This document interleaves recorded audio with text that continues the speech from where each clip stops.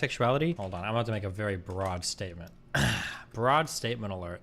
And I will make this broad statement. And I will stand by this broad statement. Okay?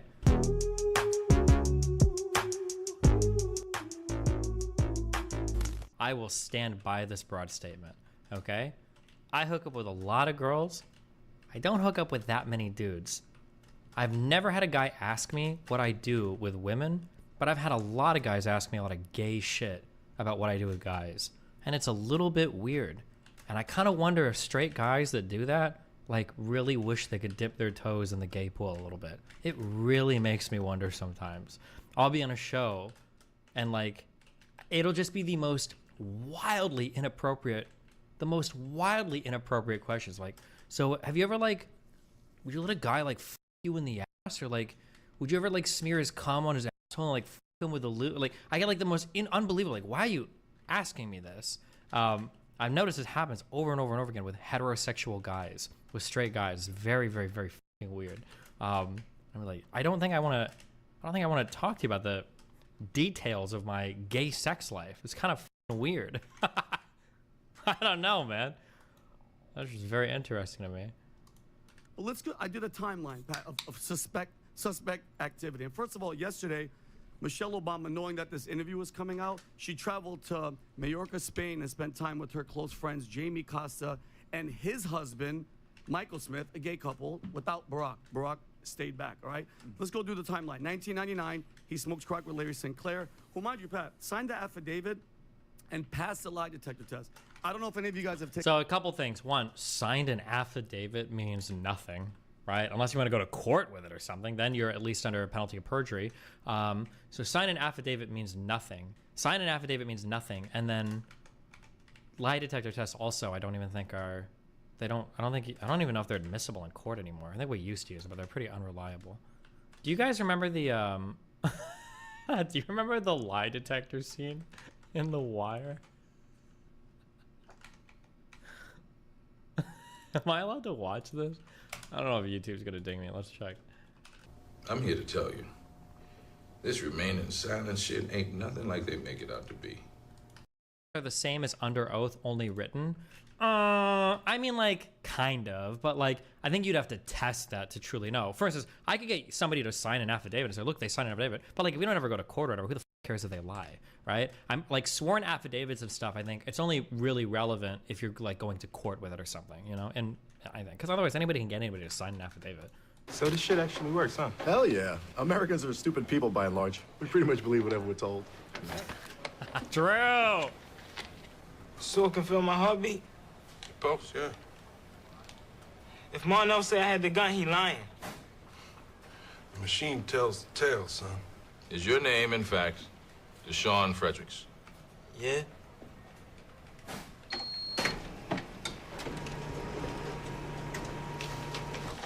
True. And do you reside, in fact, the 1200 block of Woodyer Street in West Baltimore? Yeah.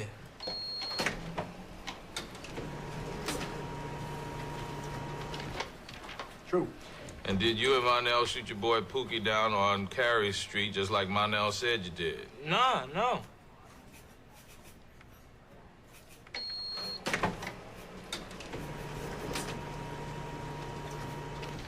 Lie. Lying motherfucker. The machine is never wrong, son. Man, nigga can't never keep his damn mouth shut. I should've busted a cap and Pookie ass my own self. Left Marnell home and shit. He just a bitch is all.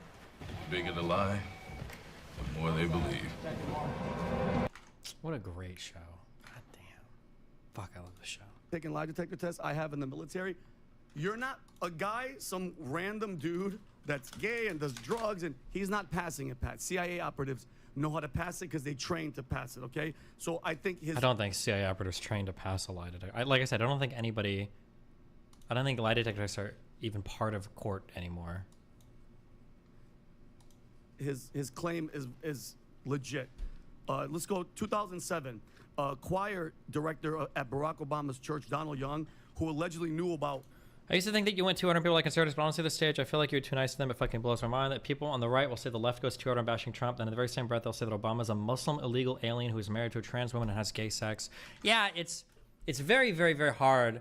I could have went harder on the Adam and Stitch thing too. That like, and I try to be empathetic towards conservatives, but like they have to realize like how unimaginably evil they come off, and I don't think they do. And it's very frustrating sometimes to hear conservatives like, I really like that Destiny gives us so much empathy. I like that he tries so hard to understand us. I really like that he puts in a lot of effort into figuring out where we're coming from. And I also wish that trans people just stop grooming children in order to be like their weird kinky like trans sex slaves. And I really don't like that like black people all cry victim all the time and they like blame slavery on all of their problems because they're too lazy to get a job. And I really wish that like liberals would stop trying to steal all of our money because they're too lazy to make people like, it's like, bro, hello. I like that's, yeah, it's frustrating. It's very frustrating. The double standards. Ooh, the double standards. Let's go. Okay. 2007. Yeah. Choir director at Barack Obama's church, Donald Young, who allegedly knew about Obama and his homosexuality lifestyle, was murdered in Chicago in his apartment. He was shot multiple times at close range, twice in the head. No signs of forced entry. The door. Are they gonna try to pin this on Obama? I'm not about to hear that, am I? I'm not about to hear that. They're not about to say that this guy knew about Obama's lifestyle and he's another like Seth Richards. Is it Seth Rich? Who's the one that they try to pin on Hillary? There's no way that that's what we're talking about right now, right? Because this guy knew the secret of the Obama gay crack Seth. Or, I don't, fuck. Was unlocked, but the neighbors said they didn't hear a gunshot, all right? Fast forward, 2014, Joan Rivers, TMZ asked her on camera if the country was ready for the first gay president, and what did she say? We already have one with Obama, and Michelle Obama's a transgender. 2 weeks later, she dies on an operating table on a routine medical procedure. They're never going to invite me on this show. I know they aren't. I need to stop listening to this show. I don't know if I can make it the rest of the way through this. These things are, like, unironically, these things are, like, destructive to the country. These are, like, the worst types of things that are actually fucking destroying this country. This type of, like, unbelievably, agonizingly irresponsible bullshit. It's, like, insane. Fast forward, July 23, 2023, Obama's personal chef, Tafari Campbell, a self-proclaimed trained swimmer, was found dead at Martha's Vineyard, right by the Obama estate. Allegedly, he was paddleboarding in 8 feet of water and he drowned. He was found naked and his clothes were like a far distance away, and they won't let us know who he was paddleboarding with. Oh, and by the way, Michelle and Barack, initially they said that they weren't on the island. They were there, and photos surfaced, Pat, where Barack had a black eye, but nobody got into that situation. Brokeback Vineyard. Exactly. And lastly, just recently, old love letters from 1982 resurfaced that Barack wrote to his then college sweetheart, Alexandra McNair, and in one of those letters, he wrote, and I quote, "In regard to homosexuality, I must say that I believe this is an attempt to remove oneself from the present, a refusal perhaps to perpetrate the endless farce of earthly life. You see, I make love to men daily in my imagination." He tells her this. And here's my thing, Pat. I can care less that if you're gay, if you're not, I don't care. But if you're holding on to that secret and you've been lying to us all this time, because technically, if this is all true, which I believe in this guy has no, why is Larry Sinclair, he's been saying this, Pat, mind you, since the early 80s. Obamas have Agent 47 on their Washington, payroll. he told everybody. True. He's broke. He doesn't give a damn. If they're lying about that, what else are you lying about? What about those emails that WikiLeaks, Julian Assange, with John Podesta and Hillary and all these guys, where Barack and them are talking about pizza, Pat. Let's deliver $65,000 worth of pizza at 1 o'clock in the morning, and then they call us conspiracy theorists. Just be out and open, because guess what? Congratulations, you'd be the first gay president. Do it. Come out. Say it. What? Anyway. What anyway? Oh, Adam, you already that anyway. You're like you don't. Oh wait, I think Adam I think is like, he's like a bro, but I think he's like relatively normal. I think Adam is. So like, he doesn't want to burn bridges or anything, but I think he'll hear shit like this, be like, do you guys actually believe this? I think Adam feels like the kind of guy who finds himself in a crowd of people who believe some really wacky shit, and they're all kind of like drinking. He's looking at us like, we don't actually believe this shit, right, guys? That's what it feels like sometimes. But I don't know. We'll see. Let's see if he. believe any of it. Well, That anyway listen, was I don't believe it. I believe that everyone should have the ability to speak. Nobody should be canceled, including wild conspiracy theorists. Oh no, he's gonna have to fight on this. Who's a conspiracy? Okay, I'm not. So all those things I listed are conspiracies? I'm just saying everyone is entitled to what they, to their opinion. Yeah. I love that we have, conspiracy theorists on the show. Who's and a conspiracy? No, we've had Alex Jones. We've had. How much of his theories that How much is he? Oh, he f***ed up. He's like stepping deeper and deeper into more puddles. He doesn't realize it. would say? Well, there was that one thing that he kind of screwed up. So he can't mess up ever. No, but a lot of them are right. some of them have been right. The water turns the frogs gay, Adam. Obviously, but then there was that one thing. Okay, all right. That cost him $1 billion.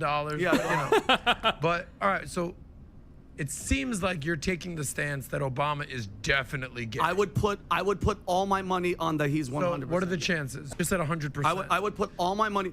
So when there's smoke, Adam, this fine. This is the problem that I have. You said that really- I wouldn't put 100, and I wouldn't put 0. Anytime that you're like, definitely 100%, Yep. there's no question. Yeah. I'll put every amount of money on it. Okay, PDD let's just just had back up Anthony a second Weiner because on. we're They talking grilled about this him guy, Larry relentlessly on Sinclair. Clinton murder conspiracies, and Adam was adding to the dog pile. Surprise me. Anyway, man, have you watched these SOC 119 class videos? It's No. cool to see. Wait, Adam was adding to the dog pile? I don't remember what Adam's position was during the Anthony Weiner debate. I don't know how often these guys do this. Do these guys do this a lot where they're just like... PDD for slander for these allegations. No. Do a lot of these guys do this? Do they do this a lot on the show where they just start reading like dead person after dead person after dead person and they're like, oh my God, like look at that. Because I've seen him do this like 2 or 3 times now. Destiny, read every anti-vax who died from COVID. Oh shit, that would actually be fucking epic. Rush Limbaugh. Because there were like, there were a couple even conservative politicians, weren't there? Rush Limbaugh died from lung cancer, no. But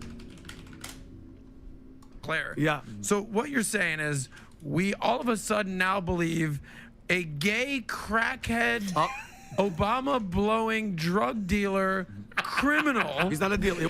yeah, so now Adam is laying it. I wish he could do the same thing with Andrew Tate. He wasn't a dealer, drug user.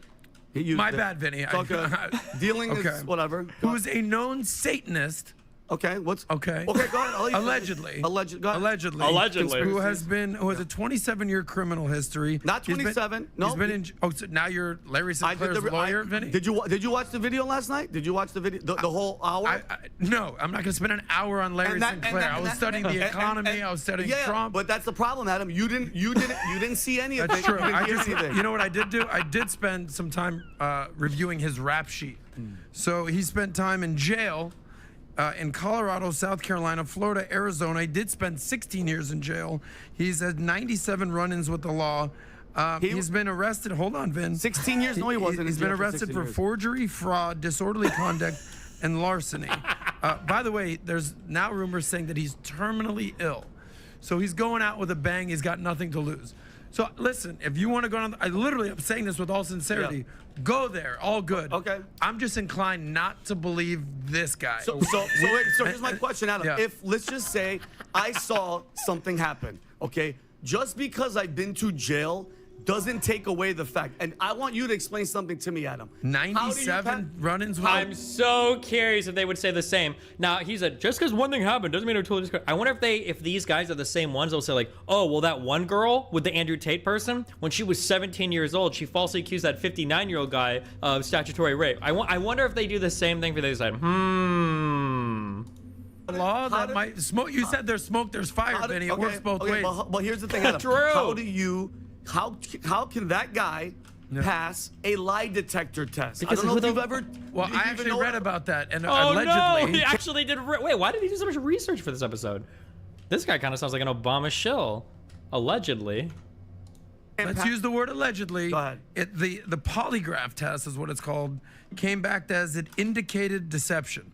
So do some more research, find out what actually happened. He passed and signed an affidavit. Adam. Okay, I'm just saying. So wait, Listen, I don't have an agenda. I don't love you, have- brother. I don't You have a- clearly have an agenda. No, I don't. But That you I want to wanna- I convince just the wanna world say- that Obama is gay. I just If want to it's- say. There's no Boy. indication of that. Okay, Take a cold plunge. Well, can I take one thing? Don't forget your thing, Patrick.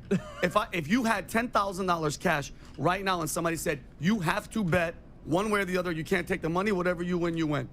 Do you think Obama's gay or I not? would love to hear Pat's answer. Go ahead. If you hold on, because I love this. Oh, this is so uncomfortable. The guy doesn't realize it because this guy's a genuine conspiracy theorist, whereas I feel like Pat is a little bit more sneaky bad faith. I don't think Pat wants to answer this question because this is actually going to force him to take a hard stance on something rather than doing the both sides fence sitting thing. Ooh, I feel like he's going to take the bet. I feel like he'll take the bet. Let's see what he says. Smart. Hold on. Hey, wait, Rob, can you DoorDash some By the way, popcorn? I'm asking everybody this question. Tom, be ready for this. Patrick, 10 grand. You are not leaving this room unless you make a decision, and if you win, you get to take the money and you go. You know what you just remind me? You ever seen the movie Couples Retreat? Yeah. If a guy had a gun to your head, is this marriage gonna work out or no?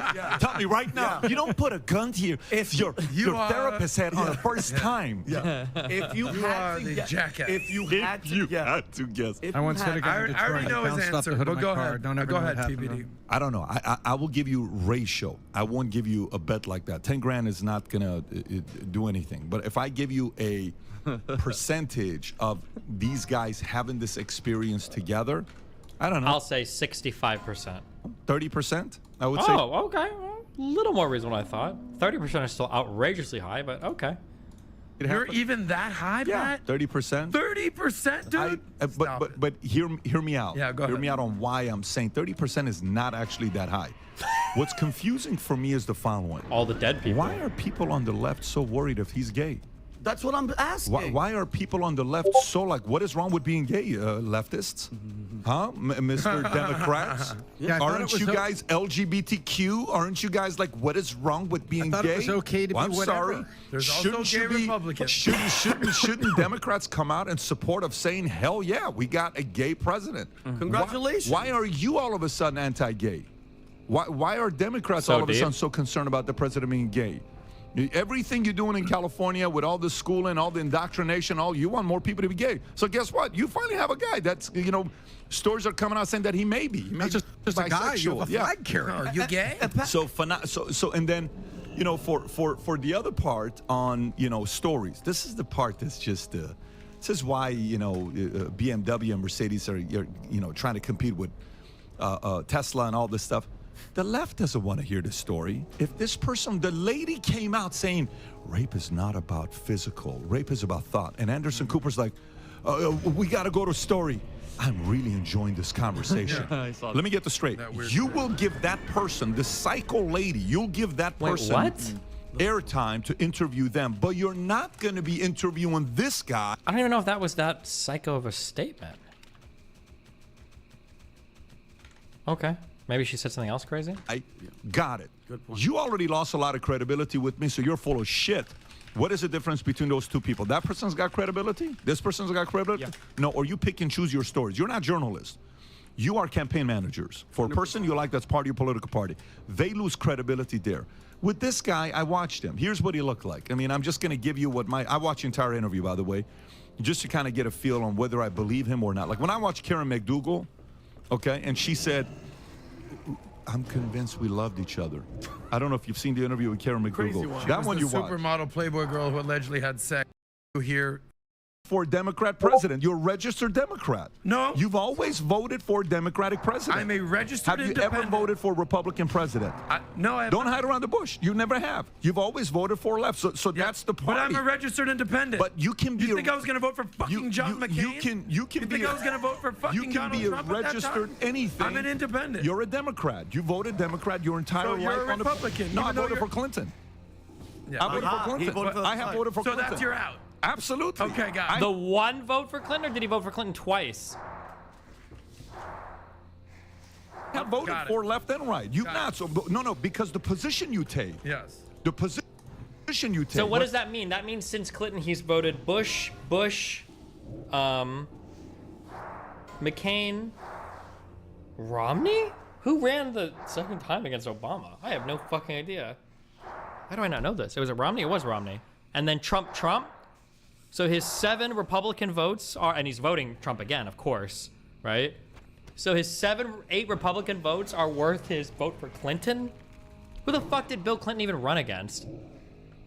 Bill Clinton run against...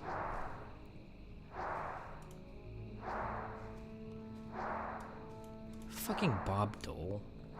Bruv. Okay.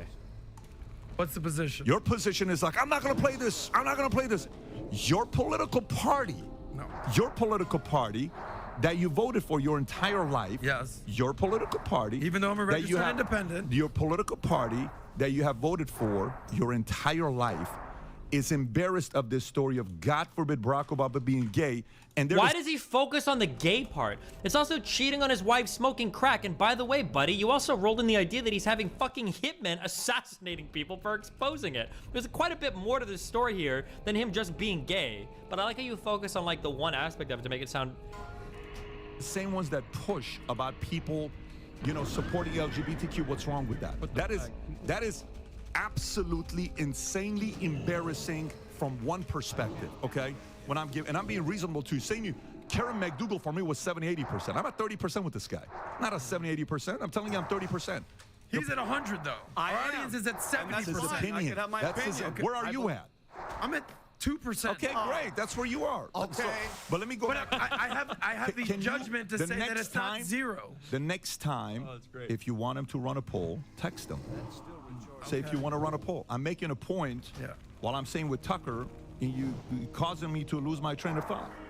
I'm in the middle of it here telling you right now. Number one is... Has he brought up the fact that Tucker Carlson was cheerleading what ultimately became the largest defamation suit in United States history? That Tucker Carlson and other people on Fox News were literally lying, dude. Literally lying so fucking hard that Fox News caught the largest defamation judgment in the history of US defamation cases. That is an on the record, on the books, bold-faced fucking lie. His lies were so fucking bad. The Fox News lawyers ran to court that day, okay? Half in their fucking suits, begging, listen, I changed my... It's too far away.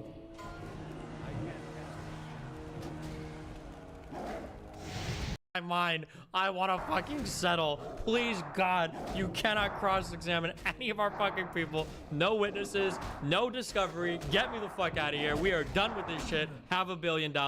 That's how bad that case would have been for all parties involved. That is an on-the-record, under oath, in the court systems, officially recognized, judgments delivered, payments done, actual case of fucking lying. And you're gonna focus on Russia collusion? Like,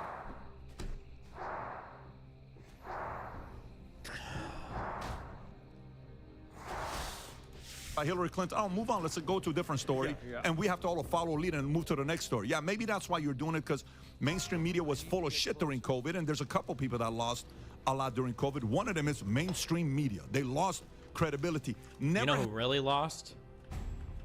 Was the American people, okay? No, the world. We lost our fucking minds. Okay, COVID is the thing that actually destroyed the world, okay? But it wasn't physically, it was mentally, psychologically. I don't know what the fuck happened. Maybe we just weren't meant to stay indoors that long. Only gamers could handle it. And everybody else couldn't. Everybody else could not handle it. The COVID just wrecked us, wrecked our brains. Has the word fake news been used until COVID showed up and Trump showed up and Russia showed up, and then people realized, you know what, this fake news thing is real. Credibility of how much Americans believe the media is the lowest it's ever been. Not in the last 10 years, not in the last 20. The credibility is the lowest it's ever been. Anyway, John Doe, John Smith, Jane Doe, Jane Smith. Oh, these are just people that died that happened to know Barack Obama sucked dick while smoking crack. And I'm pretty sure he sat there and watched Agent 42 or whatever the fuck the guy is from Hitman went and fucking assassinated these people, like in his earlier years before he went after all the Hillary Clinton victims. Like, bruv. Ever been in the history of America, because they're full of shit and the American people are sick of it. And you're starting to notice people are going to get their news from a freaking podcast. We're not journalists. We know. We didn't go to Columbia University and be fed the same bullshit that everybody else was being fed. I don't know why Tucker did this interview. This makes no sense to do this Can I ask interview. you a question? Yeah, Pat? of course. Do you think this helps or hurts Tucker's credibility? Helps. I don't think it helps. Oh, okay. I don't think it helps. I'm a not reasonable guy completely- to tell you this. Not I don't completely think, irony poison. I don't like when Rob brought the story to me and he says, Pat, it's gonna get a lot of eyeballs and we gotta do this. I'm like, I don't know if I'm interested. Okay, I don't know if I'm interested. And you remember, Rob, I said something like that to you if you remember this. I mean, you know, we're obviously throwing, your job is to give different stories, Yes, right? and we've discussed similar things where it's personal lives that don't matter, like the Dylan Dennis thing. We Yeah, I'm not discussed having interested. him on, and you said I'm not interested And by in the way, doing that. another story I will say that only you and I know this, where guys like, hey, this is what really happened to my relation. Do you know which one I'm talking? I'm not gonna say the name, but you know exactly what I'm like, I'm not interested, bro. I called the guy back. I'm like, I'm not even gonna talk about it. That's not my interest. Okay, that's your problem between you and your wife. You guys go figure it out. Now, if you are making it so crazy that we have to freaking touch it because you're putting it out there, then our mistake's on you. In a situation like this, I don't know if I'm interested in this story. Is it entertaining? Does it get Did you go eyeballs? on PBD podcast? I'm really, They wanted me, yeah, but I'm really curious why you would do it. Can I speculate why? You can speculate. Yeah, All right, you can so, speculate. You hit the nail on the head, eyeballs. How much was Tucker Carlson's contract at Fox? A year. 40 million a year, was it? No, Whatever it wasn't was. really a year. No, It's like 20 million? 20 million. Yeah. How much is his contract at Twitter? He's not making any. Bingo. So, he's in the eyeball game before. Now, I mean, he's the number one, let's just say, talking head. I don't think that Tucker Carlson can be considered a journalist at this point. I would say he's a pundit, right? Because a pundit, their job is to give opinions. This is not a factual story. This is an opinion story. This is a guy who, at the very least, can we agree that this guy may have some credibility issues? No? I'm not saying A gay, crack-smoking felon? You went to. I'm not in your camp. I'm not in your camp. What I'm saying is this: I think Tucker is an absolute investigative journalist. I think Tucker is doing the right thing, interviewing this guy. I think others should have interviewed this guy 15 years ago during the election and talked to him about it after he did a lie detective test. All I'm trying to find out is why you're doing it today. This should have been interviewed a long time. I think this is a miss in the job of the people of mainstream media that never wanted to talk to this guy because they were afraid of losing, credibility and relationship with, Obama, the person they all feared that they wanted Obama to invite him to their birthday party and their annual celebration or their inauguration, all that other stuff. There's a lot of clout in being in those types of meetings to say, I got an invite from Obama. Obama was a Ronald Reagan figure for the left. He was admired and loved by a lot of people on the left, and most people fear losing something to a guy like this. So for me, yeah, I do think Tucker is an investigative journalist, much better than a lot of the guys on the left. I would give a Obama was against gay I marriage would put till a couple about guys on the left 2013 that I fine. respect Hard to that are believe he's doing actually gay, investigative unless he journalism, hates and I would put himself. Tucker on that list as well. True. My question isn't to lose credibility for that. I don't know why he's doing it. Now, he may have a very valid reason for doing it, and by the way, it could also be a reason that's none of our business. He could also be doing it to say, who the hell are you for me to have to explain to you why I'm doing it? I'm freaking doing it because I want to do it. And it's a private matter that I don't even want to tell the world about it, but I told myself I was going to do this when I was going to be free, and I'm doing it. Great. More power to you. But on paper, I still don't know the motive behind doing it now. I think Pat, great point where I had no idea, but maybe it was maybe he heard something about Michelle wanting to make a run that's going to, put us back into crap. Because, obviously the left isn't doing a good job. But think about it. When was Barack first president term? When did he become? 08. 08? January of 09. Pat, if they knew the truth and Sinclair was out during that time and putting out these stories, that's not you think that's what, why they were covering up? You think people have gotten dumber or something? Like, I can't see how someone would believe something like this 10 years ago. This is my theory. I think it's two things, okay? This is my theory, two things. The first thing is that the world has gotten more complicated, so you're having to offshore more and more trust onto other people, right? Before, if I pushed we can look at cars, for instance, right? When I push my gas pedal, there is a physical connection that goes to something called a carburetor that actually pours gas like into the cylinders, okay? I push the thing, physical connection, goes to a thing that pours gas and blows up, makes my engine work, right? Today, when I push the pedal, I don't even know if pedals have physical connections anymore. That might all be digital. And we don't use carburetors anymore. Now we use mechanized fuel injectors that do an analysis of how much gas to pour in based on, like, I don't even think it's a physical connection that your gas pedal has to the fuel injectors, right? So there's a lot more trust there, right? Yeah, this might all be controlled by the ECU on your car these days, right? So there's more trust there, right? That's just like a microcosm of every single thing that exists in society today. I find making a case then giving anecdotes, yes, giving anecdotes to make a case very revealing about the person. Cool, true. That's just like one. That's like one of like a billion things, right? So one is that we have to trust a lot more things because everything in life is becoming more complicated. Number one, and number two, a second issue is. Well, we've had to trust more and more and more and more things. Part of the reason is because things have become complicated, but another reason is because our focus has gotten a lot larger. Whereas before, I would be born in Omaha. Military luxury. Both the left and a right. Jon Stewart today is at a lower level because didn't Jon Stewart like basically quasi-retire?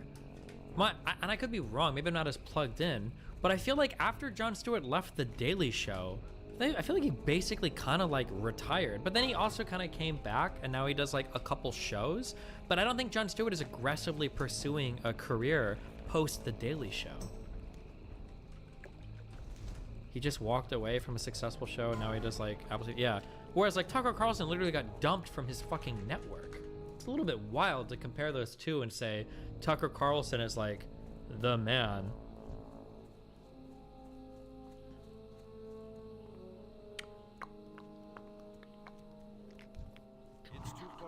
But That spell isn't ready.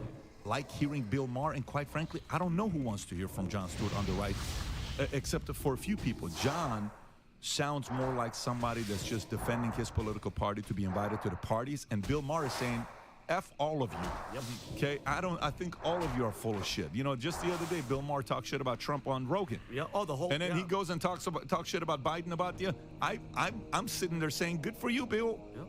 Good for you. I want to kind of hear what you got to say. But anyways, we're going to see. That's why I think Bill Maher has more credibility than any of those names you just mentioned. Because he's willing to call out, ready for it, both sides. If you just want to play your, I'm on this side, so this is what I'm defending, or I'm on this side, this is what I'm defending, I don't think that's a true, honest broker.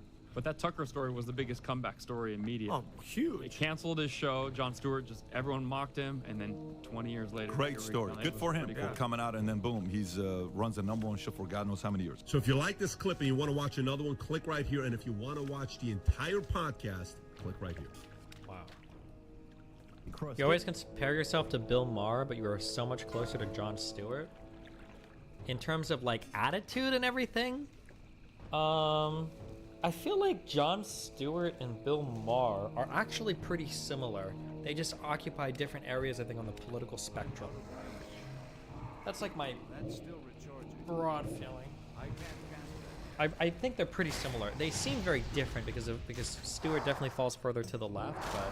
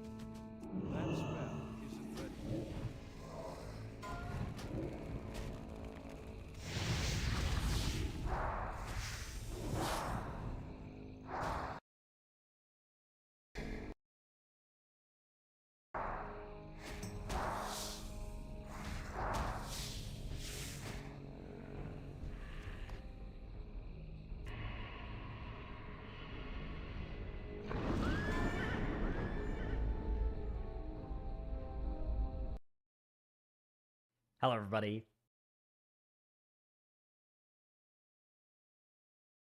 I know everybody's freaking out about the defending Super Bowl champion Kansas City Chiefs losing last night in their banner-raising night.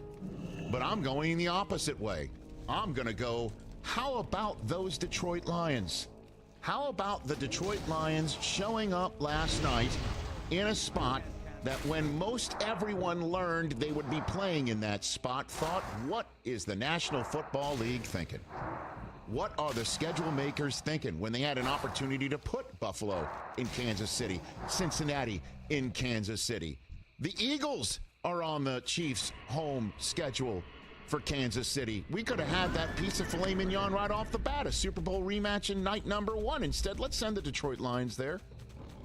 Essentially sending Detroit to the figurative Lions in Kansas City. Raising a banner, Patrick Mahomes doing his thing, which he did do last night, albeit without Travis Kelce. And what did the Lions do last night? They showed up. They went 3 and out to start the game. They held defensively, got the ball back, and then went 3 and out again, except they didn't go out. They went out on 4th down. Dan Campbell called for a fake punt from his own 17-yard line in the second drive of the season. Let's go. Biting kneecaps off right off the bat is what Dan Campbell was doing. And the Lions followed suit after getting that first down on that fake punt. 10 plays, 80 yards, touchdown. And then absorbed Mahomes doing Mahomes things. Like, say, staring down a 3rd and 17 from his own 30-something yard line right before a halftime of a tie game. And then just when you thought the Lions would get the ball back right before a halftime to take a lead, which they had to do because the Chiefs get the ball first in the second half, Mahomes, 3 plays later from 3rd and 17 in the middle of his own territory, touchdown. And then the Lions held in the second half and got a pick 6. Not Mahomes' fault. By the way, the first season opening interception Mahomes has thrown in his life. And we'll get to that in a moment. And it was a pick 6. Yeah. The Lions did what they needed to do and had to do, and even with the lead and 2 minutes to go, getting the ball back after holding Mahomes when you all thought the Lions were giving the ball to Kansas City, despite having the lead in the 4th quarter, you knew Mahomes was going to be making that call from within the house for another house call. And the Lions held defensively, forced a punt, got the ball back, and went for it on 4th down. Instead of trying to pin Mahomes and giving the ball back, they went for it, saying, we're not going to give the ball back to Mahomes. Didn't quite like their play call at all. And then even though they got the ball and didn't convert on 4th down and went for it, they held Mahomes down and once again showed the grit and determination that they needed to show. And what the Lions have done in the last 2 games is they ended Aaron Rodgers' Packers career by sending him packing from Lambeau Field and out of the playoffs in a game that they already knew didn't matter for their playoff hopes. They were already out. They showed up in a so-called meaningless game and played meaningful football, having Rodgers put his arm around Randall Cobb and essentially say to him, let's go to the Jets. And then open up the season getting that assignment and staring right at the Chiefs and Chiefs Kingdom and saying, we're going to ruin your banner-raising night. In back-to-back games, that's what the Lions have done. And they're coming. They're coming. They've now won 9 of their last 11 games dating back to last season. And handed Patrick Mahomes the first loss in a season opener of his life. Prior to last night, 5-0 as a Chiefs starter on opening night, 2-0 as a Texas Tech starter on opening day, and 2-0 as the quarterback of the White House high school team in White House, Texas. That was his first ever season opening loss last night. And what did Dan Campbell have to say? Did he go ahead and say, I told you so? No, this is what he had to say. Roll I it. didn't learn anything. I got verification on what I already knew. And this is a resilient team. It already was a resilient team, and we added pieces to that resilient team. So we're built to handle some stuff, and we did that today against a very good opponent. I think there again we expected to win this game. You know, we came in here and we knew what we needed to do, and we knew it wasn't going to be easy, and we did that. And really, what it means is that's one. That's one. That's it. Amon-Ra St. Brown looked pretty darn good. How about Jared Goff? Hasn't thrown an interception in 360-plus attempts. That's the third longest such streak in the history of the National Football League. He threw a dime on 3rd and long as well last night in a crucial spot. David Montgomery running over people. Jahmyr Gibbs made some nice plays. 60 total yards. And Aiden Hutchinson was held down because the Chiefs were jumping snaps and not lining up properly and allowed to do so. Shout out Terry McCauley for actually calling that out during the broadcast. Mm-hmm. They ran that in the 3rd quarter. They're like, hey, look, he is not lining up properly. Yeah. His head is not even with the backside of the center. This is illegal. And he's jumping before the snap. Illegal. Finally, they called him for it. And I'll just say this as well. I know my buddy Mike Tirico said that the win had an asterisk on it because Chris Jones had held out despite still showing up to the game as an attendee. And Travis Kelce was hurt. 100%.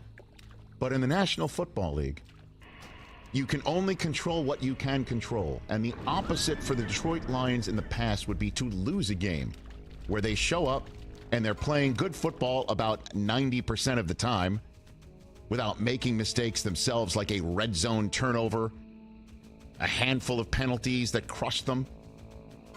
Normally, the Lions would lose a game like this instead of coming out with the win like they did. And they cannot do anything but play the guys in front of them. And might they, by the end of the year, look back and say, we were lucky that Chris Jones was holding out and Travis Kelce had some sort of what appears to be freak accident 2 days before the game? Sure. But they had to play the game last night, and they got it done. So I don't believe there's an asterisk on it at all. They took care of business in a very tight spot, and most of the people, when we heard they were going to show up in Kansas City on opening night for that assignment, thought they were going to get the doors blown off them. And if anybody's out there sitting there saying, oh, Chris Jones wasn't there, wouldn't have happened if Chris Jones was there, wouldn't have happened if Travis Kelce was there, doesn't matter. You play the games when you're supposed to play them. And if you're supposed to win those games because those guys aren't there and you do win them, I'm not going to give you less credit. Looking at the standings today, it says 1-0. It doesn't say 3/4 or half an O with an asterisk next to it. It's 1-0 Detroit.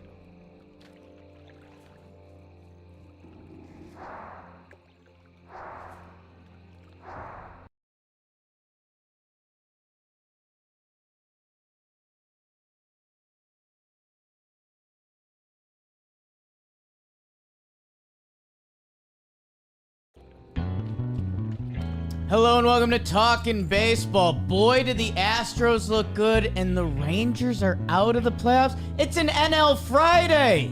Let's talk ball.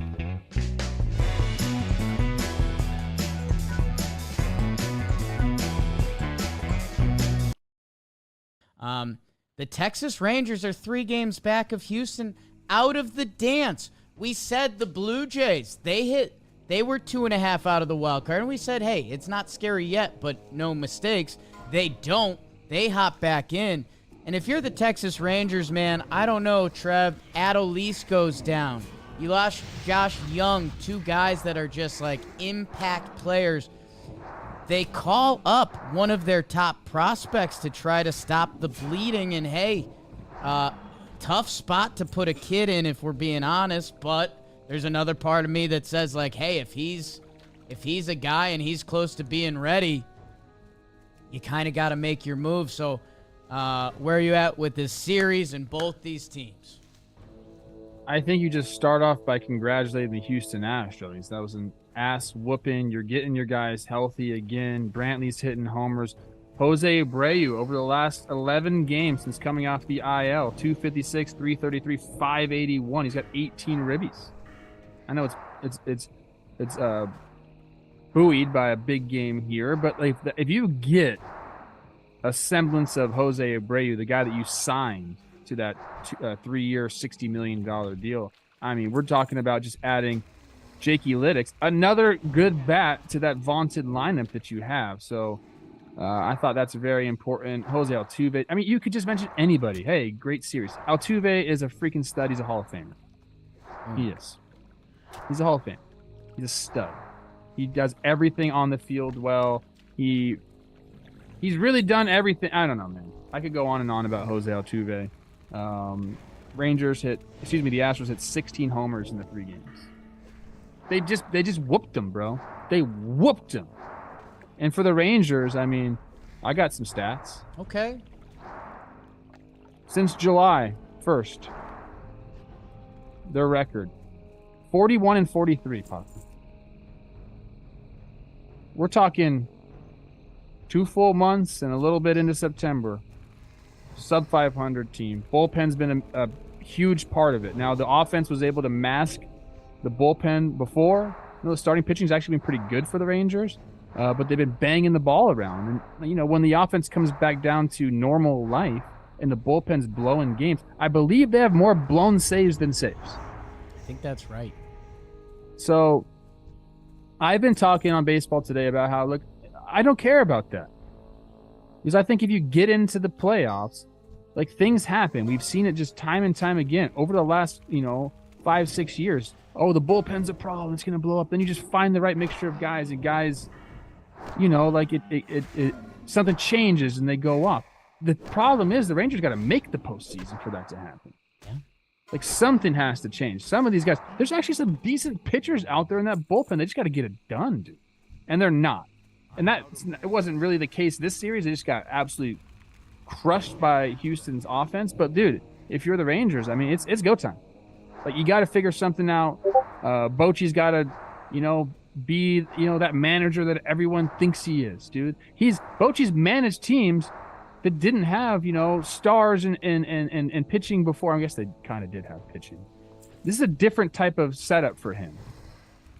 And, so he's got to navigate this through September, figuring out some way to wake up a struggling bullpen, or else they're not going to make the playoffs, and then you won't have the chance to turn it on when the bright lights come out. So it's been a struggle, man. It's really been a struggle. I'll do a little bit of decent news for Texas, and then I've got some good news for baseball fans, and then I'll taste the Astros up. Simeon and Seager still are hitting and doing their thing. You still have Nathaniel Lowe, like Garver, and they're about to play 3 against Oakland at home. So, you can almost pencil in 2 out of 3. Would like to see 3 out of 3. Do not lose that series, Texas, because then it's almost like it's over. After Oakland, the Texas Rangers are playing 4 games in Toronto. That's playoff baseball. I mean, yes. It is. Evaldi Bassett, Scherzer Ryu, Monty Kikuchi, John Gray Gossman. That's basically a 5-game set. So, baseball fans, get yourself ready to get a second monitor up for that one. Get through the weekend, Texas. Let's see what Evan Carter, the kid's got. Maybe he can provide a spark. On to tasting Houston. Trev, do you remember there was a point in the middle of the summer that their offensive numbers just weren't there? Like, they were just middle of the pack, almost like lower than that. They are now 4th in average, 5th in on base, 6th in OPS, 5th in runs. Jordan was out for a while. Bregman has started to go nuts. Altuve missed time, and now he's starting to go nuts. Jose Abreu, I mean, that's just sprinkles at this point, who is a guy that can give you a 2-homer, 7 RBI day. Michael Brantley is back. One of the cleanest hitters in, like, baseball history. Dr. Smooth. Chas McCormick has been having an awesome year. Dusty giving him kind of backhands in his quotes. I don't know if you saw that. He basically said Chas McCormick isn't a guy for our team, but he said that as a compliment to Altuve and Tucker and Bregman. Like, he was like, oh, Chaz is like, you know, he can be a guy. Like, he's nice. Chaz right now slides into their 8-hole in their perfect lineup, and we've been raving about how good he's been all year. The bad man is back. I mean, were they ever gone? We talk about teams that don't care about the regular season. They don't, dude. They just don't. They know they're going to be there. It's 162. I think they've taken that to heart in Houston. It's 162. Cream rises to the top, man. And they constructed a great roster. They just need to get healthy. They need to trade for Verlander. That helps. Yeah. Framber, Verlander, and then, you know, Javier, their whole bullpen's there. Yeah. And it might be teeing up. Seeing Baltimore jump back up to 4 games above Tampa, I don't know. God, if those two teams link up, Baltimore took some of Houston's front office, that would be fun. How about just getting Yainer Diaz going? Like, talk about a bonus piece. You're talking about Abreu, you're talking about Chas McCormick down the 8-hole. This is a guy who's has an 843 OPS, 21 bombs as a catcher. How many games does he play? He barely has any at-bats. I'm going to read this off quick. 92 games. Like, this guy's got 21 homers. Houston loves Maldonado. He handles the staff. I still believe in catchers. I think we're still undervaluing parts of their game. If Houston wanted to roll out their hitting lineup, this is what they could do. Altuve, Pena, Jordan, Bregman, Tucker, Abreu, Brantley, McCormick, Diaz. That's 9. That's 9. That's everyone. That's every at-bat. That's a problem. Do you put that on the same tier as the Braves? Yes. See you end of October, huh? Are we going to get it again? Houston Braves? Interested to see how Dodgers operate this October, because the Mookie Freddie thing, like 2 guys having that special a season, I think that's dynamic. I think the Phillies still have a little chance of just being fuck you everyone. Little rematch? Phillies are exactly where they want to be. Oh, I love the Phillies. In the AL, we might be getting close to, like, magic has to happen to get off Houston. They're there every year. The Baltimore Orioles have to happen. Yeah. Yeah, they do. And you know what? There's some fans Minnesota Twins. There's some fans in Tampa raising their hands right now, especially what our guy Glass has been doing. Trev, I don't know what you want here. This is a little bit of this is in Tampa. The Lau walk-off is an absolute backbreaker for Boston in the 11th. What else do you have? Boston keeps towing the line of, like, coming right back in the thick of things. and then kind of going back where it's like, oh man, you're almost too far out of it. But I think they're still there. I'm not ready to declare them out of it yet. Rays do take 2 or 3. Bayo looks great in game 1. He actually gives up 3 in the first inning. So it looks like it's going to be a rough start. He ends up going 6 with just those 3 earned runs. So he settles down after that. Tristan Casas, who's been just incredible.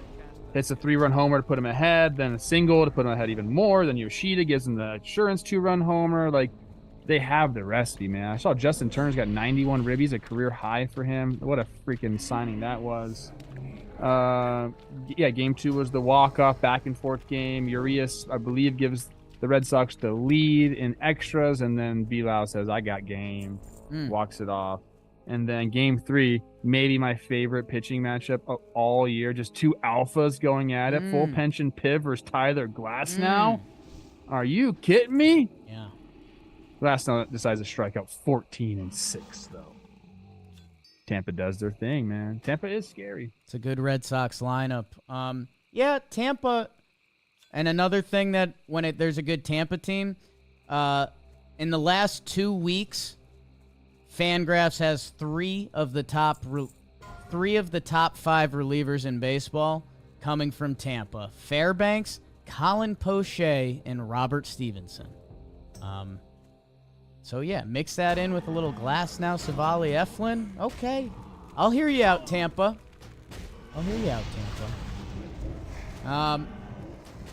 Twins guards. I mean, this is your specialty, so I'll stand back. This is a series that basically the Guardians had to sweep to get back in the race. Twins have a very easy schedule going forward. And in the game 1, they just came out and just crushed them, 20-6. You mentioned Fry coming in the 6th inning. He threw 64 pitches, I believe. Yeah. He threw 4 innings of ball in this game. And honestly, it's within the rules, and like Tito, like, congratulations, because you made the right move. You can't blow your bullpen up in a game that was already lost. So he is operating within the rules. If you're down, you can bring a position player in at any time. If you're ahead, you can only bring him in the 9th or later. So Tito's like, I'm losing this game. Fry comes in, just lobs meatballs. Joey Gallo hits one. Of course he does. To the freaking moon in that one. Royce Lewis has just been incredible. The second game, Sonny Gray does his thing. Twins score again. It's kind of a little bit of everybody. Donovan Solano has a big game. Miles Straw tries to come in and catch a ball. And he's a great outfielder, but it just misreads it, gets by him. Solano clears the bases. And then Guardians avoid the sweep, but I don't think it's enough. Gavin Williams is filthy. They actually have some really good pitchers. They do. You got to give it to them. I'm mad at the Guardians too, because like going into this, you still like had a realistic shot at the division if you just put up some numbers here. I don't know, man. They punted and then they went for it. Like, what a weird season for Guardians fans. Seriously, what is this? And they won't say we punted. And the front office will say, oh, we didn't want to acquire talent because it cost too much in prospect capital. These guys were strictly financial. Do more financial moves. What about free agency? I say this as a compliment, well, to your Twins, because I don't know if I believe in it. But this is good team, bad team. The Cleveland's run differential is down to -30. That's like the same as the Mets. Their offensive stats, which Jakey Lytics all year, 27th in OPS, 28th in runs, 30th in homers. 30th. They're out. Guardians they're are out. Yeah, it's. And the thing is, they like spent some money on a guy that can hit homers, and then they trade him away. He ends up going off, in Miami. I don't know, man. Royce Lewis hit. What are the stats? There's weird stuff. Second player ever with 5 homers and 3 grand slams in an 8-game time frame, joining Lou Gehrig. This guy's special, dude. Royce Lewis is really, really good. He was a 1-1 pick. Like, he has the pedigree. He's just been hurt. He's believing now. You see it's changed. Before it was like, all right, I'm here and I'm surviving. And okay, this is the big leagues. Once guys feel comfortable with the talent level like he has, look out, dude. Like he can hit the ball out of the park in any shape, any part of the park. He's just one big fast twitch muscle, dude. Confidence is key. I like the Twins, man. Like if they can get healthy. I know we're going too far on Twins. I'm sorry. I'm just a little excited. Louis Varland, probably going to stay in the bullpen in like kind of like an Andrew Miller type role the rest of the year. So he's going to come out. He's throwing 100 miles an hour. Minnesota boy. Go Twins, go. I'm going to not comment on you comparing Louis Varland to Andrew Miller. I'm just Why? not. Just not. Okay, but watch. Okay. I want that to be right. Andrew Miller at his peak was one of the best relief pitchers to ever play baseball. Oh, okay. I said and how he's going to be used. Okay. In his role, in his usage. And honestly, watching Louis Varland, he's going to be like a multi-inning guy too. He can do either high leverage early in the game or multi-inning. Like they're going to be able to find different ways. It's just a great weapon to have for as a manager. Is what I'm trying to say. Go Louis, go. Trev, these last four: Jays, Oakland, White Sox, Royals, Orioles, Halos, Tigers, Yanks. I'm talking a taste of Blue Jays in a little bit. And I don't know, Davis Schneider, you're the man.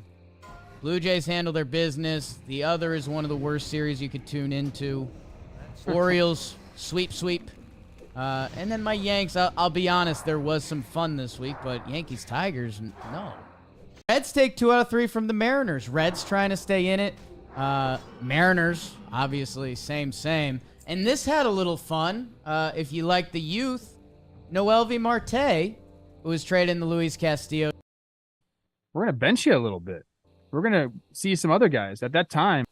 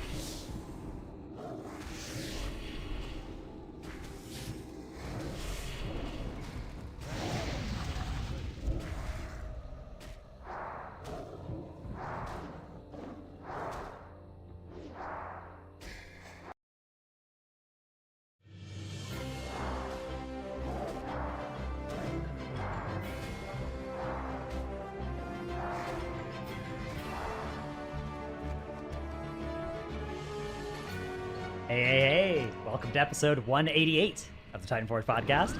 I'm Dratnos, joined by Tettles. Yo, what's up? And there is no Trell to come between us this time because he's sick or something. And also, we missed last week because we didn't have anything to talk about. We kind of realized like 4 hours before the show, like, so. It was the moment where I was like starting to do the show notes, and I'm like, oh man, there's not anything to talk about. I was kind of hoping for like this announcement stuff to like come out like last week, because I felt like we were getting probably close, but then it was nothing, and then it was like, all right, well, we have absolutely nothing to talk about. Yeah, so that ended up being how that went.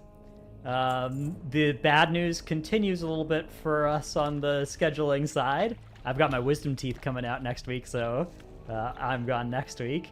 Then you've got something the week after as well, so yeah, we're taking the next 2 weeks off. I mean, okay, so like, let's be real. Now is definitely the time to take off. We're taking off episodes of the podcast. Like, we don't want to be taking off like the very beginning of the season. We don't want to be taking off like we already have to take off for like race generally. Yeah. And then after that, we want to be back like for a pretty extended period of time. So yeah, we're taking the next 2 weeks off, but hopefully that'll be the hopefully we'll be around. If there's only two of us or whatever, we'll do some two-person shows if we need to after that. I think after that, we probably are going to be doing consistent shows up until the patch, because then we're going to have things like, you know, raid testing, dungeons, a lot of other stuff to actually really talk about. I think that once we get back after taking 2 weeks off, there's going to even be a ton to discuss as well. So, yeah, huge, I guess, news today, obviously, is just that the 10.2 announcement's out, so that's most of what we are going to talk about in today's episode. First, though, you put a Reddit post up here. Do you want to talk about that first? Yeah, so just before we jump into all the 10.2 stuff, I actually saw this very interesting Reddit post talking about raid participation, and like the number of people that were actually participating inside of the raid, and like how that's actually been evolving over time. It basically conclusively states that Shadowlands made a lot fewer people raid just as a general rule, and well, over time. There's a big spike here at the start of Shadowlands, and then there's fall off over the expansion, right? Yeah. But like, I don't know. This is also when COVID hit and everybody was locked indoors this tier. That's true. So I'd be a little hesitant to draw that conclusion, but I'm looking more at like season 2, season 3 drop off is like really steep. Yeah, people actually are more end or first boss kills and end boss kills in season 4 of BFA than season 3. Whereas in Shadowlands, it was just down all the way through. Yeah. I mean, you would expect that, right? Because I guess it's Mythic, patch. though. Yeah, that was a long patch. That's true. Longer patch is going to look like you kind of want the per week kill values, but that also isn't a great metric because difficulty is going to confound things as well. Look at the Mythic kills of the Jailer through 14 weeks of the season. Yeah, so that's this one, right? There was... Yes, that one. Look at yeah, a little. That's a good one. Downwards bump there, in the world's most nuclear difficulty boss. Yeah, but yeah. I mean, these are interesting graphs for sure. I don't know. I mean, the usual trend of just downwards over the expansion, right? Kind of makes sense. And then when you look at it through that context, Dragonflight actually is doing a great job of retention within the people that are already here, but it also started lower than BFA or Shadowlands, right? Like, how do you feel about rating just generally? I think that this is not something that we've necessarily talked. I mean, I think we talked about it in like a roundabout way. How have you been feeling about just like the general landscape of rating? Because I think it's like no surprise to people that rating, as a general rule, has been less of a focus of the player base just over time. Yeah, I mean, these charts definitely don't conclude that, right? Like, yeah, the trend line is just down, up, right, at the start of new expansion, except for Dragonflight didn't get as much of that up and isn't doing as much of that down. But I'm not sure you can say that raiding has gotten less popular over time from this. I do think if you compare it to like the percentage of people that are playing Classic that kill raid bosses in Classic, obviously that percentage is a lot higher, but yeah, you need the gear more, right? Like, you can't get good gear outside of raid in Classic, and the Classic raid is easier than retail raid. So I don't know. I'm not sure how much stock I'd put into all that. I guess the question is like, is the accessibility of raid too hard? I don't know. It's always tough. I mean, the game is so different than other video games. I would say just generally. Yeah. Needing 20 players at a consistent time every single week, while it might have been something that was a bit more, I don't want to say feasible, it was just a lot more accepted, you know, back in like 2008. It's definitely something that's not always super common because I think the ideal group size for like a lot of video games is like 5 or 6. Like that's typically the typical group size, like 5 or 6. I don't know. I think there's something special about raiding though that I'm glad. I like is, raiding. WoW raiding's cool. Yeah. Interesting post though. All right, let's move on to talking about 10.2 and the announcements that we have here. So a lot of stuff announced about the patch. Obviously, big day. There's the whole WoWcast announcement. I've got one video up on my channel now, another one up in a few minutes, another one up in a few hours. It'll be about all that stuff as well. So if you missed all that stuff, you can go check out the WoWcast, all the WoWhead posts. Just click on the View News button. But we will kind of go topic by topic and talk about some of the different things here. First of all, there's a new legendary coming. There is a two-handed strength axe. I saw a speculation post by Squishy like a couple of days ago. Dude, whenever you see speculation posts by Squishy, you could probably just take that as law that one of those things is likely to be happening. That guy, for something that's speculation, he's mighty consistent. Yeah, it's I guess I'm not sure 100% if it's strength, but I heard two-handed strength said. Well, that's not true. There's no confirmation in any of the posts that it's two-handed strength. It could be an agi strength and intellect weapon. Okay, and then it's just anybody who could use two-handed axes. Yes, potentially.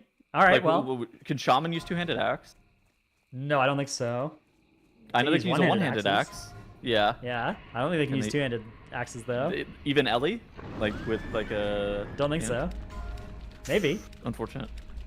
I don't think so though.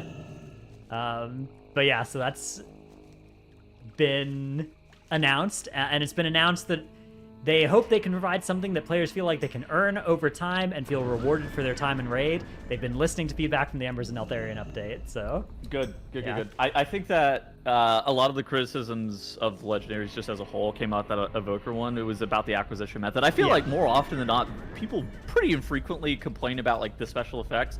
Typically, it's more like the acquisition of this sucks for whatever reason, and typically it comes down to the friction that Blizzard like imposes on themselves on the acquisition method. It's just like, oh, the players are like, this is annoying for whatever reason. Yeah, it's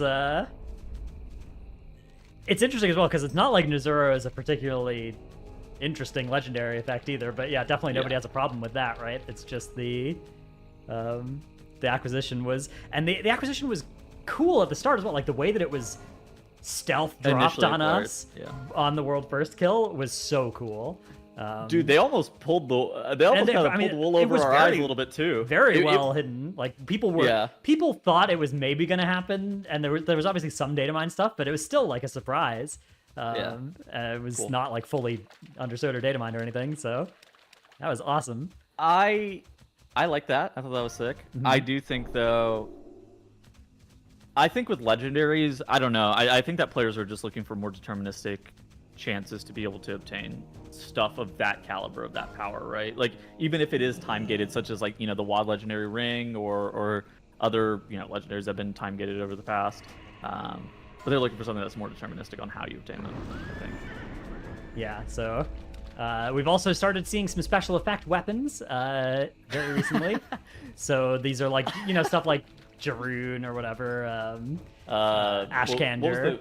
What was the weapon from Rygalon to the dagger? Yeah. So here's a placeholder for cantrip two-handed staff agility, which is obviously two-handed agility staff. It also has int on it too. Okay. It does say Agi in the name up here. I don't know. I've seen a screenshot of it with int on it as well. Okay, cool. Your abilities have a chance to draw on the Corruption Within, dealing an additional amount of Shadow Flame damage to you and your target. Damage increased by 400% against targets above 90% health. I wonder if that triggers on you above 90% health as well. We were talking about this before the podcast starts. Does that actually mean you? So it was 37,000 times 4 against you? Yeah. So I mean, so what? 150k? Yeah, 150k. Yeah. All right. What we got, like 550 health pools? We'll probably have more next tier. 7 something, if I had to guess. 8 something maybe. But it can only ever do that extra damage if you're above 90% health, so it'll bring you down to like 70% health. you imagine if it procs 3 times in the opener?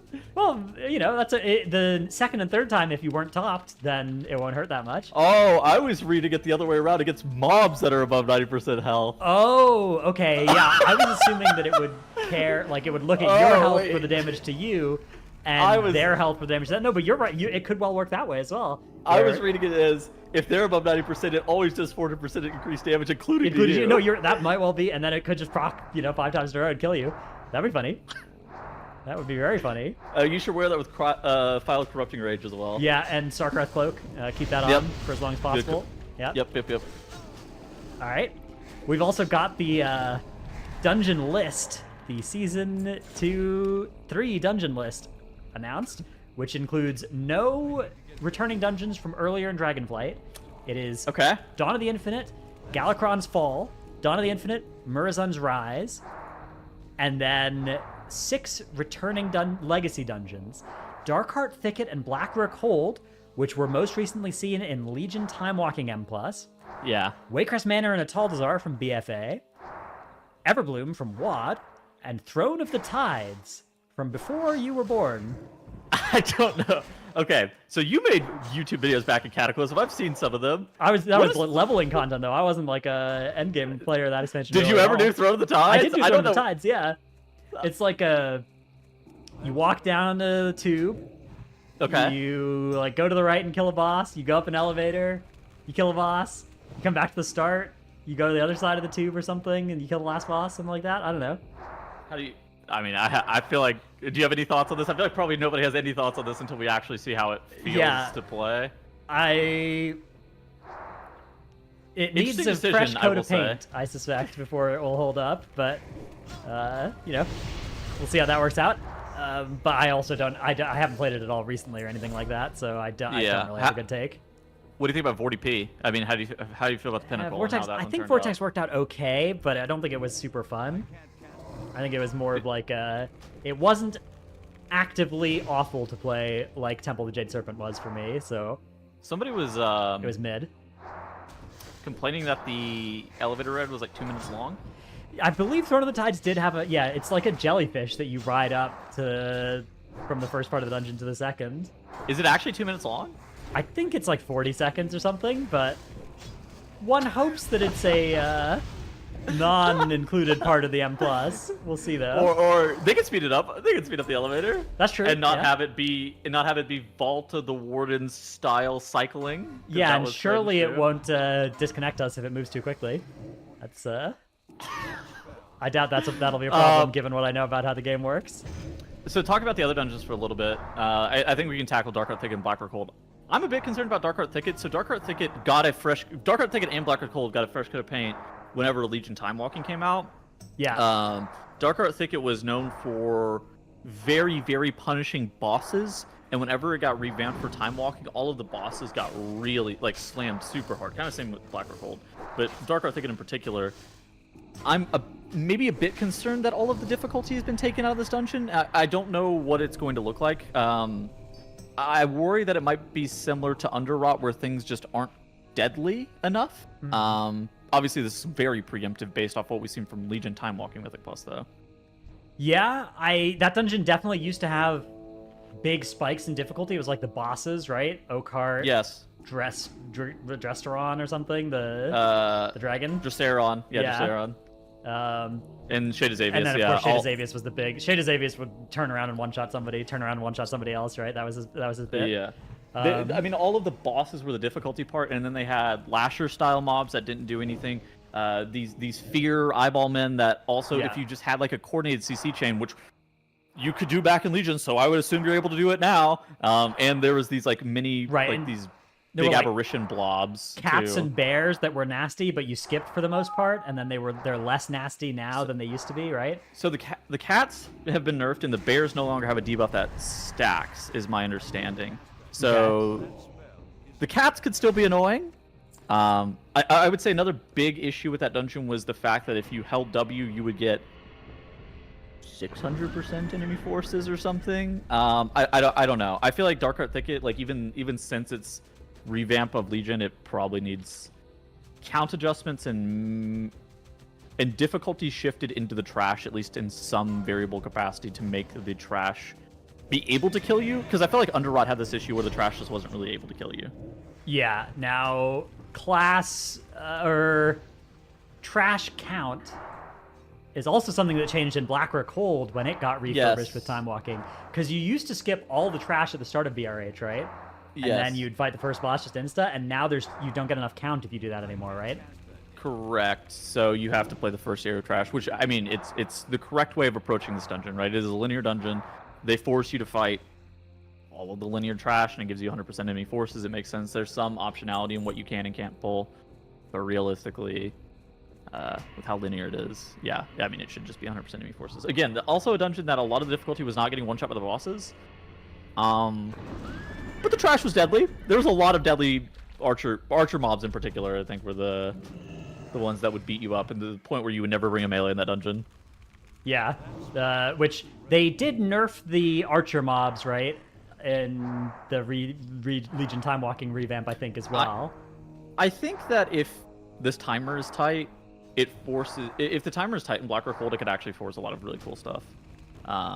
Forcing you to pull full gauntlets in one singular pull, kind of similar to Legion, how that worked. A couple of the gauntlets doing all of it in one pull would be actually like pretty sick to see if the timer is tight. Like if the timer's not tight, then you're gonna probably take the whole entire dungeon really slow. Yeah. I don't know. I think that Blackrock Hold has a lot more chance of being deadly than Darkheart Thicket just does at a base level. Yeah, I think that is a fair take.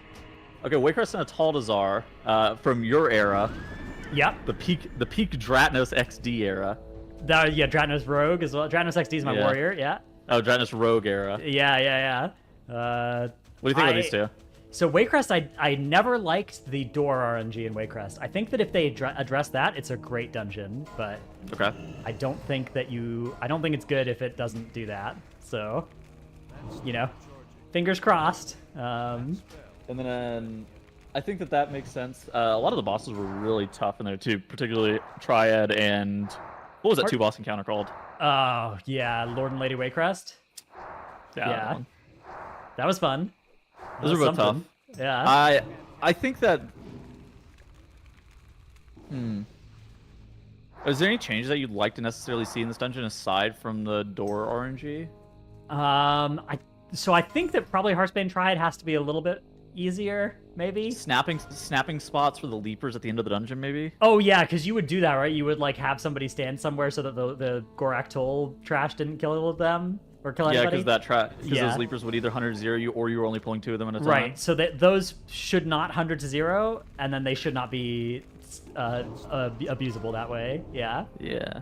Yeah. But they always left to the furthest player, also, right? Or was it range targets? I don't know. I don't remember the exact rule on that. I think it sounded. I think I remember it being furthest. Yeah, because it wasn't one of those fights you had all your melee stack in melee, right? You just had somebody go really far away. Up oh my god! Do you remember the Gorak Toll whenever they'd stand on that lamppost too? Yeah, the lamppost. Yeah. I remember not just for the trash, but for the boss encounter itself, so that the dudes would never leap out of melee. Yeah, I remember there was also towards the big man on the right, the glutton boss. There was the standing on the like cupboard or something for the trash in that area that was good. What was it for though? I don't remember what it was for. Something. I remember them doing it, but I don't remember what it was for. Maybe it was just snap it or something weird. Anyways, okay, so I think Waycrest Manor, definitely interesting dungeon. Hopefully they fix the door RNG at that point. Then I think that we just probably test on the PTR and kind of give our feedback on how this dungeon is going to fare after that. Ataldazar, so they've changed how snapping works. Does it still work the BFA way in AD? This is a dungeon that I think they have to refurbish a lot if they're going to change some stuff. I haven't actually checked or anything how Ataldazar mobs work, but I think most mobs snap based on their own code rather than based on global game code.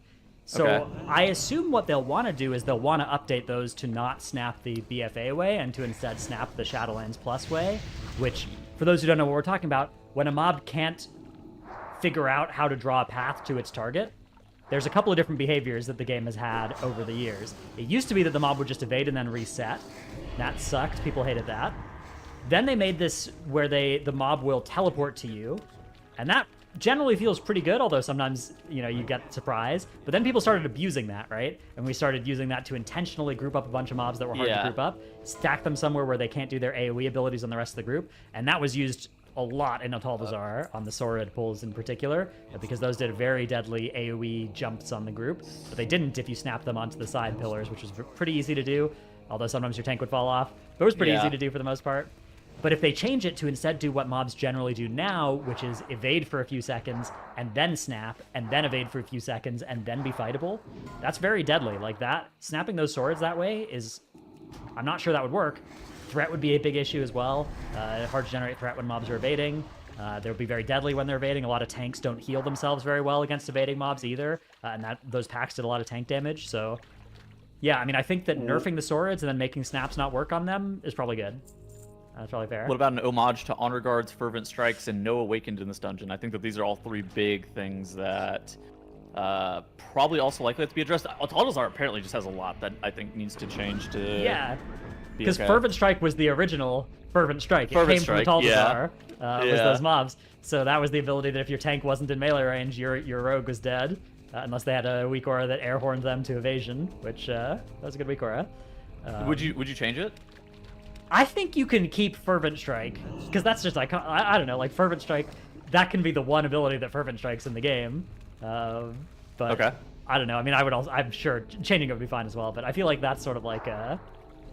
That's the only. If that's the only one that's like that, and it's not cringe. Okay, Fervent Strike, yeah. The packs that the Juggernauts and stuff are in are actually kind of annoying, right? I think to me the mob I would change in that dungeon is Reanimated Honor Guard. The two that guard Volcall that you just have to skip 100% of the time you did that dungeon. Those mobs need to be less bad, or cut one of them out of that pull or something, because that was just really awful. I think that really shut down diversity in that dungeon of what you could pull and what comps you could play. Especially without Awakened, like you said, you can't skip between the bosses anymore and skip those honor guards easily. Sure. I think the rest of this dungeon, I think it's going to be kind of interesting. I think that there's a lot of people play that dungeon very similarly through the whole entire expansion, and I think that there's a lot of different things that you can actually kind of do in that dungeon. I have something for you as well on top of the dungeon list. Okay. So apparently they've already started tuning on Everbloom Wilds and Waycrest Manor. All right, that is... Including a huge nerf to Heartsbane Triad. Oh, wow, okay, here we go. So you and I, this isn't a public post yet. You and I are only able to see it. Squishy said that we can show it on the podcast. That's good, because I'm showing it on the podcast. Okay, so some tuning to Everbloom. I don't know enough about these. Really, people who care about this anyways, like, realistically. I like this. Choking Vines has had its text changed from vines wrap around the target's face and neck, and instead say wrap vines around an enemy's neck. Interesting. What do you think this changes for? Like, is this like, were people going to be just too horny on reading the text here or something, or what's happening? I don't know. Bro, please wrap your vines around my face and neck. I don't know. I don't know what that's for. Dread Petal Toxin. Melee attacks have a chance to slow the target and increase damage taken. Ooh, I think nasty. that the Everbloom stuff is like, we could read through it and it doesn't really matter. I don't know enough about the baseline here, right? But Waycrest we do. So they buffed the Blighted Lick from Blight Toad. Dude, you remember those toads were so free? Yeah. The Dark Leap, which this is what the Death Touch Slaver and the Gloom Horrors did, and is having its coefficient, it looks like, increased by about 15% here. Okay, well. Darkened Blade, which is one of the witches, had this ability to make melees insta-kill your tank. So anything that... okay. Anything that has a 31% buff is just standard. Just standard scaling stuff. Okay. Okay. Radius is increasing on Dinner Bell. That was the ground effect, right? Yeah. Silence as well. You stopped that, I think. Yeah, you could stop. It was kickable, I think. Diseased I think the Crunch. Okay. I think the big thing is like the Triad stuff. There's apparently big Triad changes. All right. Is that Runic Mark? Wait. Which ability is Heartsbane Triad? Those are from the Matrons. Okay. Oh my god. There's a lot of changes. I'm glad they're changing all this stuff already. Yeah. They're already in the lab. They are indeed cooking here. Thornguard, Matron Brindle. That's the area, right? Oh, here's the Check Heartsbane. on Okay, codes. they put all the Yeah, Heartsbane yeah, found Triads it. into one section for us. All right. Oh, God bless. So Aura of Dread has been nerfed by 5% or something. Do you remember that? Yeah. That Yeah. was brutal. That aura was just Ooh, Aura of absolutely brutal. Thorns has been nerfed by, looks like 66%. Oh my god. Dire Ritual has been nerfed by about half, it looks like, by That was the 40%. that was the Yeah. one shot, wasn't it? If you didn't push them in time. I think so, yeah. Jagged Nettles is also getting nerfed. This was the one that you had to heal the target up, and some healers just couldn't do it, and it was just over. So a 31% buff is normal scaling. So anything that's actually a nerf is like a massive nerf, by the way. Interesting. And then, yeah, Unstable Rune Mark is the Dispel Explode dot thing. Yeah. All right. Then we've got some buffs and damage numbers on other things, yeah. As it should be. The tree getting buffed on some abilities, although getting nerfed on Soul Thorns. That was which, the yeah. thing they had to kill. Yeah. Rawl the Gluttonous. This one, oh, they buffed the getting hit by explosion, getting hit by it, yeah, by a lot. Although they shrunk the radius from 5 to 4, so a little easier to dodge. Is that not 31%? Is that a little bit more than 31%? The buff size? Yeah. That's a lot more. It's like a 400% buff. It's like 400% buff. Okay, yeah. Yeah, 975 to 3,656. Yeah, I was thinking 31%. I was thinking 300%. Second. Lord and Lady Waycrest, a little bit of nerf to Contagious Remnants. Huge buff on Discordant Cadenza as well. But this is the swirlies that you could dodge. Okay. And nerfs to Virulent Pathogen and Wasting Strike. Wasting Strike was another one of those things that killed your tank in that dungeon. I do remember that. Yeah. And then Gorak Tool. Ooh, the Darkened Lightning hits all players, it looks like. Jumping to additional nearby enemies. Now it says all nearby enemies. I don't remember how that used to work. Was it 3? I think it was 3 people, I want to say. Death Lens is being changed to flat damage instead of % health damage. And then at 100 energy, the boss is doing a bit more damage and resurrecting the All the dudes. slavers. Yeah, that was the thing you had to burn the bodies, right? Yeah. I think the Heartsbane Triad nerf is going to be. That one's pretty good. I think that one makes a lot of sense. Wow. Relative to the difficulty of that dungeon that we last saw.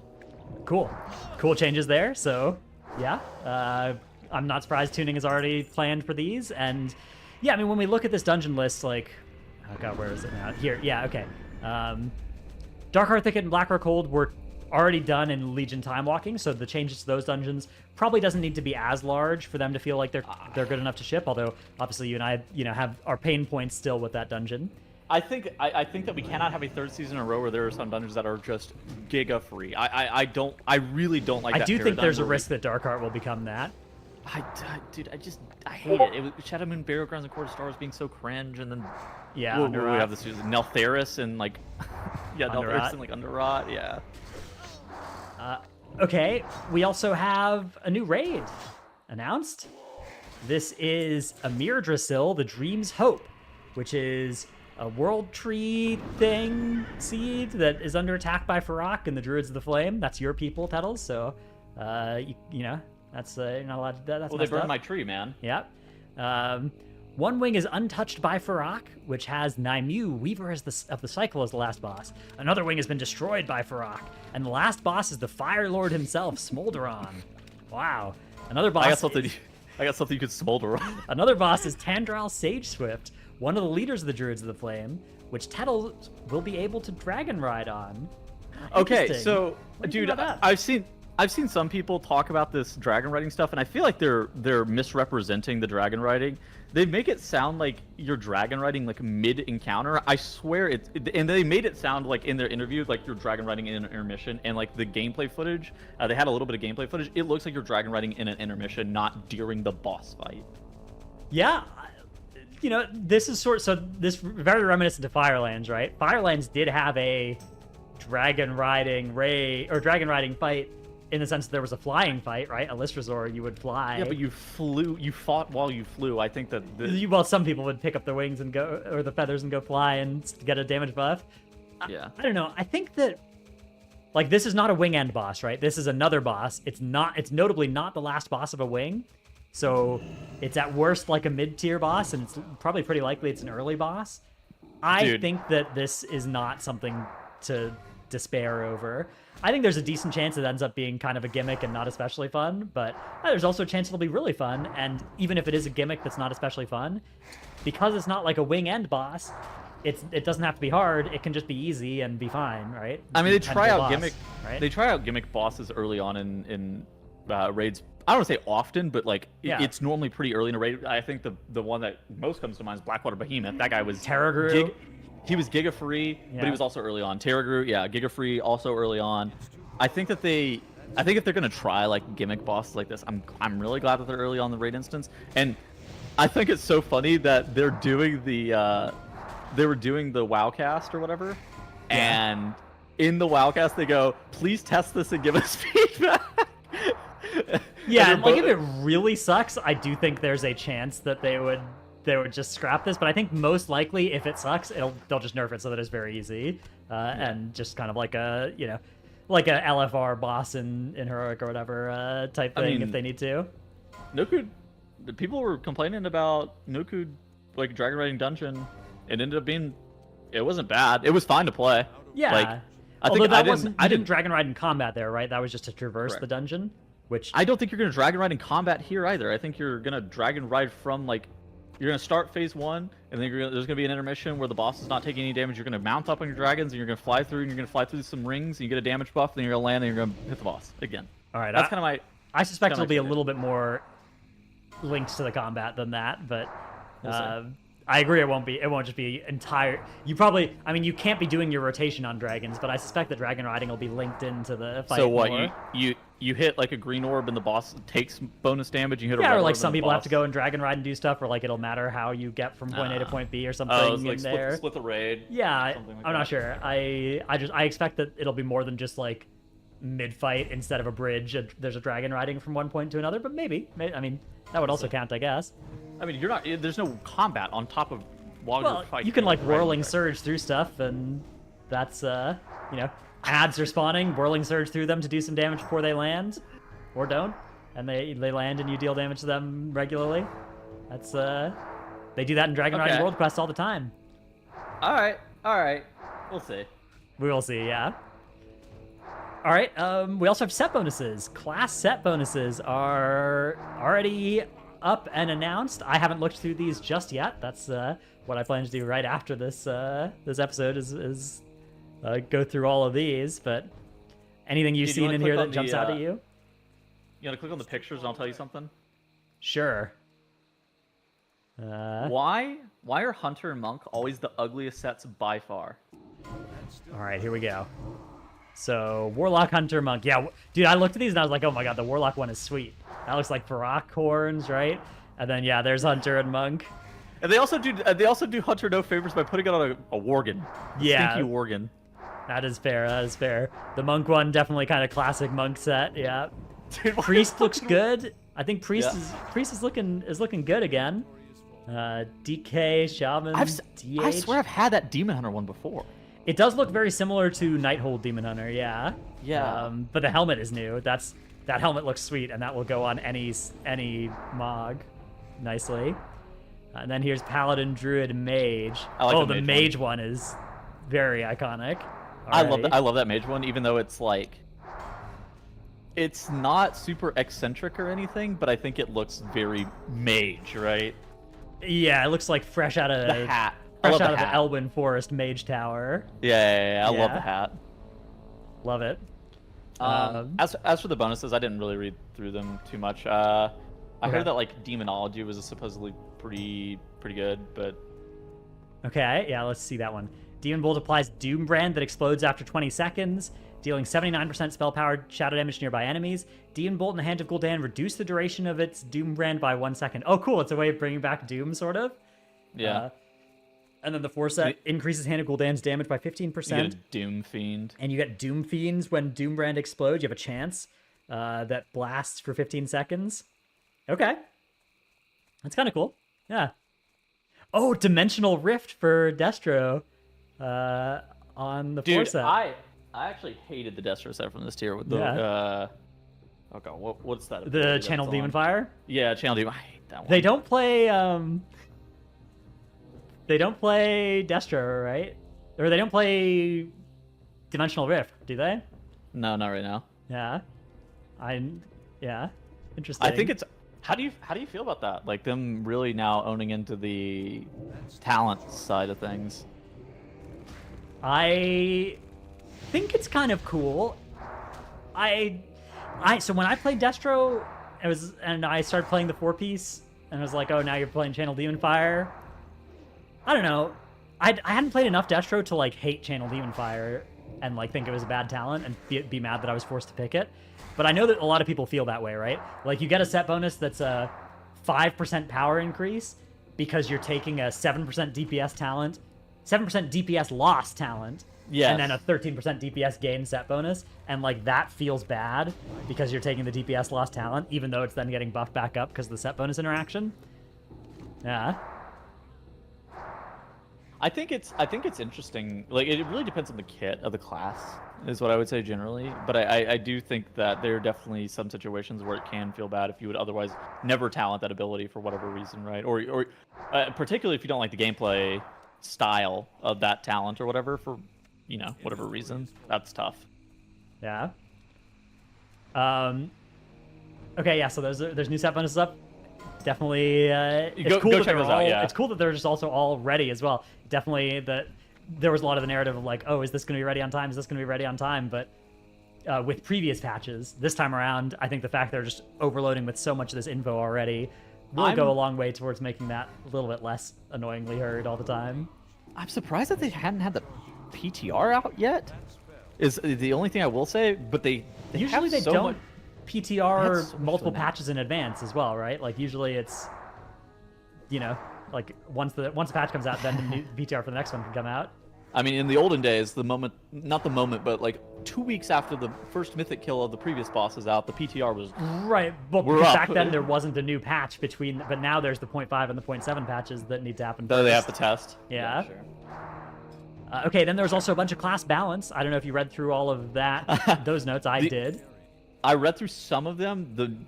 The only thing that really caught me off guard was like the Priest Master Spell thing, or not Priest, but Priest Master Spell thing. That was the only one that I was like, oh wow, that's down to a 2-minute cooldown. Yeah, a bit of a shocker. Yeah, there's I think a Tau. There's a Tau that reduces it too. Only in still, PvP right? now. Improved MD is being moved to PvP talent. So it is not going to be reducible in PvE. It is on live, you can reduce it with improved MD. Yeah. But now it's a longer cooldown without a cooldown to reduce its talent for PvE. I think, okay, so I was talking to somebody about this, and it was like, they said that they thought that this was actually pretty good for the game because it now allows Master Spell to be a lot more niche and fall into a lot fewer situations where it's required. I don't know if I necessarily agree with that. I thought that Master Spell being cool was nice. I think that I thought that they should design mechanics differently, but it's still, the problem is like it's still going to be broken if it still would be broken in Halls of Infusion, right? Like you still MD the dragon once per dragon, and that's huge, right? Like, yes. Whether you can do it once every 2 minutes or 45 seconds doesn't change that.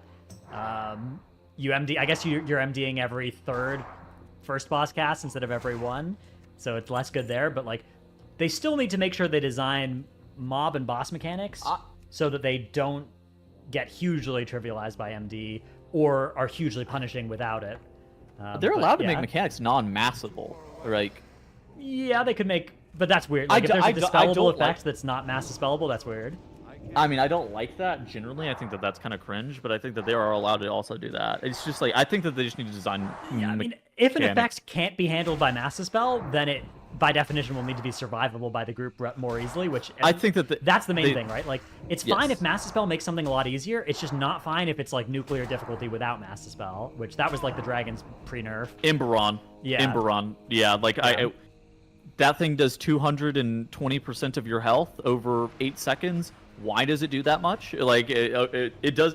The only reason Master Spell is even required is because it does 220%. If it only did 20% of your health over 8 seconds or whatever, you wouldn't care. And on top of that, you had the bombs going out at the exact same time. So, like, all right, yeah, I guess we have to have a mass. Then there's also some other notes in here besides a huge amount of class changes, rogue changes, just a massive set. What are big things for you? Raid notes. So raid rewards. You want to talk about this? There's a new reusable helm enchant that you can start questing as soon as the patch comes out, but you can't earn it until the second month of raiding. Quest progress is capped on a weekly basis and will be accelerated 5 weeks after the season begins to allow players to easily catch up. And it's a powerful helm enchant that gives you a different effect based on your current role, is not consumed on use, be disabled in PvP, and yeah. I think this is sweet. This looks cool. Pre-battle or pre-catch-up protected, you know? And something to nerf the raid automatically after a month and a bit, so that seems really good. They've also... I actually didn't see that. Yeah. That's cool. There's also changes to the upgrade system as well. Hero Track and Myth Track have both gotten an extra step added to them. So effectively, Hero Track would go up to like 444, I guess, and Myth Track up to 450 on current numbers, unless they're maybe starting them from one lower eye level. I'm not sure. Crests are now currencies and will no longer take up inventory space as well. That's good. Blessed. Fragments have been removed. Sources that previously reward fragments will now reward crests. Once a player has purchased all possible upgrades with a type of crest, they can exchange those crests for higher level crests. So, if you get all of your gear to 411, you can turn your whelplings into drakes. If you get all of your gear to 424, you can turn your drakes into worms. And if you get all of your gear to 437, you can turn your worms into aspects, which is huge. It does mean that for Giga Min-Maxers, there's now incentive for the first few weeks to cap all 4 types of crests, and then upgrade as you get the ability to. So how does that work if you get a 431 piece? So once you upgrade it to 437 using Worm's Crest, then once all of your gear is 437, you can upgrade. It doesn't automatically convert. You can convert them. Yes, right? Yeah, you can. I understand. So you can still get Worm's Crest, and you can still down level, I assume, as well, your crests. I assume that functionality will still exist. There was a penalty for that, though, wasn't there? No, there's no penalty, but there might be a penalty for the uptrade. I don't know if there will be, but either way, whether or not there is, it will be correct to use this a lot. There was a Fandy interview where... I mean, we may as well spoil it at this point. They also stated that you're getting fewer crests. Right, that is also in here. Players will earn 90 of each type per week, which is enough to afford 6 upgrades. It used to be like 150, which let you do 10 upgrades. So 40% nerf to the amount of crests you can get of each type per week, which seems fair to me. I'm not surprised to see a nerf here. We talked about this in a Wowhead video. Yeah. I'm still on the train that like every single week the cap can be linear, like you can go 90, 180, whatever, 270. It's like, but I think that the amount that you get from doing content can be like exponentially gained over the course of the whole entire patch, to allow you to kind of like jump back in on alts and stuff like that later on in the patch, because it's kind of weird whenever you're like trying to make an alt right now and you're like, oh, I need to do 1 jillion dungeons to be able to get enough crests to be able to upgrade all my gear. Yeah, increasing the per dungeon crest rate over time would be a good per boss kill or whatever. Yeah, per right? boss kill, like per thing. To some extent, it does help a little bit. You'll be able to upgrade your drakes and whelplings if you're able to earn those. Yeah, true. That's true. That will give you some of that benefit. And yeah, I don't know. I think that the lower cap here on the amount that you can earn per week of any given type. Again, this is like an increasing total cap. So if you're a couple weeks late, if you don't hit this cap for a few weeks, you can catch all the way back up to it. But I think this is probably fair. 10 upgrades have you per heard type anything per that's, week was a lot. Yeah. I think that the upgrade system, just as a general rule, is like a great system, and it's something that we've talked about basically since this season started, is that the upgrade system is sick. It's likely to get nerfed, but I think it can still be a great system. I mean, do you think this is still going to be a good system? Yeah, I think so. I'm surprised even that they buffed Hero and Myth Track rather than nerfing like Hero and Champion. I'm not surprised, or I'm surprised to see that, and that's cool. Crests not being currencies and no longer taking up inventory space, also like just fantastic, right? This is great. So anything you're skeptical of right now after reading through all of this stuff? I feel like all the stuff that we've seen is like it's not like perfect, but I think it's like all pretty good content, and I'm really, sometimes people get like antsy about, is the content going to be finished, and I'm not at all concerned right now. It's like there's a lot of stuff that they've shown us today. I just want some more details, right? Like there's so many notes here about all these different parts of the game, and then only one line here about new wild pets to collect in the Emerald Dream. Where's the details? What types of pets? What families are being supported here? Is there a new meta achievement for beating all the trainers with every different type of pet family? Like, what is going on here? Is there a title? Is there something like that? Where is my information about the pet battle content? When is the next pet battle dungeon? It's been ages. What's happening there? Bro, I have a friend that every single time we're doing dungeons, we're like, where are you? Why aren't you at the dungeon? They're like, sorry, summon me. I'm doing a pet battle. I'm like, what are you doing? Yeah, you got it. Sometimes you got to, you gotta get those daily pet battle queues in. Some of those pet battle achievements require a lot of pet battles. So Be careful. it's the grind never stops. Grind all the time. We've also got some changes coming to healers, which some of these are already in those notes. Mostly nerfs to mana regeneration and increases to mana costs, increases to spot healing, and reductions to group healing. One of the biggest patch notes actually in the patch notes is atonement healing is increased by 50% in 5-player content. That's a huge buff to Disc and M+. That I think is really a really good extra tuning wheel to add. Healing 5-mans has always been such a weird thing because it's like the balance of healers has clearly always been aimed at raid content, and they've kind of like thrown 5-man content to the wayside for just like how healers heal. And I think that they should be probably actively going more aggressively towards these coefficients where like in 5-man these things do more healing. And then there was a big discussion post where they basically talked about how, like, we get it. Single target healing spells don't feel like they move the health bar enough. Group healing spells feel like they're rapidly increasing a raid from damage to full health, so they're nerfing those. And raid survivability also makes your raid feel nearly invulnerable when being used. We think the combined power of these is escalated to the point where they make the raid feels too sturdy. Mana gen is related to all the above. We want mana to feel like a finite resources. And for the few ways you can still generate mana to be relevant, but we want your spell choices during a raid fight to matter, so we're reducing the effectiveness of many mana restoration class abilities and specific items. I mean, so like, yeah, Innervate got nerfed from 10 to 8. 10 to 8. Did the Evoker mana return thing also get nerfed? I'm not sure. I know they nerfed Mana Tide and Symbol of Hope mana and all that stuff. Let's see. Few healers are just mana intensive right now as part Women's of it stories too. matter. PvP. They just matter. Evoker. Yeah. Okay, yeah. It doesn't look like the Evoker one got changed. But it's like, okay, so yeah, I guess they nerfed it. Innervate, they nerfed Symbols, and they nerfed Mana Tide, yeah. But like, your Holy Paladin's ending the fight at 70% mana. They nerfed Holy Paladin mana as well. But okay, you see what I'm saying, right? Like they nerfed the Glimmer Daybreak mana restore by 50%. They nerfed the Reclamation mana regen by 20% or whatever. So I don't know. Maybe we'll get to a point where mana's real. Yeah, that's what they're trying to do. We'll see if they succeed here. But overall, I think they've picked some good fights to fight. One other note that's worth talking about: Power Infusion.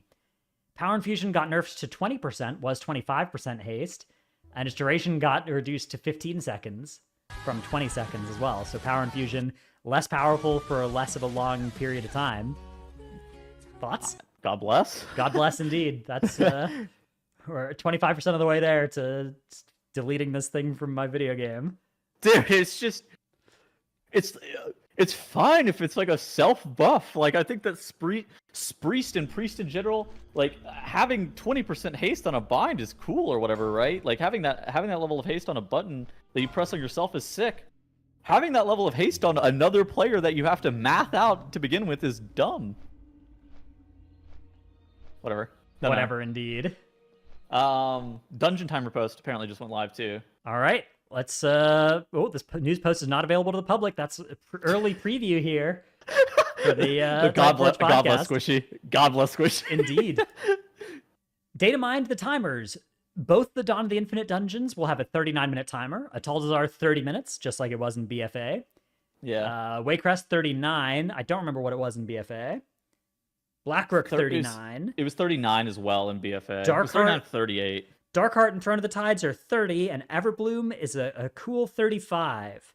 Shout out to the 30 and 35-minute dungeons for being easy to calculate the 2 and 3 chest timers in.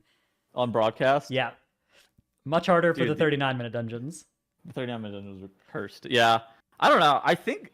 So, Season 1 was a lot of 30-minute dungeons, a lot of low duration dungeons. I mean, Now this season has 4 30s, or sorry, 3 30s, 4 39s, and a 35.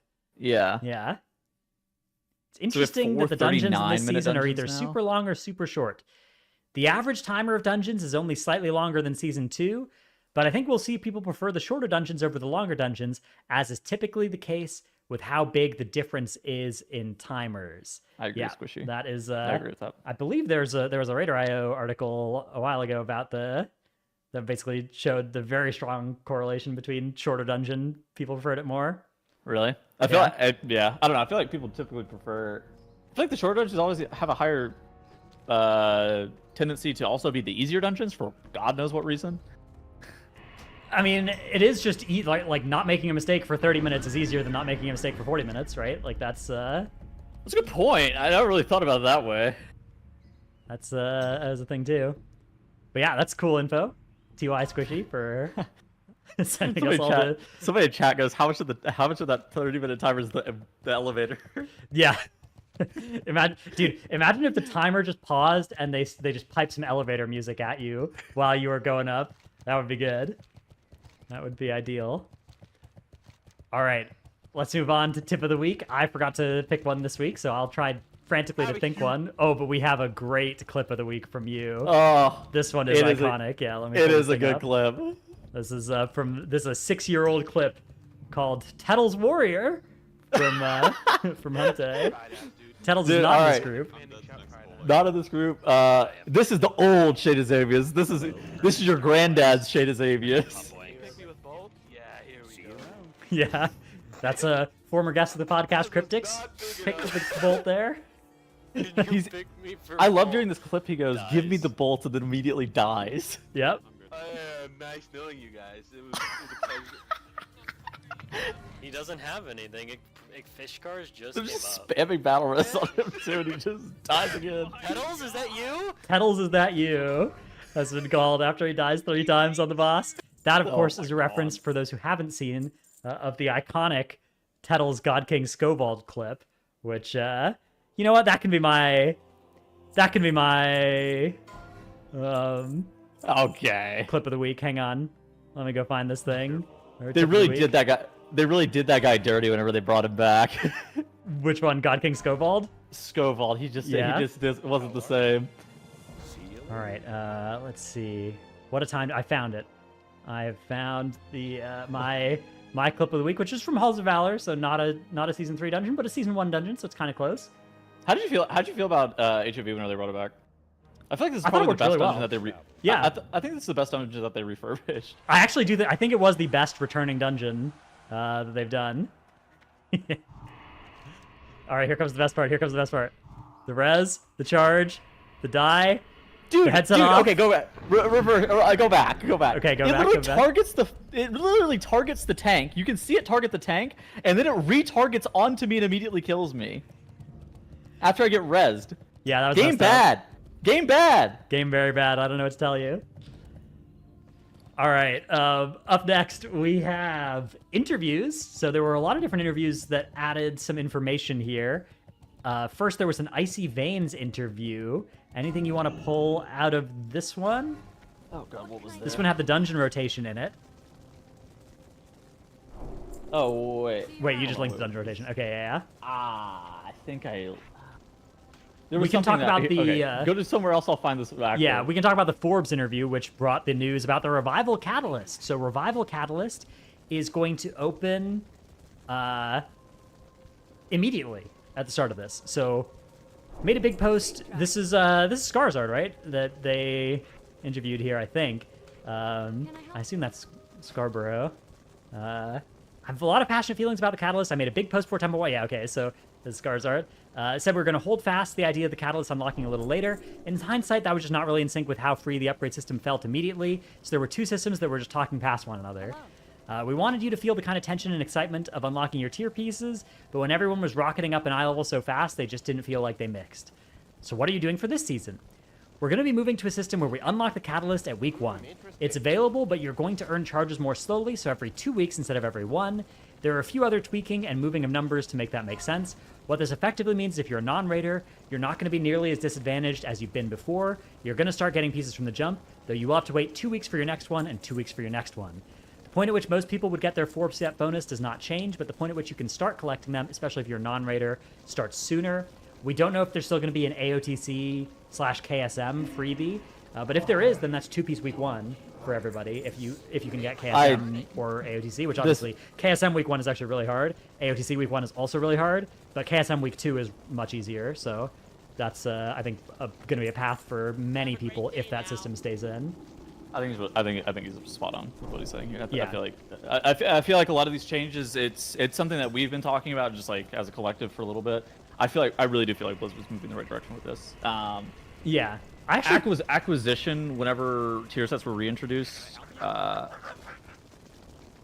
it felt pretty bad to not have your tier set, especially with how powerful they were. And I think that like the acquisition being so heavily gated back, pre-Legion, pre-WoD even maybe, it made a lot more sense whenever like raiding was like one of the only in-game content sources you had, and raiding it was just PvP, and those had 2 separate tier set models. And so I think it made sense to have the acquisition be gated strictly behind those. But now with how the game is functioning with class sets, with the fact that there's no accessibility from either Mythic Plus or PvP, I think it makes sense to do the catalyst like this. I really good call on their end. I agree with this part of what he's saying as well, which was in a vacuum, if they hadn't introduced all of the other tier set improvements and upgrade system improvements, I think their rationale made a lot of sense. But yeah, it did just feel like they were making it way easier to gear, except for the people that didn't want to touch raid at all were just getting like owned by the fact that they were still going to not have their tier. So, and I think this is huge. I like raiding. Yeah. I think it's pretty valid to be like, I don't want to raid though. I think that's just like a pretty valid experience. It's not like raiding is still, if you don't raid and you don't get KSM or there's no KSM tier piece, you're getting 2-piece on week 3 and 4-piece on week 7 with the new catalyst. But if you do raid, you can still get 4-piece week 1, right? Or 4-piece week 2 or 4-piece week 3, right? And like 2-piece immediately is probably pretty realistic, even if you're not running splits with catalyst. Like if it's the same system as it was in Aberrus, but with a catalyst charge on week 1 and week 3, that's 4-piece week 3 for any raider at all. Now they might tone it back. How many Omni tokens are handed out for like the AOTC one might not survive. I hope it does though. I liked that a lot. I think that with the catalyst being week 1, I think the AOTC token is probably gone. Yeah. Yeah, if it goes, I would understand, but I hope it doesn't. But if it does, I'm willing to. I would be willing to give up the Omni token for the catalyst week 1. I agree. That's like a better. Although it does create a little bit of a weird tension where it's like, should I use this catalyst charge? I certainly shouldn't use it until I can make 2-piece at least with it. And then it still kind of feels bad if you make 2-piece with it, and then the next week you see the thing you catalyzed into as a tier piece in your vault, and you're just like, ah. I think that this is a situation where you're getting it so fast, you're just probably gonna send it, right? Like, I mean, yeah, we are as raiders or whatever. We are, because it's just we're gonna have 4-piece either way. But if you're like not that, and you send your catalyst charge on week 1, 2, or 3 to make 2-piece, and then week 4 the helmet you catalyzed is sitting in your vault as a tier piece, and you're just like, oh, damn it, I'm getting 4-piece week 7 instead of week 5, like that. Yeah, that's rough. Worst case scenario, you get a week 7 instead of week 5 versus week 12 or whatever that you're getting it before. Yeah, I mean, you used to still get it. I mean, it's still an improvement. I feel like this is a progression path where you actually have decisions to be made, and it's not like a situation where you're like, I guess I just sit and wait. I think you should sit and wait on your charge pretty often, though, which I think anytime that is incentivized, it feels bad to do, and they should try and not make it so that the right thing to do feels bad to do, which I think it will with sitting on these charges in a couple spots. I mean, 2-set is, I don't know. I think it depends on the 2-set. Yeah. Typically, breaking up a 4 and a 2-2 is not always optimal. Yeah, it depends. They're nerfing a lot of set bonuses from Aberrus as well. So as they should. I actually don't mind that. I don't mind the make a powerful tier bonus, nerf the powerful tier bonus going into the next tier. I think that is a valid pipeline. All right. There was also not much on the Icy Veins thing. Not much in the Icy Veins interview. Okay. It was stuff that we all hit, right? Stuff that we hit already. Yeah. There's the Fandy interview, which you talked about a little bit. There being some new information in here. Anything that you like here? I guess there's one part. So again, we'll link all of these if you want to go watch the whole interviews. We definitely recommend that. But discussion of, we understand that the upgrade system and gear progression were connected to Aberrus raid tuning. Players hit gear saturation point much earlier than previous content patches, and so that should lead to smoother difficulty tuning this time around. There will still be very rare items. They like how it improves farm bosses. At launch, they were too powerful and too rare. Pendulum swung the other way for 10.1. They should be interesting and not just the best items in the game. They hope to land in that sweet spot where everyone has something they're interested in. And they hear a lot of feedback on loot targeting. Shadowlands Season 4 was an experiment they'll continue to explore, but is not something they have lined up for Dragonflight Season 3. So they've been hearing that people have been wanting Dinars, and they'll continue hearing that from me forever. But yeah. People in our Discord were talking about Dinars today too for extended period of time that they want Dinars back. I don't think that Dinars specifically have to come back. I do think that the Vault could be I think that the Vault lacks really good identity at its current state. I don't think it's like super bad, but I think it's at a weird spot where I think the Vault could probably be something that's like deterministically giving you pieces of gear as opposed to being this like random chance at like a high level piece. I think the Vault was really good last expansion. It made a lot of sense last expansion, but I think the identity, especially with like the upgrade system, they're almost like in direct conflict with one another with what they're supposed to solve. And I think that kind of makes maybe the Vault should be something that's a bit more deterministic. It's also like weird because like filling out slots of the Vault last expansion made a lot of sense, right? Filling out 9 slots of the Vault made a lot of sense last expansion. Now filling out like outside of filling out Raid and Mythic Plus together, more often than not, just your Mythic Plus spots are better than your Raid spots, especially early on in the season, which is kind of weird. Feels strange. Yeah, I think the Vault is still good. A longer myth track makes the Vault better as well, though a longer hero track, I guess, kind of cancels that out. I like the random Vault happening, but I do think that either in addition or perhaps something that you build up by taking the failure options in the Vault or something like that, some sort of way where like by 2 months into the patch, if I don't have my very rare item or my trinket that I really need and want, like, and I've been trying to get it for 2 months, let me have it, right? Like that. That sort of thing I think would be really huge for just Shadowlands Season 3. I never got a Gavel of the First Arbiter that whole season. Then Season 4, I was able to get it on the third week with the Dinar, and it was so fun. I had so much more fun that season as a result. Drynos out here advocating for his weekly Vault videos. No, weekly Vault videos are fun, but the weekly Vault itself is like it is fun to have that random chance in what you're opening there, right? And that chance can be mitigated with some deterministic path to eventually get what you want, right? But getting it early and having that be a good RNG moment for you is still cool, and I think it's still good. I think the best times best times for the Vault are weeks like 1 through 4. Yeah, later in the season, I think adding some more deterministic pathway to having an option if you filled a Vault and didn't get something good to make progress towards deterministically getting something good, right? Like I think that would be cool. Like they could just make it so you mind. Yeah. I don't mind being able to buy like the half sparks or the gems out of the Vault. Yeah. Like I actually think that's. And those weeks feel pretty good too, right? Like getting a socket feels. It's just like now I'm at a point where most characters aren't getting anything, even a socket, out of a lot of their vaults. But I mean that's just a product of being full build, right? Like several of my characters wouldn't even buy anything with Dinars. It just or there's like one trinket they want, and that's just all they're rolling for. Which sure, yeah. All right, there's also a Mr. GM interview, which has a lot of, obviously, story stuff, but also some new stuff. There's dragon riding, new dragon riding skills, letting you get Thrill of the Skies and ground skimming vigor at the same time, because right now you can only get one or the other, so that's cool. And a rechargeable button to give you a vigor on like a 3-minute recharge, also very cool. Yeah. They also have like a new mount. Like there's a Fire Owl mythic mount. For, that thing looks so sick, by the way. For Farrak, and then there's some Farrak recolors. There's a Farrak Proto Drake that drops from Heroic, a Shadow Flame color, and then a Farrak regular color that just is a random drop from Farrak, and then a mythic dragon riding capable Owl Fire mount, which is sweet. Yeah, it's It's sweet. I think it's cool. I'm glad there's a cool dragon riding customization that drops from AOTC. I'm glad there's a cool random one, and I'm glad there's a cool mythic one. That's, giving me all of those different options every tier. That sounds fantastic. PTR's up right now, isn't it now? I don't know. I'm doing a podcast. I think people are saying the PTR's up now. Okay. Or it's been up for like a little bit, a bit.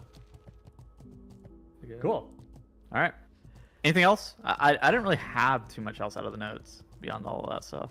I think we've gotten through most of the things here. Yeah.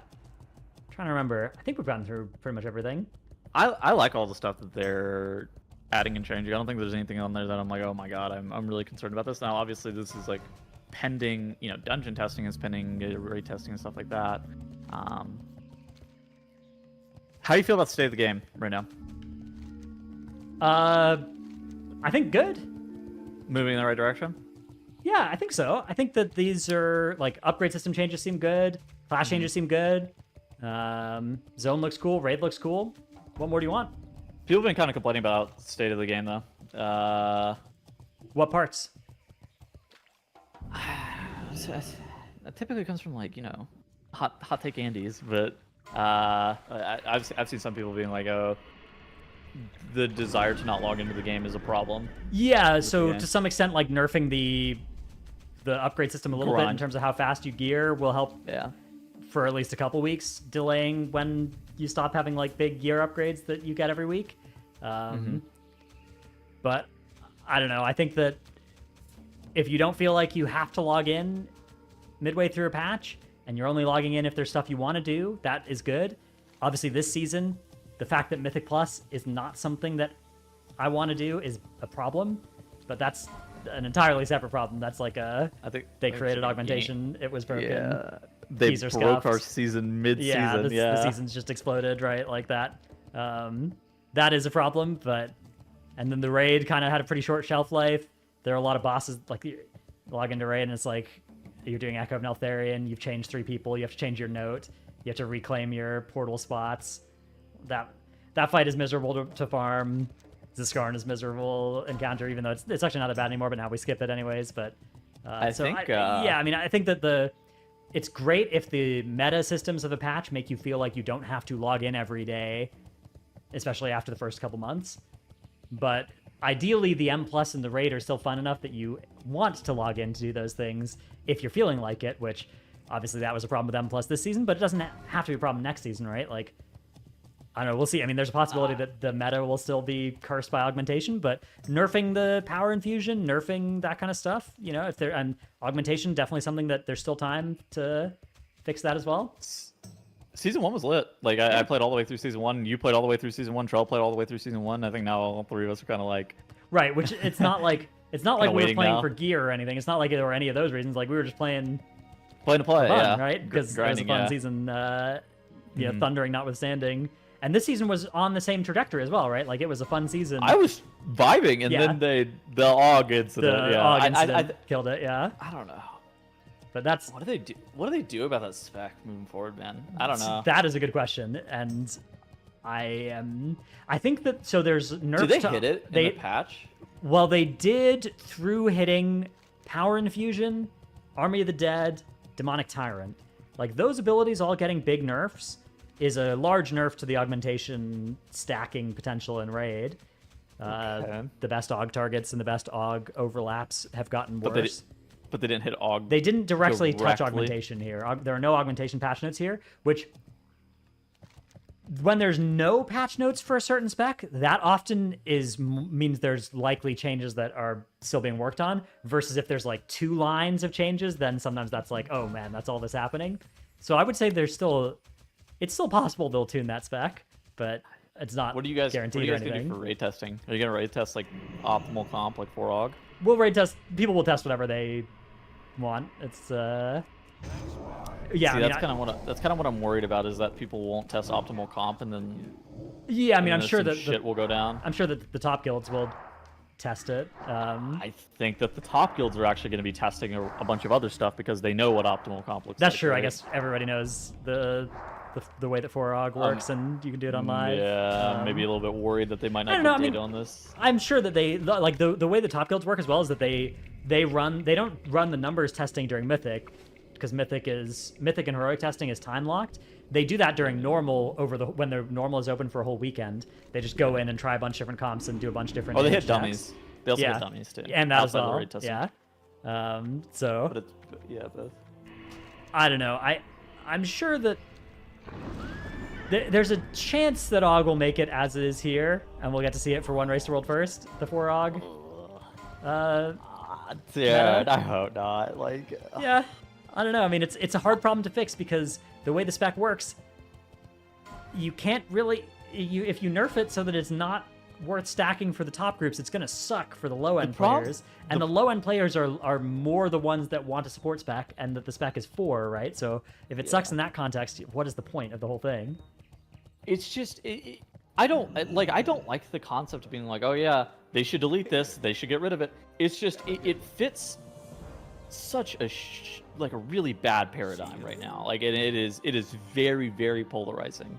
Like yeah, I don't think it needs to be right? deleted. I think it needs like real redesign or like rethink as to how it's supposed to be functioning. I mean, you can slap a pretty easy band-aid on it, which is a player can only Make be it affected bad. by 2 Ebon Mites instead of 4, right? Like that is a very easy band-aid fix for making it so you don't stack more than 2 in raid.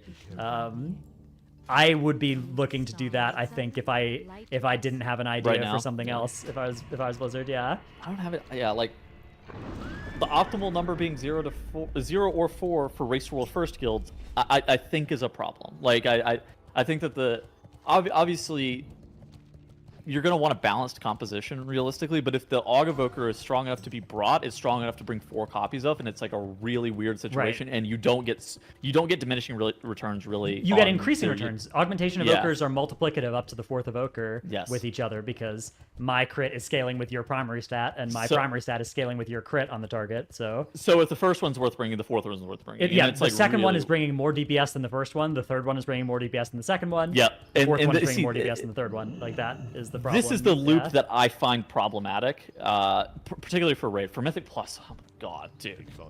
For Mythic Plus, at least there is the closest clutch mates valve that they can turn if they need to, and my hope is that they will turn that if they need to, so that it's turn it to like, what, 0? Yeah, turn it to 0 if you need to. Turn it to -10 if you need to. Like you can. Right now it's 20. It used to be 40. Can they actually? Oh, they can make it. They can make it any number. Although I think they would probably have to change the flavor on it if they took it below 0. You know, I'm not sure what you'd call that, but taking it even down to 0 would go a long way, I think. Would probably go maybe even too far. I don't know. It's weird. I don't know. The spec is so fucking weird right now. Yeah, but at least it does have a valve that lets them tune M+ separately from raid, which is, there are a lot of specs that have gotten owned in either M+ or raid because that valve doesn't exist for them, like Windwalker Monk. Windwalker Monk has a huge problem with not being able to tune it differently in different parts of the game. I hope it's good in Mythic Plus. I hope it's not this. Yeah.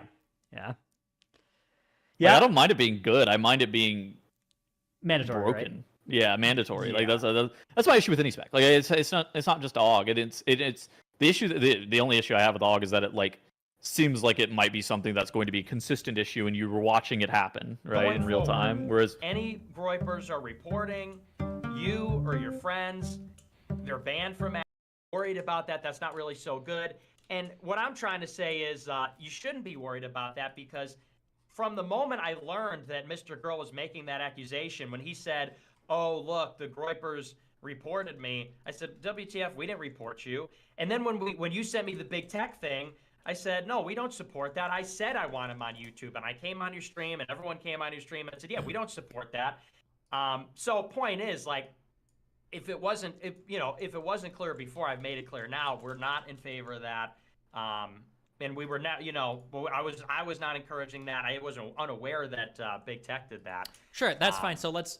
So it's so weird to talk to you because I don't know. I never know like what mode you're in. Okay, so.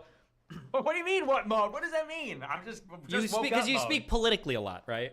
So what does that mean? And how am I being? As in, I'm trying to peel off your fucking reptile skin, okay? Get to the human underneath. Speech. No. We're not talking about. We're going through this good stuff. if we back up, we take an overview of everything, okay? I'm gonna give you the macro picture that I see. All right, ready? Okay, I'm ready. Okay, turn off the politics reptile brain for a second, okay? Let's just look at the macro picture for a second, okay? Got it? Got it. Okay. You guys just recently came out of a huge fucking fight with Metacruise community over supporting Ralph flagging videos, yeah? Well, I mean, that was like 6 months ago. Sure, but it was a big fight. I don't know if it was 6 months ago. Wasn't it like 3 months ago? Am I wrong? It was in late April. What month are we in now? April, May, June, July, August, September. Okay, all right, 4 or 5 months ago. Okay. Yeah, so it's not that recent. No, it's pretty recent. It was like the last huge event, huge drama that I think you guys were involved in, right? That I can remember. Yeah. Yeah. So there was that thing. I know in the past you've made fun of me when my accounts have gotten banned. Now we've gone back and forth on this, sure. So like this That is was what, like years ago. Yeah, That for was sure. years Yeah, and I probably made fun of you when you got banned back then too. Yeah, but there's Yeah, that. you did. Okay. You got me banned on Twitch. That's not true. I don't know why that keeps being said, but that's you not true. reported me in the after the train wrecks debate. No. People have said that, but if you go back and you look at the clips, anytime I'm reporting you, my background is when I lived in Omaha. After the train wrecks debate, I believed I was already in Glendale, and I'm not calling for bans or reports after that. That Mio guy reported that, or repeated that claim, but that's not true. If you go back and you look at that, you should tell where I live because you can look at my background. That's not true. After that, I was already off that deplatforming shit when we had that debate. I'm pretty sure there's a clip where you go in and you're like, you know, and I'll have to verify. Point being, I guess it's irrelevant. It's ancient. Well, sure, you can go back, you can verify it. The only reason why I take particular issue with this, because there have been points in my history where I've been in favor of deplatforming. That absolutely has happened. But the reason why I'm particularly irritated about this claim is because I think after I did that debate with Train, you, and Hassan and Sargon, and then I did another one with another right-leaning guy, that right-leaning guy also got banned immediately from Twitch. And I remember being very fucking irritated that day because it seemed like anytime I would debate somebody, Twitch would ban them. And I specifically complained about that on stream. It makes me look bad. It makes it so that I can't debate anybody, and it's just a shitty overall appearance. I need that to not happen. But that I remember complaining about that, and I wasn't pro deplatforming because it was fucking my debate content up. But okay, so the macro thing, okay? We've got the bans in the past. We've got the whole Ralph drama. Then when Mr. Girl gets banned, okay, you guys are literally spamming anti-Semitic shit on his Twitter. Well, and then I mean, you can say that, but it's just his face. No, it's... Okay, I need you to turn off politics mode.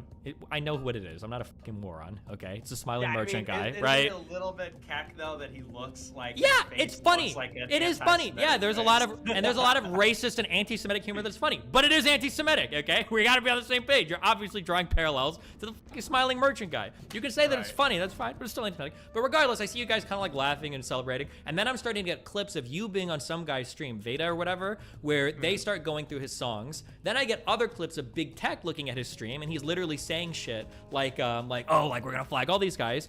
Well, now I gotta take a step back. It's like, okay, well, this is a community that has a history of fighting over deplatforming. The guys celebrated my deplatforming a long time ago, to be fair. And then I see that when Mr. Girl gets deplatformed, you guys are celebrating it. And then I'm getting clips of people on your platform that are specifically calling for mass flaggings. In the totality of that, when I step back and I look at things, now, firstly, I've never said I'm never going to interact with you again. I didn't even say I was totally canceling the JFK debate. Just that I want to like put it on ice for a little bit. You have to understand from my point of view that I can't just like keep throwing myself headlong into these things when it feels like your community is like got artillery shells firing at people in my friend group. You gotta understand that, right? I don't think that that's that ridiculous of a position. Yeah, and like I said this on the show last night. I said, I get where you're coming from. I understand all of that. But what I'm saying is, in fairness, I feel like you gotta be a little bit charitable towards me and recognize that, you know, what has happened since Mr. Girl got banned. I went out of my way on my Telegram to say unambiguously, I said, and let me scroll up, in case I'm sure well, you saw hold it, on. in case you When did missed you it. say this, though? I said this on Monday. On the 4th? On the 5th. On the 5th? What happened on the 4th? We had our huge conversation. So this was after you'd already spammed anti-Semitic shit on his Twitter, and it wasn't until it looked like you were gonna lose your connection to me that you were like, oh, I just want you guys to know that I totally disavow this particular behavior, right? Well, yeah, because but hang on, because you came on and said, oh, you know, you said, this is, well, you know, my friends, I take it as an act of disrespect and so on, and all this. I thought it was funny that he got banned because he's going on the stream and saying, I mean, he's using his platform to lie about me and say, oh, you want to kill everybody, you're a Nazi. Now, I never reported him, I never mass flagged him, and I know what you're saying a guy on my website did. Yeah, let's get away from that. So real quick, don't ever say that to me again, okay? I don't care. Say what? That you didn't do it personally. That's baby talk, right? If somebody was accusing my community of doing something horrible, and I would just keep saying, well, I didn't do it, that neither of us are concerned with that, obviously, right? Well, that's not what I'm talking about. I know that you didn't personally do Yeah, it. but you are holding me accountable. Yes, but I'm holding you accountable for your our debate. But for your community, much the same way that I hold myself accountable for my community, or I've held Wash accountable for his community. That doesn't mean that I'm making a direct accusation against that person doing it, but you are the thought leader, some might say, of America First. So of course I'm going to hold you to account for trends of thought in that community. Not that I'm blaming you particularly for it, but it's something that I would hope would change. I just think that's unfair because it's like, you know, there's 50 streamers on my site, and one of them, who is not even one of the bigger streamers, who's not even somebody that I really, and I'm not trying to throw the guy under the bus. I'm being honest. You know, we don't talk. That guy's not, you know, big tech. He's feuded with a lot of the Groypers. He's not really popular among the Groyper streamers.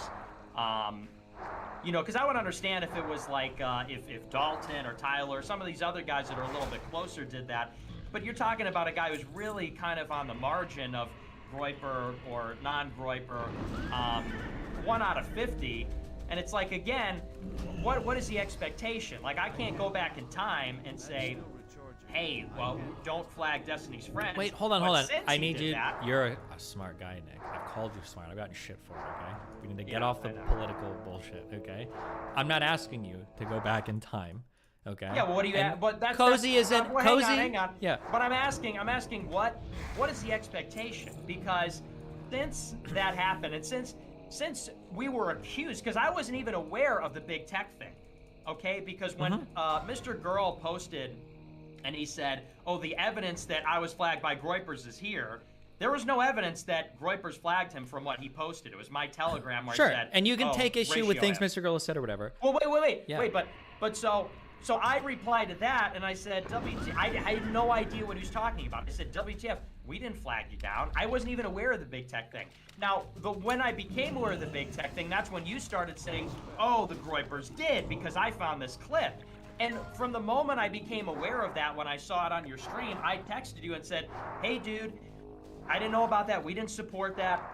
And I said on my channel, coincidentally, the night before, that we want him on YouTube. And then I came on your stream, and so did Brittany, and so did Beardson, and we all said, hey, none of us support that. And then I went on my Telegram and said, yeah, we don't support that.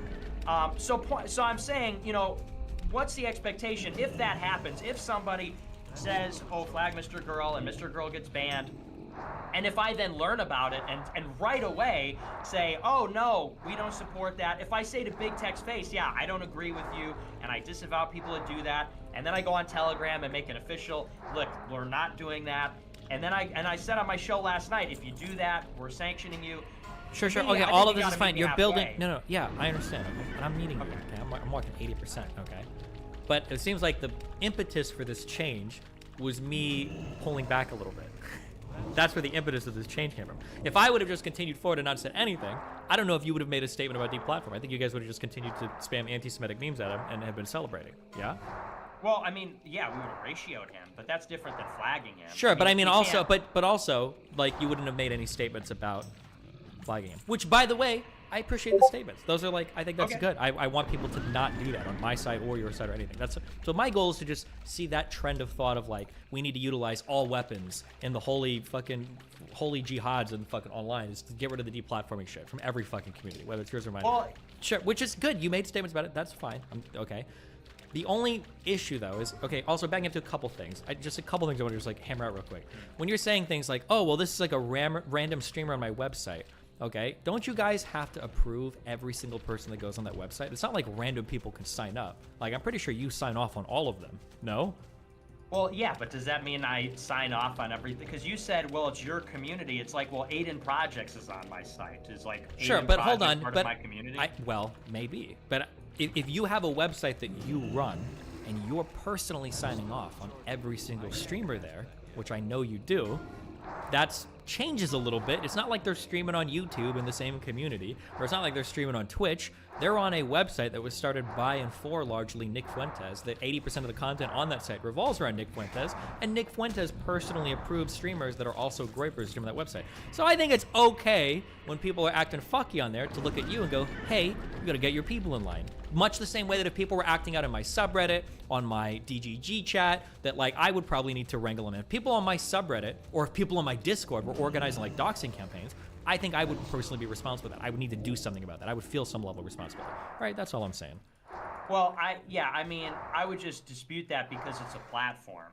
So but it's not an open platform, and it's relatively exclusive to Groyper. Well, but it's not. The reason why it's not open is not because it's only people that are ideologically consistent with me, because there's a lot of people that are not ideologically consistent with me on the site. Most of them are similar, but the intention of Cozy is to be a free speech platform, and ultimately to have people that don't agree, and there even are people that are not in full agreement. Sure, so and I'm sure there are, but regardless, I'm just saying I don't want if that platform that's, is like loading up like doxing or like deplatforming campaigns. Oh come on, it's just that's where I say it's bad faith, because.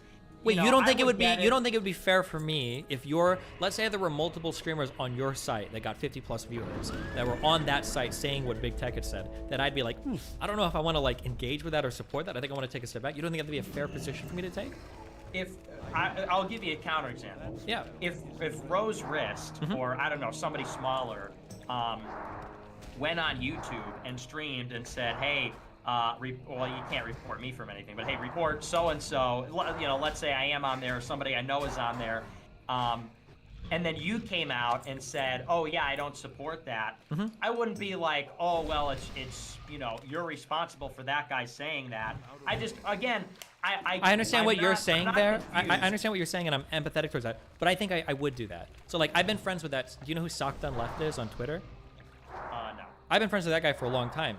He started tweeting out a huge thread to get Sneeko banned on YouTube, and I blocked him on Twitter. I don't associate with that guy anymore, because people that call for bans like that or call for deployment, I won't associate with them anymore. I do that. And when I see people doing it, I do cut them off.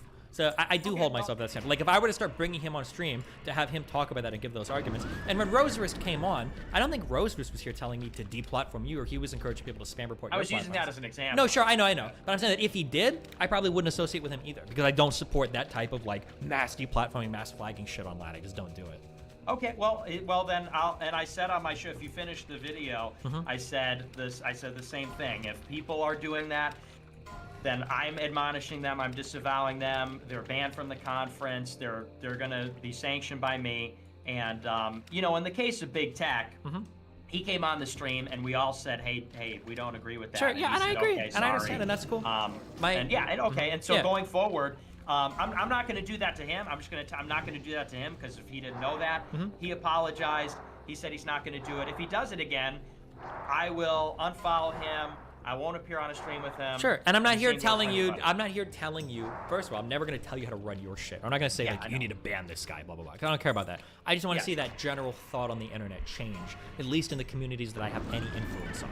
And by influence, I mean, like I said, yeah. So that's number one. Okay. Number two, I don't like that the approach that you have for a lot of my thoughts. The conspiratorial brain that you have leaks out when you try to explain my actions. And in some senses, you either just completely lie about the things I do, or you ascribe this really weird intent, okay? So, broadly speaking, if I wanted to stop associating with you, you know that I wouldn't do that in a sneaky way. I'd be super public about it, because I would get a ton of support and love for doing that. Why would I ever do that in like a sneaky way? It's not my conspiratorial brain. It's not, because you're confusing a couple of different things. It's just that sometimes people say something, and that's not, and maybe they're lying to themselves, or maybe they're not fully representing it. But I don't think that you need a conspiracy Alex Jones mind to say that sometimes people don't say what they mean. And in your case, if I go on into the show to say that, and you've said this on your stream, the reason that we're doing, you say this. You say the reason that we're doing this is because you get a bigger stream when we collaborate. You say that you're trying to persuade my audience and win over my audience, and you recognize that I'm trying to persuade your audience, and so on. And so I said, I said, because you're right. You know, you could just disavow me and all that. I said, but I think that you going out there potentially and making a big stink about somebody else saying something about somebody else is because, you know, you don't want to burn the bridge, but you want to, like you yourself said, put it on ice. You want to cool it off. Sure, temporarily while I figure out what's going with the Mr. Girl stuff. But like, right. I'm very public about all of that. None of this is like sneaky behind the things stuff. Like, if I wanted to axe our connection for reasons related to like, because I think you were saying, I think you've been in this video like, oh, he thinks that I'm winning the debate. Like, let's imagine my mind, okay? Because what I'm arguing is I have a different mind state, okay? A mind. Yeah. Yes. Let's argue a different mind of mine. Let's say that I had the mind to wanting to cut a connection with you. Now, if we imagine that is my mind state, the actions that I would take in that mind state are going to be so much different than these actions, right? I'd make a huge public post on my subreddit. I'd probably talk about it on stream, so I could make 1 or 2 YouTube videos about it. I get a ton of love and support from my community. I'd probably unban everybody that was critical of me about it, and then I get a whole bunch of people basically congratulating me for having an open mind, for being responsible with my platforming, for coming around and like doing the right thing and being reflective and introspective and all that. That's what I would do if I was trying to disavow. Why would I ever do that in a sneaky manner? That doesn't make any sense, because I'm missing out on so much potential. Like, yeah, you're not engaging with what I said. What I said is, yeah, I don't think your intention is to burn the bridge here. I said that all I said is I find it to be, I'm skeptical. I think it's spurious when you say, oh, well, the reason I'm chilling it is just because of this Mr. Girl thing. I said, I think it's weak because... Well, what else would it be? I just said, because you don't want to burn the bridge, but maybe you just want to cool it off for the time being, and that's a convenient sort of way to say, oh, well, I'm not cooling it off for some other reason. Well, wait, why wouldn't I just... Well, I'm worried about deplatforming. Wait, what other reason would I be cooling it off for if not the Mr. Girl thing? Because when we do these collaborations, it is helping me, and people have pointed that out, and you're getting criticized for that. And I understand what you're saying, that you could redeem yourself from that criticism by burning the bridge. And I don't think you're worried about that criticism. Like you said, you said you're not worried about, you know, burning your relationship. Yeah, but again, look at the you've got me. I'm having. Are you gonna let me explain myself? Why you gotta interrupt me? I'm just because you're giving me like so many different thoughts. I'm really not. I'm just explaining. You're asking me, well, what's the motivation? I'm telling you. I'm in the process of telling you. Okay, well, you're saying in some extent, I'm just saying you're saying so many contradictory things. I don't understand how I can think all these things. So on one end, I'm not worried about the criticism I'm getting. But if that's the case, I got 14,000 viewers streaming. Why the fuck would I cool that relationship then if I'm getting a ton of viewership on it? So I'm either am worried about the criticism or I'm not. You can't have it both ways, because it seems like you're having to have it both ways to describe what are completely contradictory actions in your worldview, where I am trying to like back away from you because you're growing too much or something, right? It doesn't make sense. Again, it's not because of the criticism. It's just because of it's because I think you see that, like, for example, we're talking about 9/11. That's not really a winning issue for you to be going on stream night after night and talking about 9/11 or talking about the JFK assassination. I just think it's, now maybe you're being honest, and I said maybe you're being good faith, but it just seems weak, in my opinion, for you to say, well, the reason I'm backing out of this debate is because, well, we tried to talk about 9/11, which is not even really true if you get into that part of the video. And then you also say this thing about, well, I'm worried about, this deplatforming thing. To me, it just sounds like a weak reason. It sounds weak. It sounds like it doesn't really, it's not a very strong excuse. And that's, to me, why it sounds like an excuse. Now, to get into your mindset, again, I'm speculating, is it because you want to chill it off because, this is such a big thing, and Mr. Girl's getting on there and saying, look, you're helping Nick Fuentes become the biggest Nazi in America and all this. And while you might not be worried about that people are saying it, you may be worried about the thing in itself. And again, okay, so going over this. I'm just skeptical. Yeah, so I know you're saying you're skeptical, but none of your reasoning makes any sense. So when you say that, like, you think the 9/11 thing isn't a winning issue, I think I did 3 or 4 huge streams on research for that. I think I had like 8,000 to 9,000 viewers the entire time. Those were hugely positive streams for me. And when I went to talk about it with you or Sneeko, I felt like I did very good in both of those discussions. So I think that those were both massively winning things for me. Now, we haven't done the JFK thing yet because I haven't sat down to do however many days of like researching for that. But the idea that like I did the 9/11 thing and that was one of the reasons why I wanted to cool the bridge off, that's just totally incongruent with everything that happened. My viewership was huge. I got a lot of donations. I felt really good about the conversations and I learned a lot doing it. This sounds like a cope. I just don't like you. I think that all of your reasonings here are inconsistent. They don't line up with the facts of what had happened.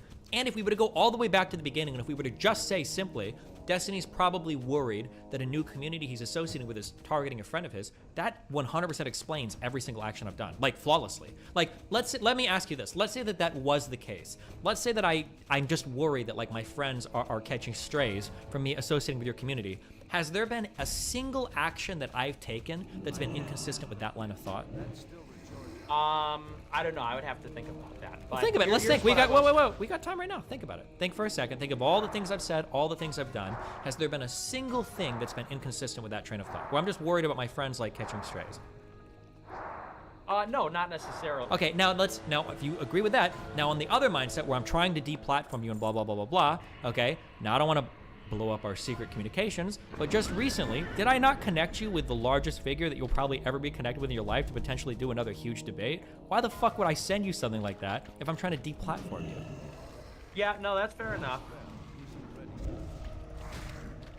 So yeah, I don't know if your conspiratorial mind is like, I feel like it leaks out into other things, but clearly my actions are not congruent with the mental state that you're ascribing me. I don't think that's the case. It's not conspiratorial. Like I said, if you watch the whole stream, I'm working on it. I'm only 20 minutes in, but we've already made a lot of... And I'm saying, yeah, you're 20 minutes in. Uh-huh. What I said on the stream is, and I put it up to the audience because I said, I'm not sure. Well, but you're making other statements. Like, I finish a fucking point? Yeah, go for it. Okay. Oh, jeez. Go ahead. Holy. So, I said on the stream, I put it up to the audience. I said, look, I said, I don't know. I said, you know, maybe I'm just being paranoid. I said, maybe I'm just being, you know, whatever. I said, I tend to trust my gut, but you tell me if I'm wrong. You tell me what you think. And what I said is this. I said, maybe you're telling the truth and maybe you are worried. I said, but I just feel like he's making an excuse. I said, and here's potentially why he's doing that. And the reason why I think that is because it's a weak, the reason that you gave about the 9/11 thing just didn't make any sense. And the latter about the Mr. Girl thing, to me, that also comes across as weak. I said, now maybe it's true, but to me it just seems like that's just a convenient excuse. Now, it's the reason why it's a convenient excuse is because it's plausible. It's plausible, but you know, maybe the timing's convenient, and you're right. Does it drive a perfect explanation? No, but I can't get in your head and figure out if you say something but mean something else. I can't know exactly what that is. And you're right, what you reached out to me does contradict that. And I said at the end, and this is, I think, a way that we can resolve this. At the end of the stream that you're watching right now, I said, look, if Destiny's telling the truth and he's worried about the deplatforming, I said, and the so-called rules of engagement, I said, I'll make it clear right now, and I said it on my show last night. I said, if that's the real concern, and I'll take you at your word and give you the benefit of the doubt, then if anybody's calling for mass flagging, then they're banned from AFPAC. I disavow them. What I just told you, I said, and to me, that is an adequate framework. I said, and if you wanna wait, you know, if you wanna wait for things to cool for a minute, you know, that's fine. But and that's when I ask, what's the expectation? To me, that's a more than reasonable framework to say that if that's a concern, well, here's a way to ameliorate that concern. I'm coming out and saying that, you know, I stand against that, and there's accountability, because if people can show me videos where people on my site are doing that, then I can enforce that against them and say, you're gonna get punished for it. You're gonna get ostracized in my community. There's gonna be problems. And so if that's your concern, well, that's a reasonable framework that addresses that. So if yeah, you're, I understand. Okay, I understand. Okay, we're then doing a lot of. resolution. Sure, Okay. Have you ever heard of somebody brought this to my attention. They made a really good Reddit post on this. Have you ever heard of like Bayes' rule or like a Bayesian inference? No. Okay. This is the way that I reason things out. I'm gonna explain this in 2 seconds, okay? This is how I reason things out. I understand not everybody does this, but this is how I like to do things, okay? So there's an overall chance of something to happen, right?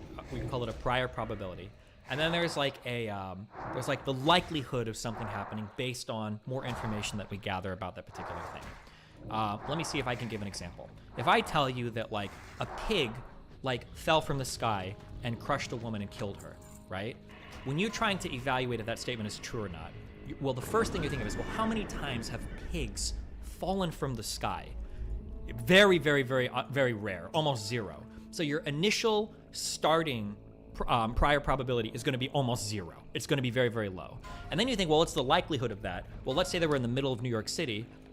Like, there's no chance you're going to believe this, right? But maybe they were at a function where you launch pigs with catapults. Well, even if it's really unlikely for it to happen initially, well, if they're at an event where they're launching pigs with catapults, okay, sure. Maybe that you start to update your prior quite a bit, and then you have at the very end, you've got, okay, well, there's a decent probability. Okay, sorry, that's just like my mind for how I evaluate things, how I figure out like what the probability is. Now, when you talk about the probability of me lying, okay, when we look at our priors here, we think about, well, how many times has Destiny lied publicly about what he believes? I feel like that prior should start very low. I am very honest about a lot of what I believe. Very honest about the Rittenhouse thing. Very honest about the trans athlete thing. I've been honest about a lot of issues that get me into a lot of hot water. And then when we look at this specific interaction I'm having with you, and I'm trying to update this with our, we'll say, a likelihood function. I'm trying to figure out, well, what is the chance that Destiny would lie this time? Given that my prior is so low on lying, or my prior to telling the truth is very high, and now I look at you, I am incentivized in so many different ways to tell the truth about cutting my bridge with you, right? Like, I would get so much public feedback for it that's positive. My community would love me. I'd make YouTube videos. I'd be like, oh, Destiny, blah, blah, blah, blah. So given all of that, at the very end, to say, well, it's plausible that he's lying about it. Well, what the fuck does that mean? Like, is it plausible? Yeah, but there's like a 0.001%. There's a plausible that anything could happen at that point, but nothing points to that. And then when you say like, well, I can't get in your head. Sure, but you could just listen to what I say, right? I don't understand what. See, here's the thing. You're. Oh no, wait! I gotta finish. Wait, two more things. Sorry, because you just spoke for so long. Okay. You go ahead. Yeah. Because you never interrupt. But go ahead. Yeah. I did it. I let you speak the whole time, and now if I'm gonna let. After I said, hey, stop interrupting me. But yeah, go ahead. Yeah. So I know that you're saying that you can't get in my head. That's fine, but you could just go by what I say, and then boom, there you go. And then I'm also pairing that with other things that you're saying in this video so far. And only 20 minutes in, you said some things that are just wrong. For instance, you said that you messaged me over and over and over and over again about the JFK debate. That's not true. You messaged me twice about it on the same day that we spoke, and then after we spoke, we settled it there. That wasn't like left hanging. We both said we put it on ice. We both said we didn't do any research for it, and then boom. And then you've also made this other weird accusation that I'm telling people in private, like Sneeko, not to platform you anymore. That's not true. I have all of these conversations publicly. I didn't say that you're telling him. You literally said in the video that in secret. You went on a stream and said, "Oh, the Groypers reported Mr. Girl." Yeah, I did say that because that happened. There's videos of Big Tech doing it. I didn't say you did it. Big Tech doesn't speak for the Groypers. I do. Okay, you made it sound like when you say the Groypers reported Big Tech, do you think that Sneeko thinks, oh, a streamer on Cozy, or do you think he thinks Nick Fuentes led an effort to flag Mr. Girl? Because Sneeko's familiar with it like we are. I'm being. I do that when you say that. Hold on, I'm gonna be ultra charitable. I'm gonna be ultra charitable and say that might be the case. That when I say the Groyper said something.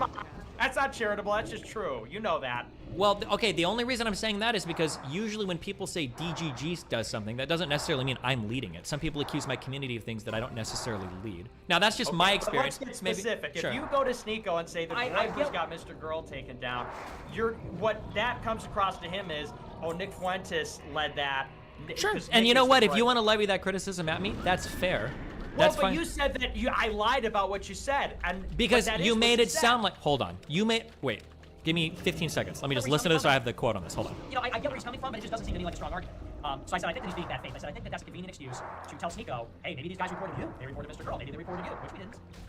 And ice that. And then for him to bow out of the debate that we had scheduled for earlier this week on Tuesday. We had a debate scheduled on Tuesday at 8 o'clock, which he just ghosted. He didn't come out and say, I'm not doing the debate. He just pretended like we never scheduled it. Did I ever say, oh, I did mention the Groypers reporting Sneeko. Do you know why I said that? No. Because Sneeko himself told me that he's seen chat logs of Groypers joking about spam reporting him so that he moves over to Cozy faster.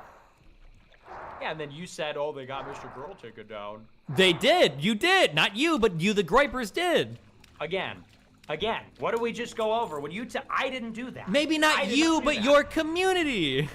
No, someone else said to his viewers, and again, we just went over this 10 seconds ago. Do you think that when you say the Groypers got Mr. Girl taken down, that, again, he's going to know someone else did it? To him, in his mind, that's me and my audience that I did that, which I didn't. And when I found out that Big Tech did that, I came on your show and said, oh, I disavow that, that's not my position, Yeah, etc. I understand. You keep saying that, but I don't know if that's because you truly disavow the deplatforming or if it's because you're trying to preserve our connection. I can't know that now, right? That part's been erased. I can't get into your head there because all of the incentives are going to align the same way. If I go on my Telegram without any context and say, I don't support deplatforming, I don't support Mr. Girl being deplatformed, you know, at that point, I mean, just like you're telling me your conspiratorial brain is leaking out, if I go on my Telegram and say, hey, I don't support deplatforming, not I don't support deplatforming because XYZ, because Destiny, you know, can't you just say, oh, well, he said he doesn't, and and once again, I'm telling you now, if people do that in the future, there's going to be consequences for it, and yeah, so and again, on. I agree, but remember how remember the heuristic I used for reasoning out the world, right? So what is my prior on Nick Fuentes when it comes to deplatforming? Yeah, I'm not interested in Bayesian analysis. I understand you're not, but I'm interested trying to explain how I view the world, okay? My prior to that is you having a week-long fight with Mr. Medicare defending Ralph deplatforming people. 5 months ago and has nothing to do with it. You can say 5 months ago, but then my other priors involve Big Tech and the Veda guy going through his channel, and then my other prior is you spamming anti-Semitic shit, celebrating his Twitter when he got deplatformed. What am I supposed to think on all of that? Yeah, go ahead. Hang on. So you said we're now just looping here. I know that's an expression you like to use. We're having looping. the same Circling the drain is thing another that one we I use. said just 10 minutes ago. How we got on here from 5 minutes ago is you said, you're lying about something I said. And I said, oh, really? What did I lie about? You said that I told Sneeko in private to deplatform, and I said, no, I didn't say that. I said that you told Mr. Girl that the Groypers got, you told Sneeko that the Groypers got Mr. Girl banned. And you go, well, you did. And I said, no. I said, I speak for the Groypers, not Big Tech. And when you tell Sneeko that the Groypers got him banned, what the implication is to him is that that was me and my audience when, as you said, it wasn't. And you said, well, if I'm being super charitable, oh, well, then he might think that. And that's not being charitable. It's not might. That is how Sneeko sees it. Sneeko doesn't know. You don't. Hold on. Me and him both know you, and me and him know each other pretty well on our own. I'm trying to be ultra charitable to you, but if you're going to try to attack me with my charitability, then I'll just be... I'm not attacking Well, you no, hold on. charitability. Because then my counter to you is what I'll say, like, if you were involved in the deplatforming, I would just say that. I wouldn't say Groypers. I'd just say, oh, Fuentes did this. So I think if Sneeko thought that you personally were involved, I probably would have just said, oh, Nick did this, not just the Groypers, Well, why right? don't you ask him? Why don't you ask him? When you said that, when you said that, we can ask him. Okay, the next time I'm on stream, I'll let him know. I'll ask him. Yeah, what he thought you meant by that, because I think it's pretty. I don't even think that. I don't think that is even that difficult to understand. That, Sure, maybe, yeah. You know, I that's just the way my it came overall across view, to him. and I'm only 20 minutes in, but my overall view is I just don't like that you're presenting me as being this sneaky, ulterior motive person when I'm pretty blunt and upfront with everything. When you're presenting an alternate state of mind that I don't think makes sense given the totality of all of my actions, and then you won't just take what I say at face value because you accuse me of lying. Yeah, you don't take what I say at face value, so. No, but you remember. Hey, I'm sorry, I'm gonna hammer you over the head with this. Remember our priors, okay? Bayesian. Yes. So my priors. so Hold on, I'm my Destiny. priors. Yes, my priors. Well, go ahead. Yeah, you do it actually. Go ahead. Yeah. So I'm Destiny, and I don't lie. I don't say anything in bad faith. I say everything I mean. Other people don't. No, hold on. Let's be a little bit more honest with that. So my priors as Destiny is one of the few. Wait. But you do lie. You do lie, and you are bad faith, and I reviewed it in this stream. We went back and we watched clips from our panel with Sneeko and Jadion and all of them, and your bad faith throughout the entire thing. Okay, wait. You're trying to pivot to a whole other topic. We can talk about this. No, it's not. We're talking about your priors. We're talking about your No. your We can. Bayesian If you want to priors. go over And that panel. Probabilistically, your likelihood to be not telling the truth. Sure. And that was the crux of it. If you get on later into it, throughout the panel, you're saying Nick supports non-whites being shipped back to their countries. Nick says he's a white supremacist. Nick is anti-Semitic. All these things, that's all bad faith. So if the Bayesian priors make you a perfectly honest person and me a total liar, well, I think the panel where you're calling me a white supremacist would sort of speak against that. Okay, if you want to go through and analyze that panel, I'd love to do that, okay? I'm okay with us going through any content that you want. Number one, okay? When I talk about analyzing our priors, okay? My priors as a streamer is my integrity and my honesty are usually two of my huge selling points. People will say something like, oh, Desi's an asshole, but at least he's honest. Or, oh, I disagree with this cuck, but at least, it seems like he believes in what he's talking about. That's the reputation that I have. Now, in terms of like frequency of events, there have been huge things that I've staked out strong positions on that I've gotten in trouble for. So I feel like I've got a reputation and a record, a decent frequency of events where I have been honest and truthful about things that are against the progressive narrative, and I've suffered big consequences for that. I've gotten banned from Twitter, I've gotten banned from Twitch, I've had a lot of other issues come up with like connections I've lost. That's my priors. Now, if you want to say Destiny, you were wrong on a debate panel, just because I try to be honest. Wait, hold on. Just because I try to, just because I try my best to be honest and good faith, doesn't mean I'm not wrong sometimes. I don't fuck up. There are absolutely things that I get wrong or fuck up, okay? But your priors are, you're literally on a stream saying things like, oh, well, you know, we use humor and irony to kind of like mask some of our beliefs and blah, blah, blah. I didn't say that on that. You're lying right now. I didn't say that on that stream. You jumped in when I was telling them that I was on the federal no-fly list to say, oh, I didn't say on that stream. I said in the past, you guys have talked about a sophisticated utilization of humor in order to 4 years ago, I said we used humor and irony to neutralize controversial topics. Sure. Now, if you want to say now, like, oh, I don't believe in that anymore, ever, you're free to say that. Okay, so it seems like you still do believe that, which is fine, by the way. I use humor to flirt with ideas. Believe what exactly? That we make jokes? I've never. Wait, hold on. Wait, why are you treating me with the political and humorous sophistication of a first grader? Right. The idea is you can use humor or irony or. I have never concealed my views. When have I ever once in my entire? I was in fucking Charlottesville, but I concealed my views. Sure. What I'm saying is that. Wait. Hang on. You just went on a big thing. Let me respond. Okay. I didn't even finish my thing because you hijacked it with the panel. Like. No. Okay, hold on. It matters. It matters. Because the point is, on the panel, because you're trying to tell me, according to Bayesian analysis, I've never lied. No! Oh, dude, come on. That's so bad faith. Hold on, I'm muting for a second. Fuck, he's losing it. Okay. We're gonna chill for 5 seconds. There? Hold on, I'm taking a deep breath and you take a deep breath, okay? I'm gonna do it. Give us 15 seconds of deep breaths, okay? 1 second. All right.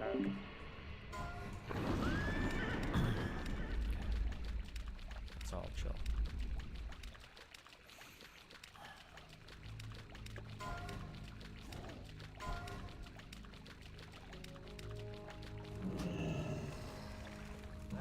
Okay. All right. Okay. I've never said I've never like lied or never been lied. You didn't say that? I said that in general I make an effort to be good faith, but go for it. Okay, go ahead. Okay. So look, I didn't say that you were wrong on the panel. I said that you're bad faith. And I go over it, so, you know, if you finish that video from my show last night, we go over it. There's a clip that was posted on Twitter, it's like 15 minutes of it, where they compiled where you straight up are bad faith about not just wrong, but you just misrepresent what I say, you misrepresent my position. You go in there, for example, and what does bad faith mean to you? Can you just yeah, bad here. I'll give you an example. Oh no, just tell me what bad faith means, and then you can keep talking. I just want to hear so we're on the same page. What does bad faith mean? Bad faith means you're not stating my position as you honestly understand it. Okay. Okay, is that fair? Okay. So you say in the debate, oh, Nick just wants to ship all the non-white people back to their home countries. You know that's not my position. We said that in the debate. You also said Nick's a white supremacist. He even says that he's a white supremacist. Now, you may think I am, but I don't go out and say that. And I don't even know if you think I'm a white supremacist. I'm not. Maybe you think I am, but I don't go out and say I'm a white. I don't go out and say that.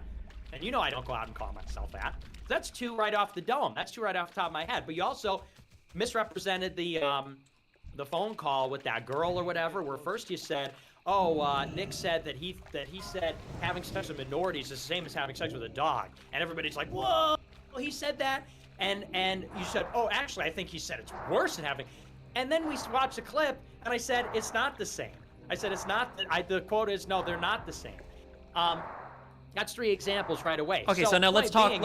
Oh, fuck. Well, wait. So if you're talking about Bayesian, whatever, you say, because I agree. You know, you're more honest than most people on the left, and you have a reputation as being honest. But that's not to say that people can't argue in bad faith. It's not to say that people don't come up with excuses for things, which is what I'm saying. And I don't know why we're in this debate about, you know, you have no right to think that, to be skeptical of what I said. All I said is I'm skeptical, and I even put it to the audience and said, look, I don't know. He may be this, he may be that, and you're like, well, it would make no sense for me to make an excuse. Okay, fair enough. And then I said, I offered a framework. If that's the case, then this is how I can reassure you. And I said at the end, I said, so the ball's in your court. If I set up a framework where you can reasonably expect the risk of flagging to be mitigated, then there's no reason why we can't reschedule it or something. I said, but if you don't do that, then obviously that shows that there was some ulterior motive. And to me, I think that's a completely, but you're here trying to like debate me into the ground of like, well, according to probability, I tell the truth all the time, so. Okay, hold on. You gotta, wait. About what I'm hold thinking. on, stop.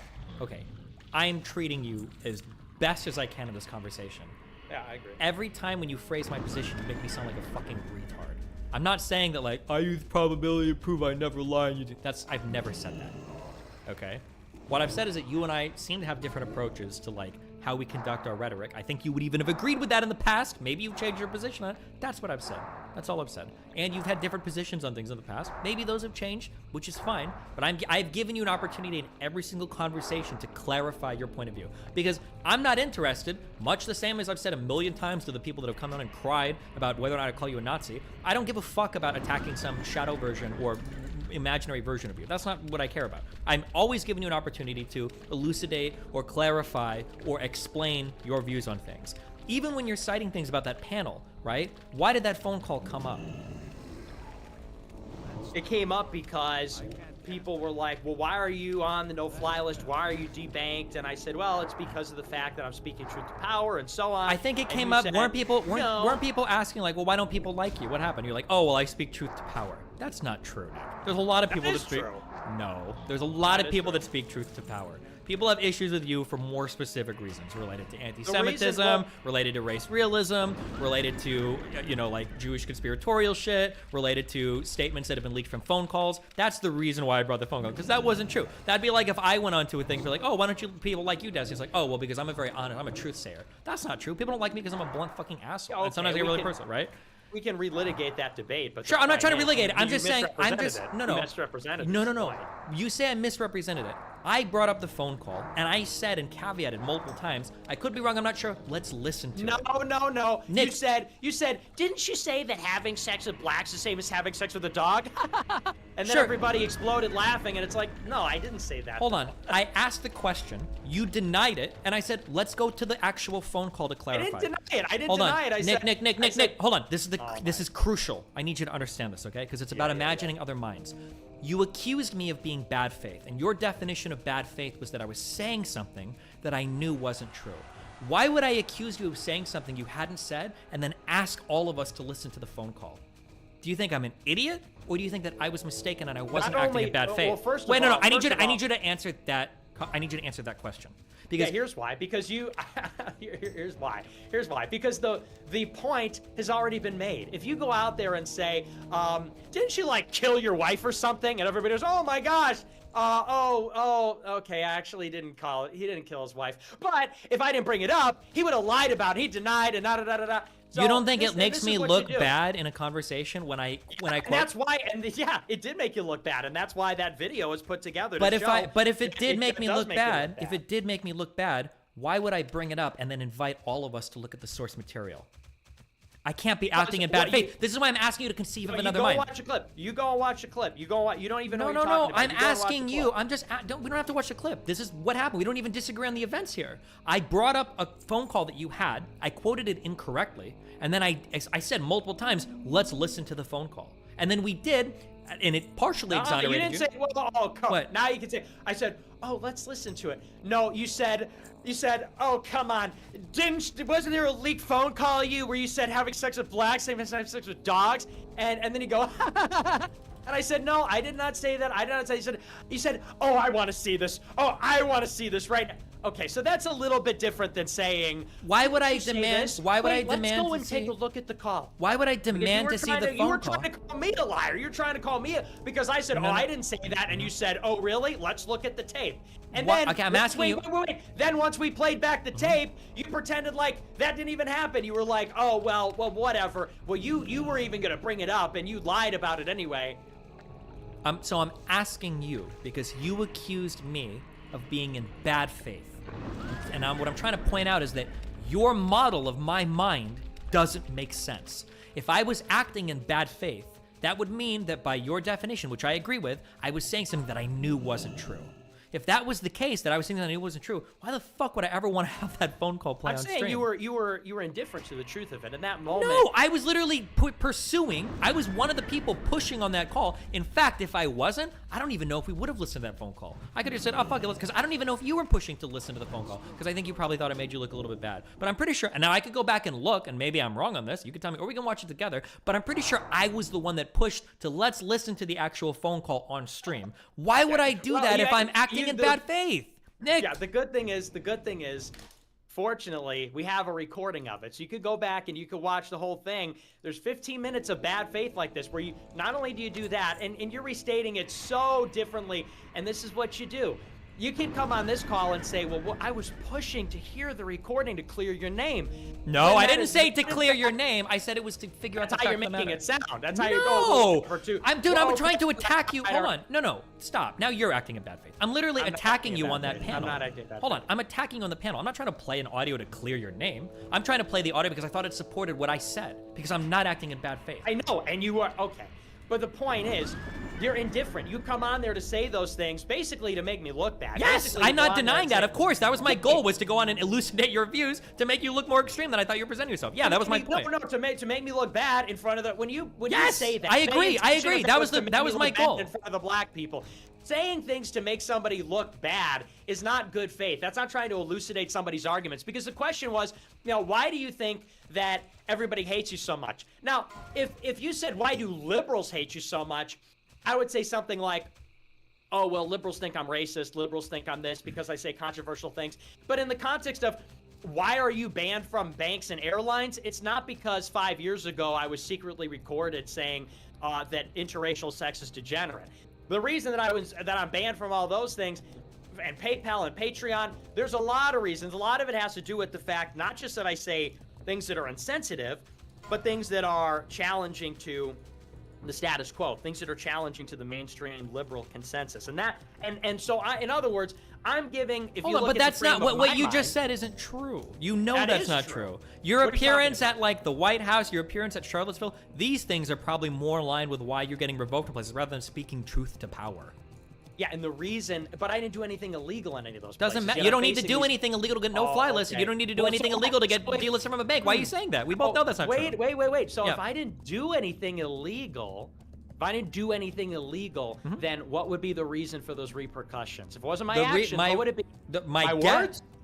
My guess is that when Hmm. people see ultra extremist rhetoric from the right, they probably want to. Words. Yeah, words. Yeah. Yeah, so I said I get banned because of the things that I say. Because I speak yes, truth but to it's power. but when you say speak truth to power, that could mean a million different things. There's a lot of people that speak truth to power that don't get deplatformed.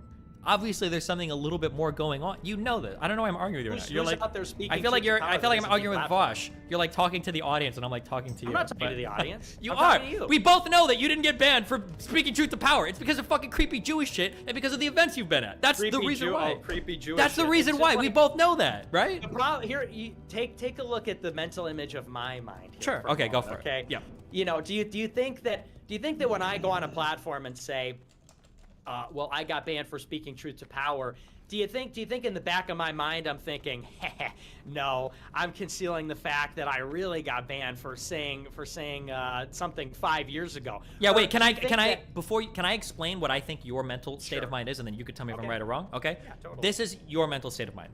When you're invited to a podcast with people that don't know about your positions, there's a spectrum from 0 to 100 where like 50 is the most accurate version, 100 is the most exaggerated version, and 0 is like the most charitable version that you can give relating to what's happened to you in the past for things. When you go on a panel where nobody knows you, your goal is to give the 0 position on everything.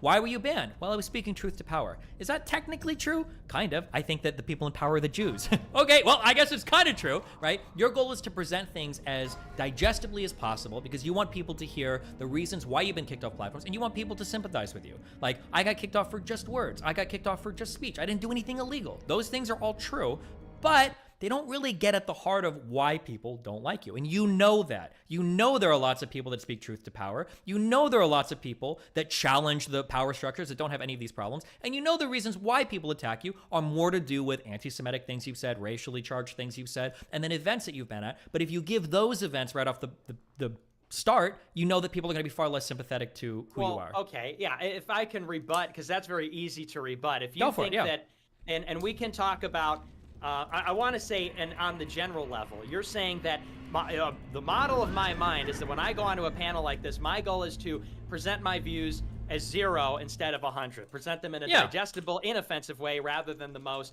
Okay. Well, when I first called Sneeko, the first time we streamed, the first thing we talked about, he goes, "What do you think of the Jews?" And I was like, well, they drink blood and they do human sacrifices and blah, blah, blah. So that's just like demonstrably not true. The first call I had with Sneeko, he said, what's the craziest conspiracy you believe in? I said, Read Blood Passover by Ariel Toph, which is about how Jews would harvest Christian blood in the Middle Ages. Like, that was off the rip. He's like, what do you think about race? I'm like, well, I think the races have different IQs. And he's like, oh, come on, Nick, you think I'm dumb because I'm Haitian? I'm like, no. I said, but, on average, Haitians have lower IQs than whites.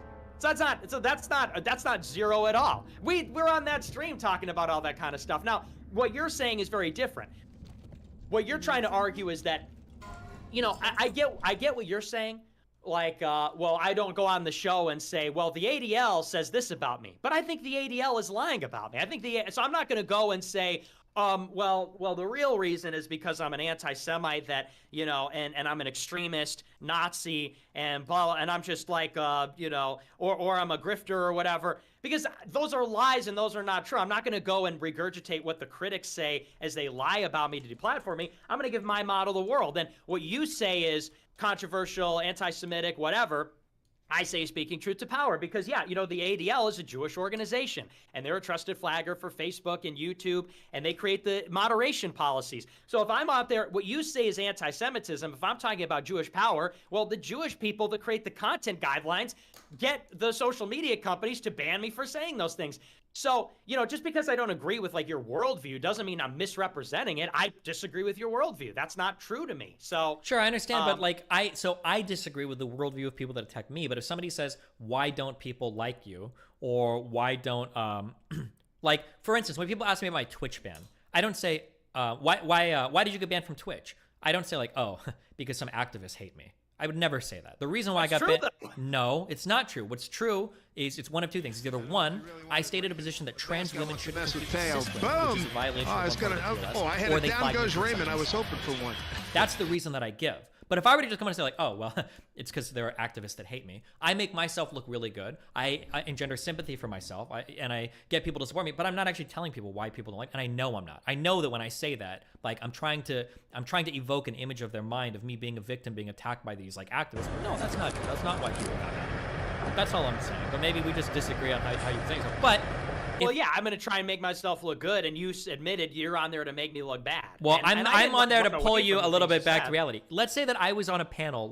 Let's say you were a much bigger figure, and I get invited to some panel with a bunch of fucking Christians or whatever, and I go on to this panel. They're popular. They're part of the monarch that you want. All these Christians, and I go onto the panel, and they're talking to me well, Destiny, what do you think about living life and blah blah blah? And I'm like, you know what? I think that a man and a woman being together is the way that we ought to live. I think that these are the way families should be structured. These are the values we should all strive for. And all of them are vibing hard with me and yeah, this is true. Their fans are typing in chat oh my God, praise be unto him. This is good. Blah. I think if you saw that and you were hold on, this is fucking bullshit, and you called one of them bring me on. You're Destiny, aren't you in an open relationship? Aren't you a fucking bisexual fucking I think you would be within your right to come on and pin me down on that because you see that I'm half presenting all of my views to the audience to win them over, and I think that you could rightfully be upset when you're okay, well, hold on, fuck, Destiny's fucking lying through his teeth about the shit that he believes here. I'm gonna go and hold him to account on this panel. And if you were to do that, I think that'd be fair. Yeah, sure, I can understand that. No?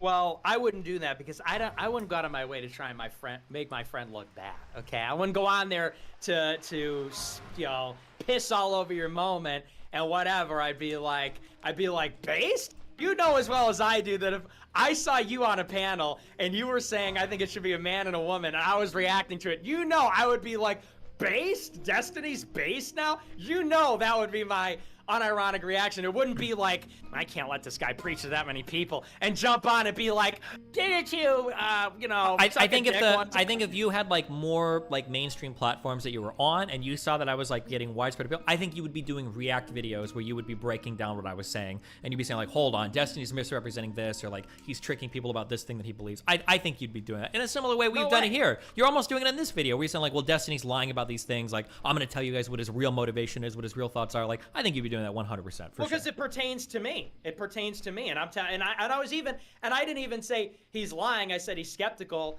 and you can be the judge. Because see, I guess the difference is like, I'm not like, if you are out there and I perceive you, because I don't misrepresent my positions. I say my positions openly. The other night on my show, I went out there and said, the only way to the truth is through Jesus, and Jews hate Jesus, so how are they going to get to the truth? Like, that's not, there's no concealment. If you want to know my real views, they're on my show every night. So I don't think I'm misrepresenting. But I also am not going to rush out there and, like, if you're going on a stream and you're spinning your liberal whatever, I'm not going to jump out there and get in the middle of it. I think that people should be able to express their views. Now, I react to it. I react to it on my stream and say, well, here's what I think is wrong. Here's what I think is right. But I don't feel the need to, like, nanny everybody and say, wait, guys, he's lying to you. He's blah, blah, blah. Shut up. You can't say that. You know, you need to, I'm going to pin you down and hold you to account. Pause. I'm going to pin you down and hold, I feel like people should be able to express themselves, and then there can be an answer. But you felt the need to, like, jump in and interrupt me and be like, throw in a bunch of shit that makes me look bad, call me, oh, he says he's a white supremacist, he wants to send you back to Africa. Like, that's not even true. He jumped down there to just basically, and you know that's not my position, misrepresent. I would have to go back. I can't trust anything you tell me because you misrepresent fucking everything. So I'd have to go back and look. Well, because you did about the phone call. Like, you're lying there. I'm the one that pushed for us to listen to that while you simultaneously. I said you misrepresented that. No, what? You're saying that, like, I am bad faith quoting a phone call, but then simultaneously asking us to listen to the phone call. That doesn't make any sense. Okay, you unintentionally misrepresented it, but you did. Wait, no, if I'm unintentionally misrepresenting it, that's not bad faith. That's just me being wrong about something, which I am a lot. I don't remember every fucking conversation you've ever had, or even every conversation we've ever had. But if you agree with that, I'm totally fine with you believing that, by the way, because I'm wrong about a lot of things. About the call, but I didn't, and I'm not, maybe you didn't lie, but you said, you just said 5 seconds ago, you said you lied about the call. I didn't lie about the call at all. I didn't deny the call happened. I said that what No, wait, I'm sorry, hold on, wait, let me clear. When I said, when I said you lied about the call, I didn't mean that you lied about the call on the panel. I mean that in our conversation right now, you lied about how you represented that call. That's what I was saying. What do you mean? I didn't lie about how I represented that it. You're saying that I did something in bad faith and I was bringing up that call to expose you. But those two things can't be true simultaneously. I would never bring up a call to expose you if I was acting in bad faith, because it makes me look bad. It makes me look wrong. And you even agreed that it made me look bad when I brought it up. So why would I demand we listen to it if it's going to make me look bad? Yeah, you can. Well, and you can go and watch a clip. I don't think that's good faith. You can, in tone matters, and you have a tendency to do this where you'll say, well, no. What I said was this. And it's like in the IQ thing. You're like, might there maybe be some teeny little differences between people? Sure. But I don't think anybody knows definitively which. And this you're even misrepresenting. You're even misrepresenting. Okay, if you want to talk about IQ, to make a point. Sure. It's to make a point. No, oh come on, you can't say to make a point. I'm gonna make you sound like a retard. Okay, that's bullshit. Okay, I try not to represent your views in that way. I don't need to make you sound. When you say IQ, listen. No offense, but when you say IQ is inheritable because a girl learned how to play chess, look at how you're framing it's retarded. When you say that, you know that you're not framing my shit at all accurately, right? Is that not what you said? You said it makes me you said, well, we can't know how much I didn't. No, hold on. Genetic. No. Here's what makes me I didn't think. even say we can't know. I said that it's a very. I said we don't. No, I said there's a ton of research, Nick. You don't even know my position. Nick, hold on. Dude, I just watched it and read it verbatim yesterday. You said, well, I don't think anyone has done enough research to say definitively because there's so many genes how much of IQ is determined by genetics. That's what you said. Yeah, that was that's closer. Thank you. That's closer. There's like 150 to 200 genes we've identified that contribute to IQ, I think. And trying to measure the differences in population groups as being the difference in IQ as being attributable to genes. That's like, I don't think the research is there to prove that yet. There's been a ton of research on IQ and intelligence, but that's a really challenging thing to prove, right? Just like economics is, all the soft sciences are like challenging things. When you get into these highly multivariate, that's what I've said. And to say that like, oh, well, you think IQ isn't heritable or the differences aren't proven because girls play chess. Come on, that's such And then you said, well, because right after that, you said, because they said, well, can you guess? Can you guess how much of the variance is due to genetics? And you said, I don't know. And he said, like, oh, come on. And you said, well, you're trying to make it sound like I secretly believe it's IQ. You said, but here's what makes me think. And you tell this sad little anecdote about how twin girls were taught how to play chess. And that is and you said, well, that makes me think. Think what?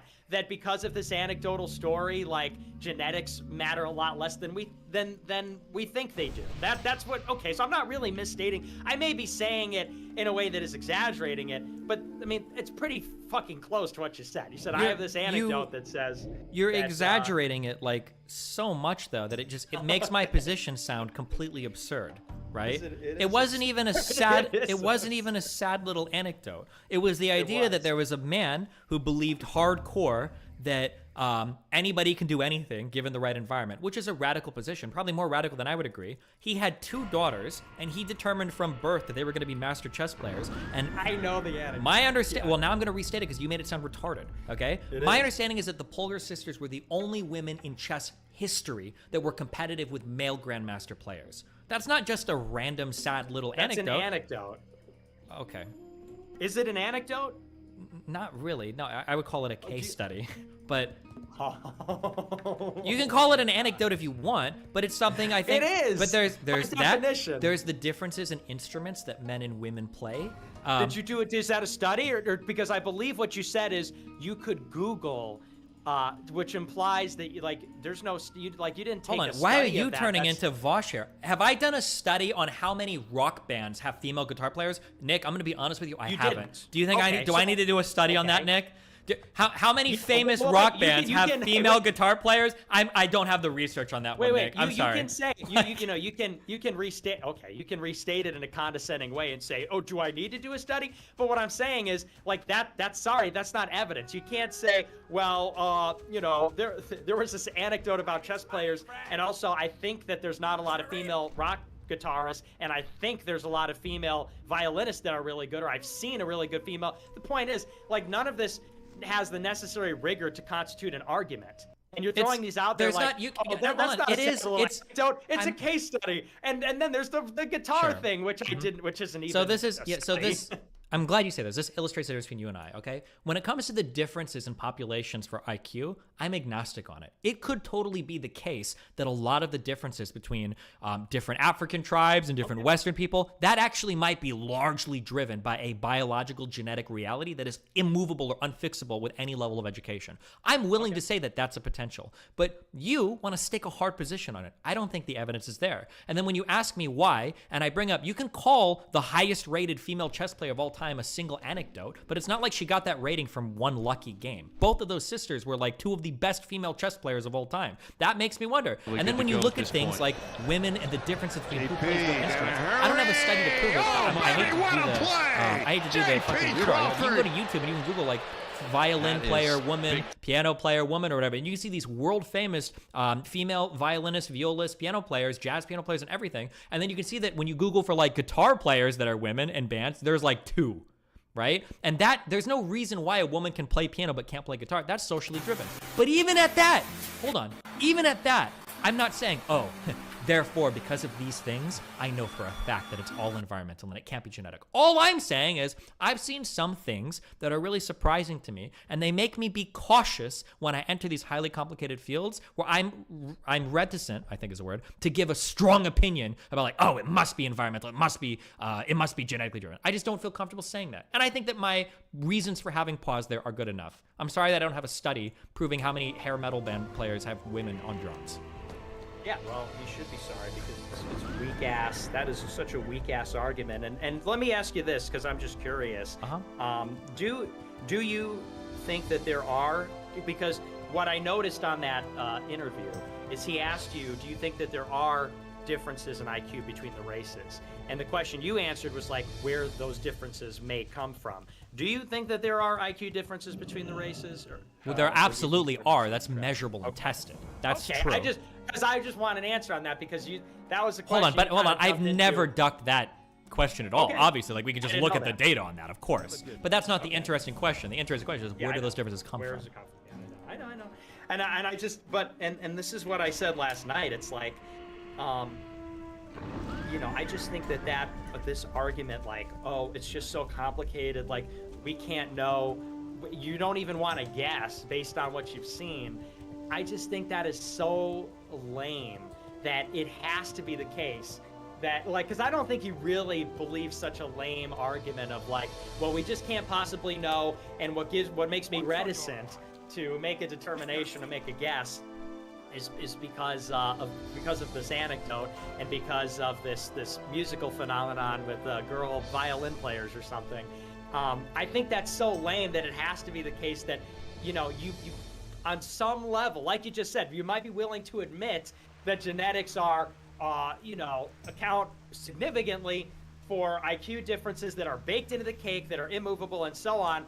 I mean, maybe you really do just believe it, but I just find that to be such a sort of paltry cop-out to say, well, there's so many genes that account for IQ, and, you know, we just can't even possibly, because I'm not saying that environment plays no effect. I'm not saying that I'm not a genetic determinist. I'm a race determinist. I think that it's a combination of environment and IQ, or rather environment and genetics as well, that shape IQ. But you're the one that's out here saying like, oh, I'm not a race realist. I don't believe in these.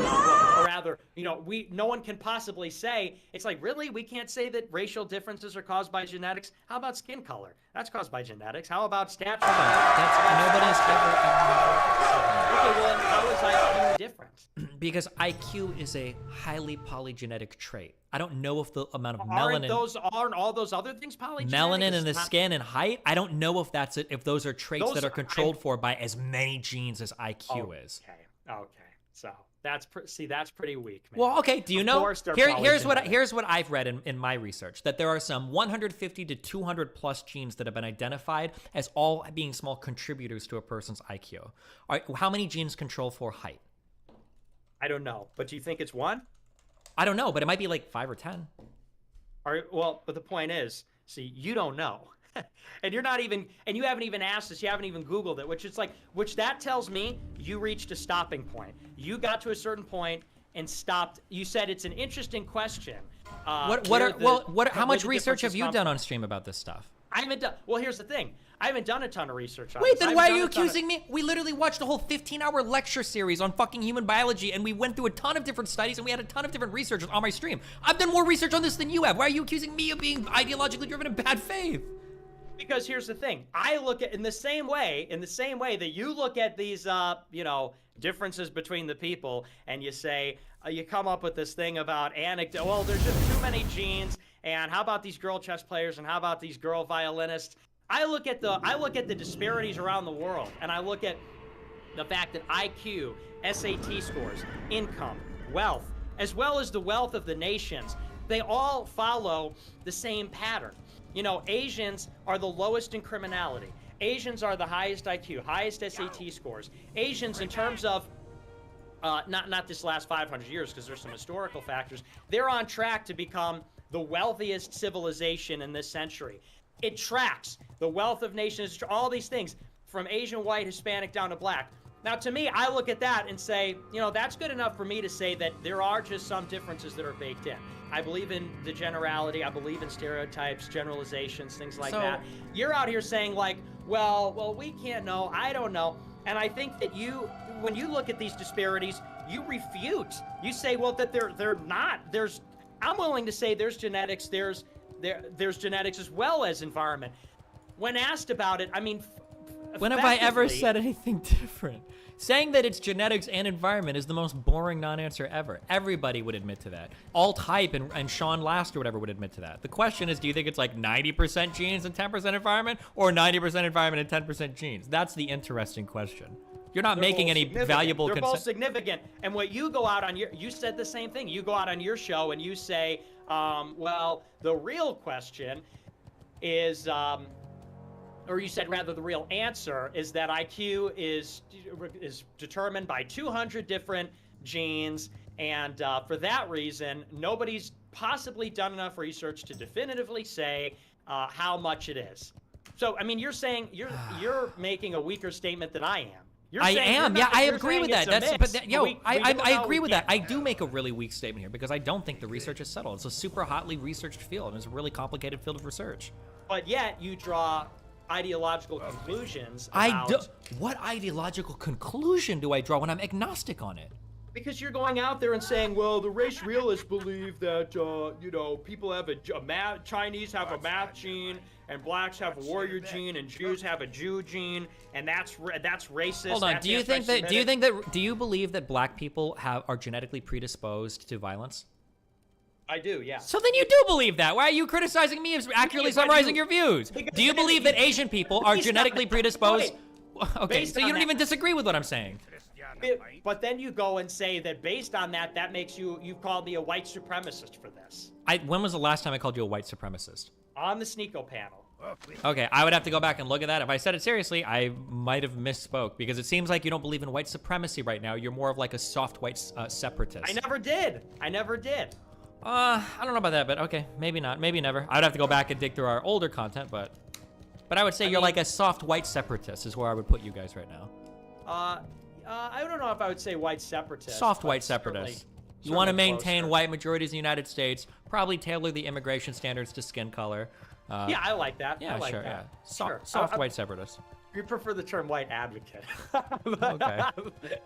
Let me, let me ask you this. So you say that you're open-minded about the idea that race is large, or rather IQ and race, or rather differences between the races are largely genetic. You're open if you saw evidence that that could be true. I'm open to anything.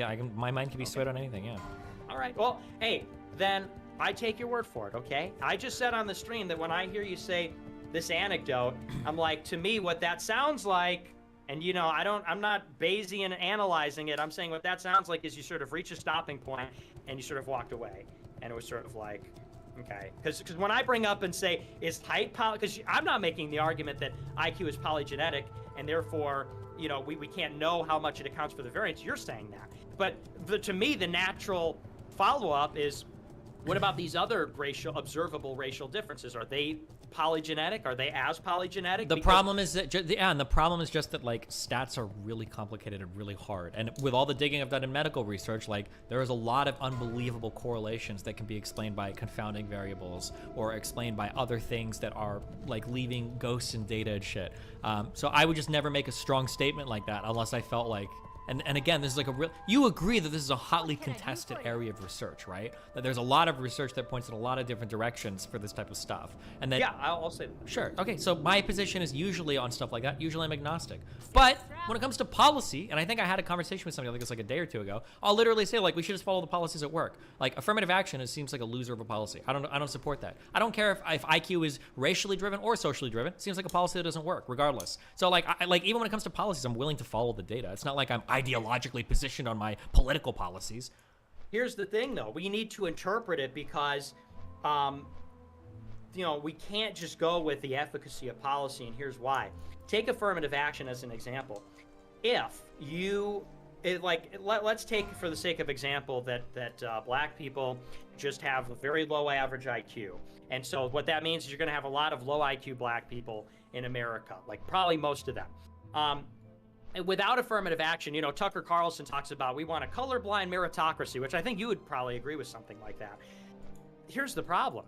If that is true about, you know, they can't overcome, there's not these, with or without the confounding variables, there's these immovable impediment to their success. It's like, then they're like all just going to be poor forever. And like, they're going to notice that.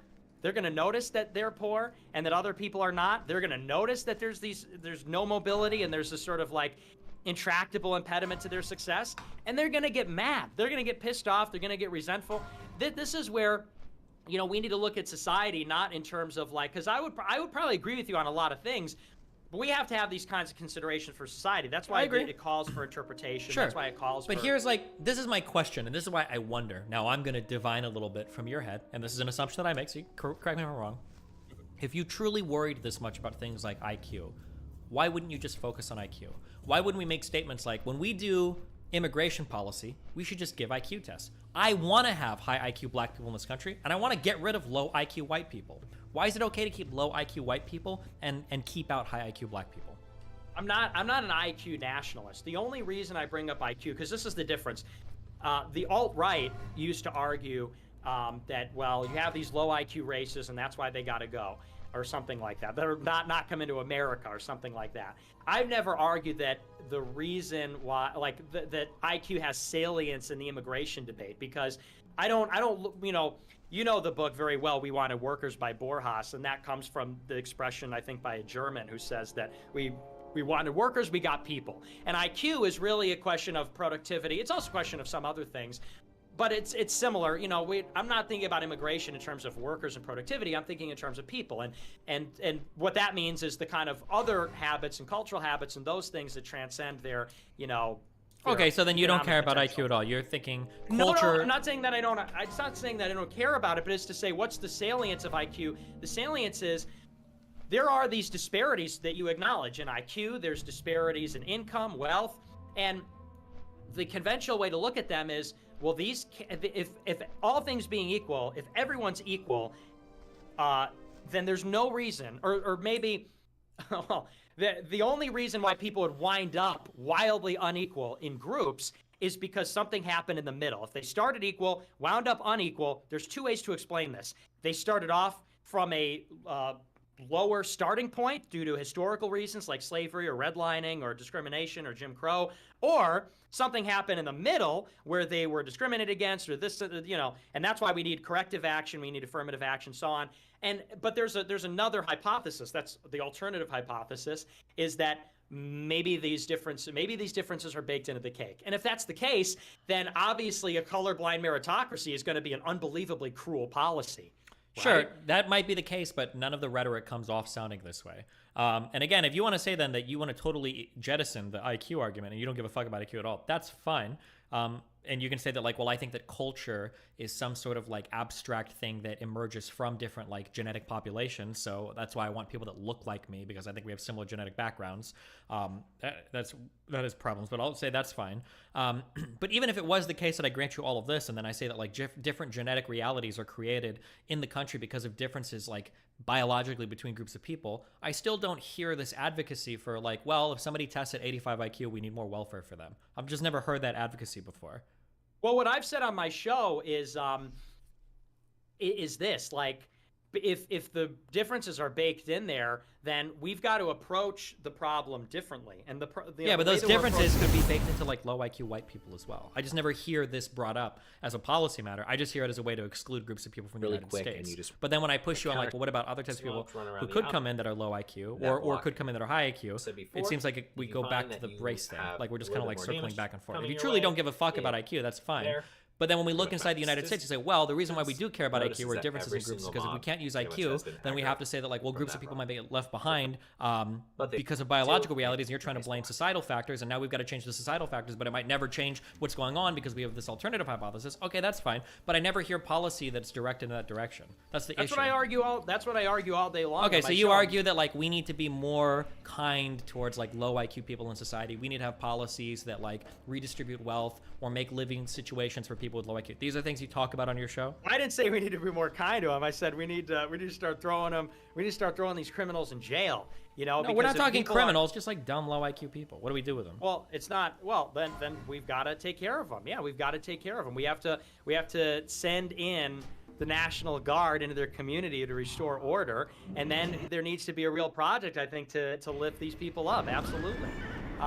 Okay, these people include like low IQ white people as well, right? It's not just white. Sure, yeah, absolutely. It's just the criminality happens to be a black problem, and I think that is not necessarily IQ, although that's probably part of it, but it's those other genetic differences. The point is, the IQ and these other arguments, they possess explaining power. That's why I'm interested in them. I'm interested in them because they have explaining power about, that is the question. Inequality is the question of the last 10 or 30 or 50 years. Income inequality, racial inequality, and like you would agree, that's a central question of the political discourse. And you've got people on the left saying the inequality arises from discrimination and racism and historical disadvantage. And you've got people on the right that are saying it's because of big government, or I don't know, some other. Yeah, the issue that I have with all of these arguments, I think they're all equally retarded on the left and right. I think that the left want to focus or fixate on history because they like to jerk themselves off for it. The right like to focus or fixate on other things so they can jerk themselves off for it. I think that if you're an intelligent person, regardless of where you believe the issues come from, we should probably look at policies that try to fix these issues, and then if they work, they work. If they don't, they don't. If we think that a lot of it is environmental, since that's usually what we can affect with policy, then we try to change that. If we think that the changes, and if that doesn't work, then we look to other ways to rectify changes. So some people just literally can't be computer programmers or whatever, then you fucking boost their welfare based on IQ tests or some shit like that. I just don't ever hear people having those types of conversations. It seems like these arguments are just vehicles for your other political discourse. You don't actually give a fuck about the people. That's what I feel like. That's the feeling that I get. But yeah, and I guess to me, I'm not like I don't have like a very strong like humanitarian streak or whatever, but I'm more interested in again, the explanatory power of those things, and because you're right, I'm not going into my show every night. I'm like, well, here's like a policy that I researched that will help this category. I'm more interested in, you've got this massive propaganda machine saying white supremacy, white racism, whatever, and I'm out here saying, no, it's not because of that. You can't blame white people for disparities that are baked in, or rather the iniquities imposed on other races historically by whites, because there's this other, I'm not going out there and saying so therefore, but I'm saying like, look, this is why things are the way they are. Not to say we should these people are inferior, keep them down or keep them out. I'm saying like, look, we have this crazy world with all this inequality, people's being smashed into each other due to globalization, creating unprecedented potential for conflict due to these exposures. How do we have these disparities? How do we cool the temperature down? Sure. Okay, yeah, you got it. Okay. Do you have any final words or thoughts for us? No, well, that was a good convo, right? I think that was, we achieved some level of resolution here, right? A little bit. Just engage. I need you to engage with my brain. I feel like you're not seeing all of me, Nick. It's making me sad. I'm trying to understand you. I'm working to understand you. This is such an incredible project we're a part of to achieve a mutual understanding here. It's tough, but we're getting there. Have fun, buddy. Be careful, all right? All right, you too, buddy. See you, bestie. Later. Let's play Valorant. All right, bye-bye.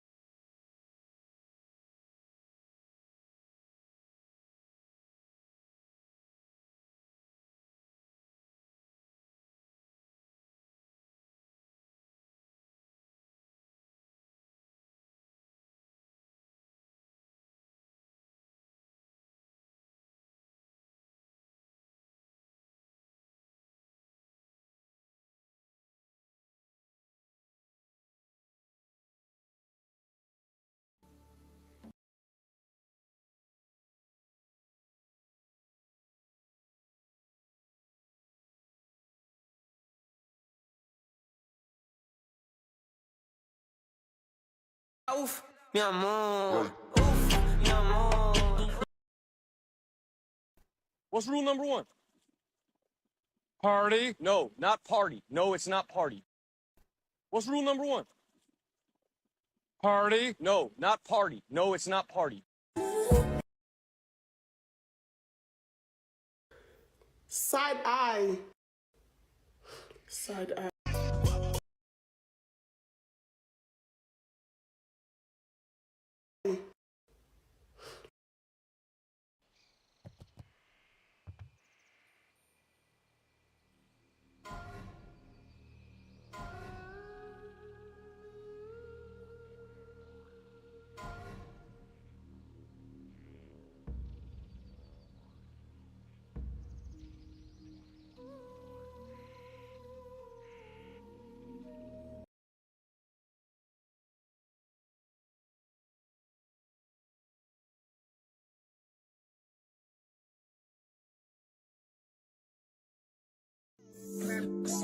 I'm in my ex. All right, so my name's Kayla. What a bunch of hippy-dippy baloney.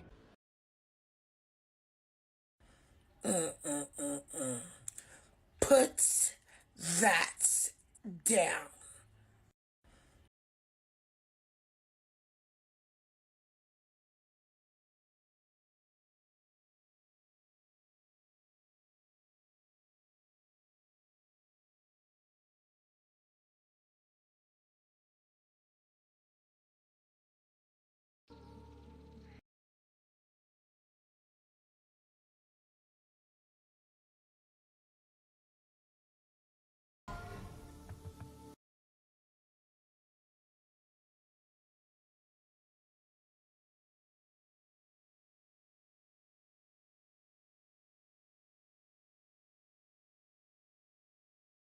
When classic World of Warcraft was first announced to be re-released, it was set to be one of the biggest moments for all World of Warcraft players in, well, over a decade. After years and years of asking by the players, Blizzard were finally going to be committing to making this dream into a reality. And when the game finally came out in 2019, it was huge. Millions of players jumped back into the world of Azeroth to see where it all began. And it was a moment that you could never truly replicate for a second time on that same scale. But as time went on, where players once asked for no changes, some issues began to appear with this old MMO. The modern player base was far more used to optimizing gameplay, poking holes in game design, and doing things for the sake of efficiency, even at the expense of their own enjoyment of the game. And where many had hoped the re-release would recapture some of that 2004 WoW magic, it was apparent that times had changed, and so had the players engaging with the game.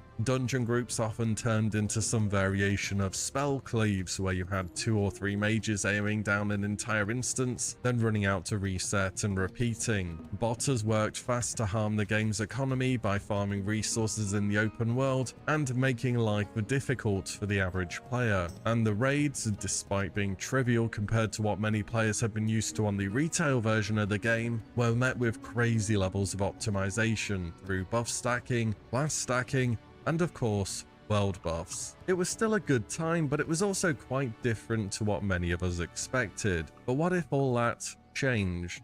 What if one core fundamental gameplay rule was altered? How much could having one life on a character really change things? The answer is even more than I expected it to. Whether you've got a chance to try out 2019 Classic WoW's release or not, Hardcore has so far turned out to be quite the different experience. And in today's video, I'm going to be going over why Hardcore is the experience Classic WoW really should have been back in 2019. But first, a quick word from today's sponsor, HelloFresh. HelloFresh takes the stress out of mealtime by delivering fresh ingredients and easy recipes right to your doorstep. You can choose from gluten-free, keto, vegan, vegetarian, and many other regimes. Early game resets will mean that as long as this game Classic released in 2004, you heard tales of how it would take people literally months worth of grinding to finally hit level 60. There was a little information online about the game, less communication among the player base, and many of us had to resort to sitting there reading the quest text to figure out where we had to go for the next step in our journey. And it taking so long all but guaranteed that there would be other players out in the open world working towards that common goal of finally hitting the maximum level. In hardcore, well, most characters don't make it past the level 15. And those early game resets will mean that as long as this game mode is even somewhat popular, those early game zones are going to feel alive. And that sense that there is other people in the open world make it feel as though it is a strong start for an MMORPG. It also means there will be people to group with for harder quests. The lower tier leveling dungeons will remain highly accessible. There will be tons of lower tier items on the auction house and so on. And when you do finally see a higher level player, who knows how long it's taken them to get to that level. It could be their first attempt, it could be their 10th attempt. And though players level much faster in general nowadays, for some people out there, it's going to take a substantial amount of time to progress a character towards max level. It will once again be a thing of substance just to have a high level character. And with that, some prestige returns towards the end game goals. If you end up managing to buy an epic mount, for example, that's going to be a huge achievement worth showing off. Not only did you manage to get level 60, and you managed to farm enough gold without having your character die once, but you also committed to that huge investment. That makes your character that much more special. There could be two separate players in hardcore. One of them is level 32 and is cautiously entering Stranglethorn Vale on their 7th character. The other is level 60 and has an epic mount and raiding gear, and they both have the same amount of overall time played. Having high level geared characters stand out was a thing for a very short space of time on the 2019 Classic release. For hardcore, I think the progressed characters are going to stand out a lot more. And that's even before we get on to raiding itself, which again is given so much more value by having a one life character. In 2019, you could do a walk through Stormwind or Orgrimmar, and there will be half a dozen Thunder Furies, and characters are near enough full best in slot gear. The raiding was so easy that everyone was able to walk in, and if you're lucky enough, you got some nice purple items for your time. Raiding in hardcore is about to once again be for only the very few top-end players. Now I will say just recently the world first Molten Core was completed the other day with 0 deaths by North American Guild Frontier on Defias Pillager, which is a huge accomplishment to be done in the space of 2 weeks. But that is one group of 40 of the most dedicated players out of a game with thousands and thousands of players. There is so much raiding content left to do as well, and it's all available right now. You could go and zone into Nax Ramus if you wanted to. And raiding is and always has been really risky as well in Classic. Sure, you might be good enough to get a character to level 60, but are you going to risk all of that time spent in a raid? I'd be scared even going into Molten Core. I've had some near enough unavoidable deaths in there during my time raiding on Classic. For example, the Firewalker mobs have an ability called Flame Blossom where they just start shooting fireballs at random players. If you were to get hit twice in a row or you pull 2 of them by mistake, you can get one shot if you don't partially resist either of the spells. Oh, and Living Bomb on Barangeddon can crit, by the way. I saw this happen twice throughout my whole time raiding on Classic, and one of them happened to me. So you always need a greater fire protection potion popped in advance here. So yeah, raiding, it's not exactly the hardest in Classic, but it's very easy to get one shot by random mechanics, or by just not paying full attention to your threat meter for a few seconds. You know, back in 2006, Nax 40 was estimated to have been cleared by well less than 1% of the total player base. The raid had such a legacy tied to it for this reason. It was seen as super high-end content that only the sweatiest of gamers even had the chance of witnessing, and in hardcore, that legacy is absolutely going to make a comeback. Hardcore puts the risk and the reward back into raiding. You will know the raiding guilds on your realm. Their gear and their mounts are going to stand out, there will be few of them, and the prestige in being in a good raiding guild will return. and I think that is far closer to the original WoW experience. And it's not just the high level or raiding experience that has changed, things are also different in a good way when you're first starting off on your journey. As mentioned earlier, the starting zones always being busy is and will continue to be a great thing. Classic did used to suffer from a sense that if you join the game late on that you would be behind, and there wouldn't be players to do low level dungeons with, the low level economy in the game would be gone, and that starting off a 10 game would be difficult. In 2004 to 6, Vanilla's population was booming and just kept going up and up. They had that constant influx of newer players to the game, and whilst most hardcore players will not be new to the game per se, they will be emulating that experience of creating busy low level zones. There is also, for once, less importance of being on the mega server or having picked the right faction on your server. We really are in the dark as for server population on hardcore. Usually we rely on sites which scrape Warcraft log data for estimates, but that's not going to be so useful when there's one guild that's cleared a raid and posted logs. On top of that, there just aren't PvP servers at all, and I know the PvP focus leveling experience can be a lot of fun, but it always, eventually, without fail, leads to servers just sorting themselves into Alliance should play on this server and Horde should play on that server. Without PvP servers, this is not a problem. On top of that, the servers are heavily layered at the moment. I've been playing on Stitches most of the time, and often it's had 10 layers. That's like a full release day of an expansion amount of layering non-stop. So yeah, you don't need to be on a mega server to find players. All of the servers are packed. Also, part of the concern with wanting to be on a mega server, as is what's happened on Wrath of the Lich King by the way, is that you want to maximize your chance to find other people to play with. Thing as in hardcore, the focus for most players is going to be the lower level content. I don't really see this being an issue either. This might well be the first time in classic history where it truly really doesn't matter where you want to roll or which faction you want to play. Not only that, but I think there's nowhere near as much pressure to min-max or pick the meta race class combos. Now, I will say the exception to this is if you are dead set on raiding in hardcore and that's really your only goal. But if you just lost the character at level 25, I'd probably think more about getting to level 30 next time and worrying less about the implications of your human warrior having +5 sword skill at level 60. For most players, what you want to roll makes a lot more sense just to be preference rather than what's seen as being best due to performance at level 60. Another side effect from the low levels being so busy is that there is, as predicted, an absolute metric ton of low-level items on the auction house. You can get well-itemized rare gear for sometimes less than a gold, which is just so cheap. Usually in Classic, you're waiting on a quest reward to not be absolutely garbage before you can upgrade your gear. On Blizzard's Hardcore, well, I went to the auction house on a level 20-something hunter and replaced all my bad armor with items that had agility on it for less than 1 gold. And if you can just send 1 gold over to your bank vault as you earn it, you can gear up, buy potions, consumables, all of that good stuff at super low prices. Speaking of gold, botting hasn't taken off yet.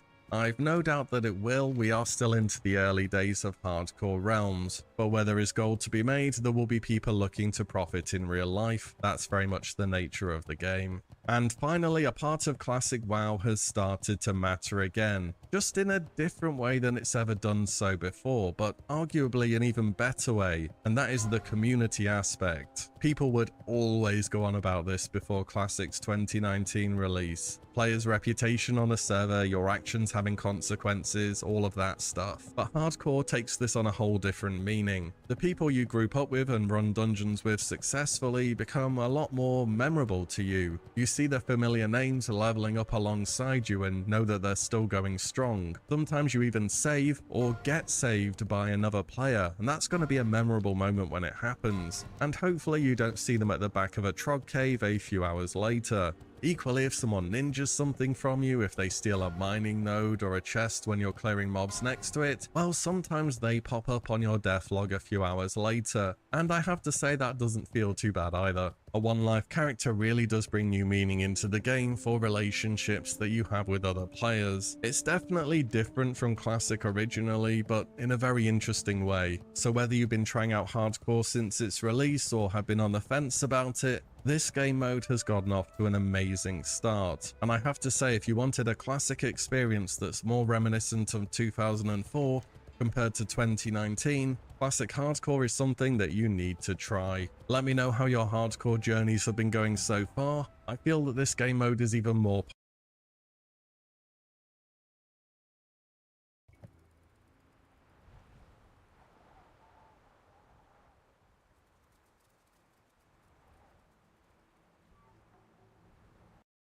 unless you think that like not liking women participating is a if you worked with all their dirty laundry, now I'm going to throw them under the bus. Now I'm going to empower myself by being the witness and being the accuser. Like Satan, by the way, the accuser. And so anyway, so I hate that. I hate when people do that. But here's my point. They all have the same thing in common, which is this. The witness, the teller, the accuser, is exculpated from, well, that's what they're exculpated. I was going to say exculpated from guilt, but that's what the word means. They're exculpated by the fact that they are stupid and that they are ignorant. That is what they all have in common. Because you might look at a person like Lauren Southern, and the sort of, natural question is, okay, you worked with all these people.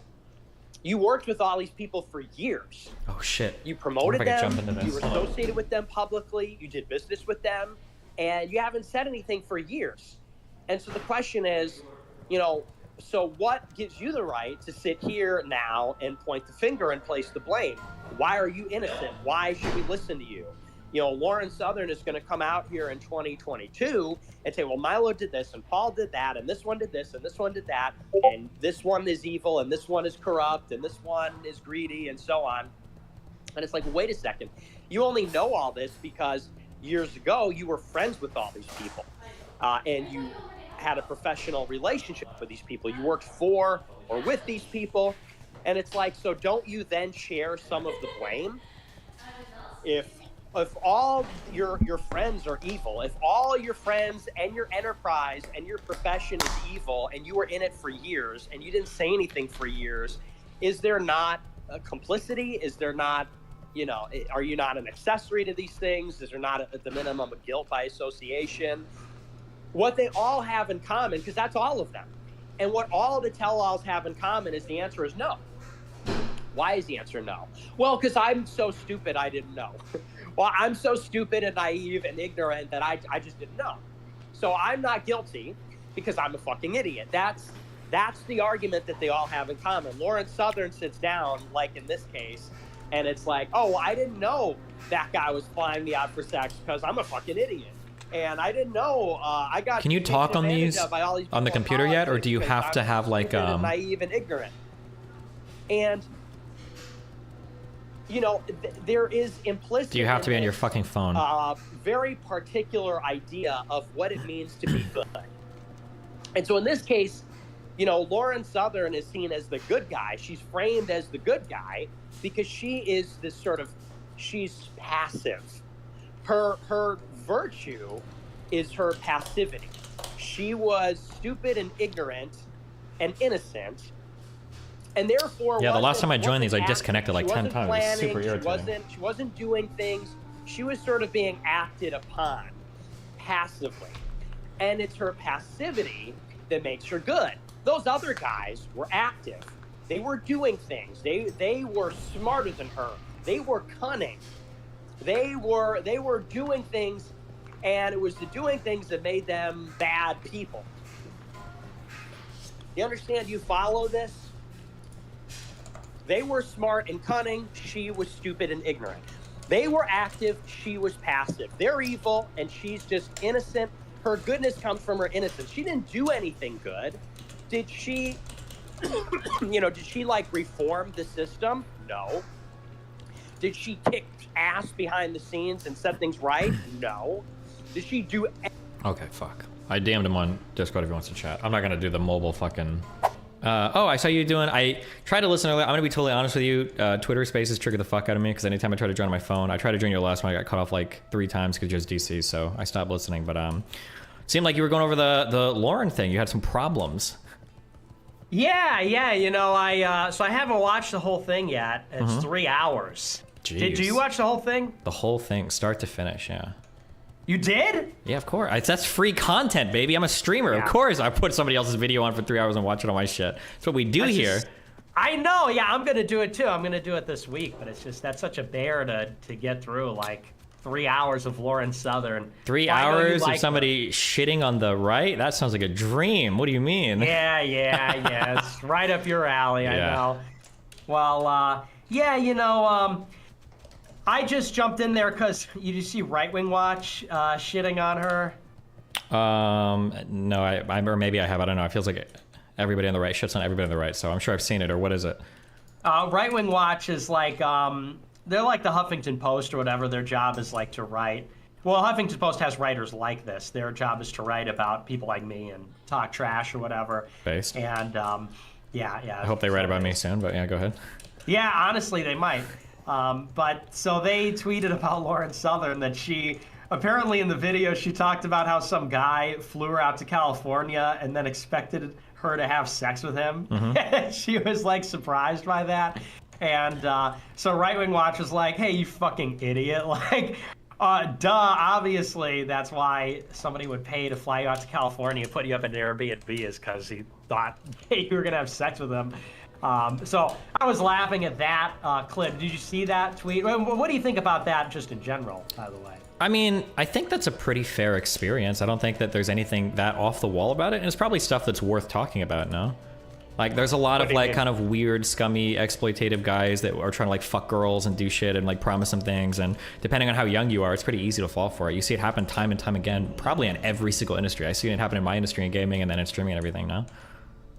Yeah, that's what I'm saying, though, is, like, I think if you're a woman, particularly in politics, it, you know, kind of goes without saying. It's like the casting couch type business. Like, well, yeah, but I think that was the issue that Lauren kind of had, was that, like, that feels like something that, like, sleazy, disgusting progressives would do, not conservatives. It seems like conservatives wouldn't be that way. But it seems like this is an issue that doesn't have to do with, like, left versus right. This is just like an online politics issue. But originally didn't seem to be the case, right? I think that's just a male-female issue. I think that as long as you'll have males attracted to females and females try to do it's things other than sex, men will try to use those things as a means to an end for sex. Yeah, I mean, you can say that, but then in that case, you've completely lost the moral high ground as conservative, which conservatives like to have, whether you believe it or not. Conservatives like to feel like they're the more moral of the, like, degenerate progressives versus, like, the family-oriented conservatives. So if you step into that world, especially, I don't know when she started, 18 or 19, if you step into that world hearing that and believing that, then to have that reality shattered, well, now it's like, well, why the fuck would I support conservatives over progressives if they're all just like sleazy scumfucks in their personal life? I think that's a fair observation. See, the thing is, though, I don't think that there's any loss of the moral high ground, because it's like, you know, we're acknowledging that that's sort of the reality of the dynamic between men and women. Like, I would say that I think nearly everybody that watches Lauren Southern, it's a form of that. Like, I think that people watch Lauren Southern because she's hot. You know, now that she's got all her plastic surgery, I think people watch her because she's hot, not because they think she's so interesting and has, like, interesting things to say. I guess it's like even your perspective here, and I probably feel more strongly about this because I come from a gaming background. Like, that comment. So, like, if I go through all of Lauren's stuff, I think earlier in her career when she did stuff with Shoe on Head, there were a couple of, like, booba outfits. But if you look at, like, all of her recent stuff, or at least from anything I've seen, maybe there's more stuff that I've missed, but, like, even on her Instagram, she's never posted, like, super hot, like, nudie shit at all for people to watch her for. And even for girls in gaming, it'll be the same. You'll have, like, the most, like, they wear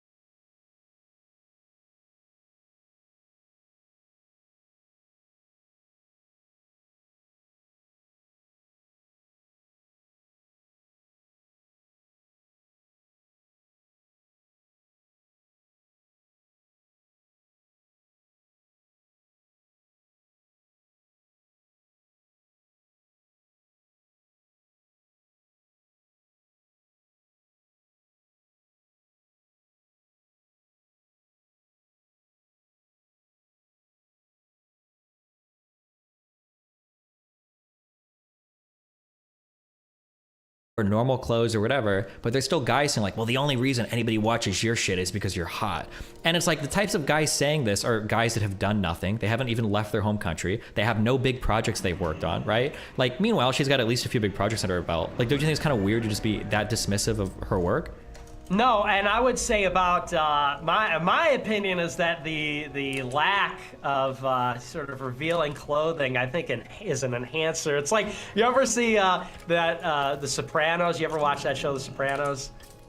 I've heard of it. I've seen clips. I need to watch it. I haven't, unfortunately, but you gotta get on top of that. Well, so in the show, Tony Soprano, he's an Italian mobster, and he goes to a therapist who's a girl, and you know, she's like wears business clothes and glasses, and he develops a crush on her.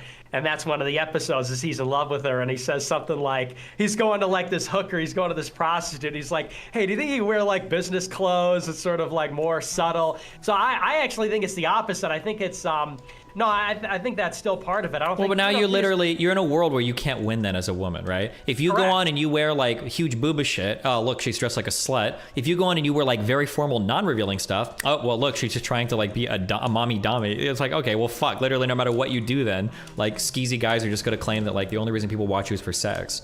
Yes, correct. Because so do you think women should just not participate in politics, or what?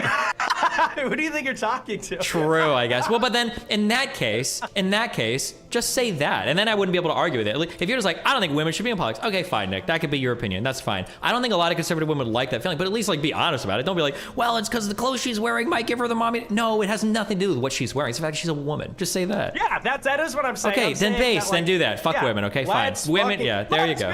Sure, let's go. Fuck women. Okay. Yeah, and regardless of what her intention is, like she very well may be like, you know, she thinks that she's out there making political content, you know, whatever.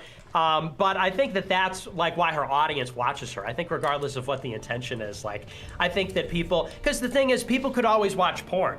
Like, I think that people, you know, watch women doing sports, you know, because you could say the same thing, like, why would like a woman like sportscaster? I guess they were more like revealing stuff than a political person, but it's the same deal. I think that it's all really about men being attracted to women, and it's less about, you know, women, you know, men seeing women having something to offer in the realm of politics. And, you know, and so she's sort of foolish for not understanding that, I guess, or, you know, I mean, like, yeah, I guess. Ignorance. So now we're hitting at like very fundamental views of like men and women and stuff.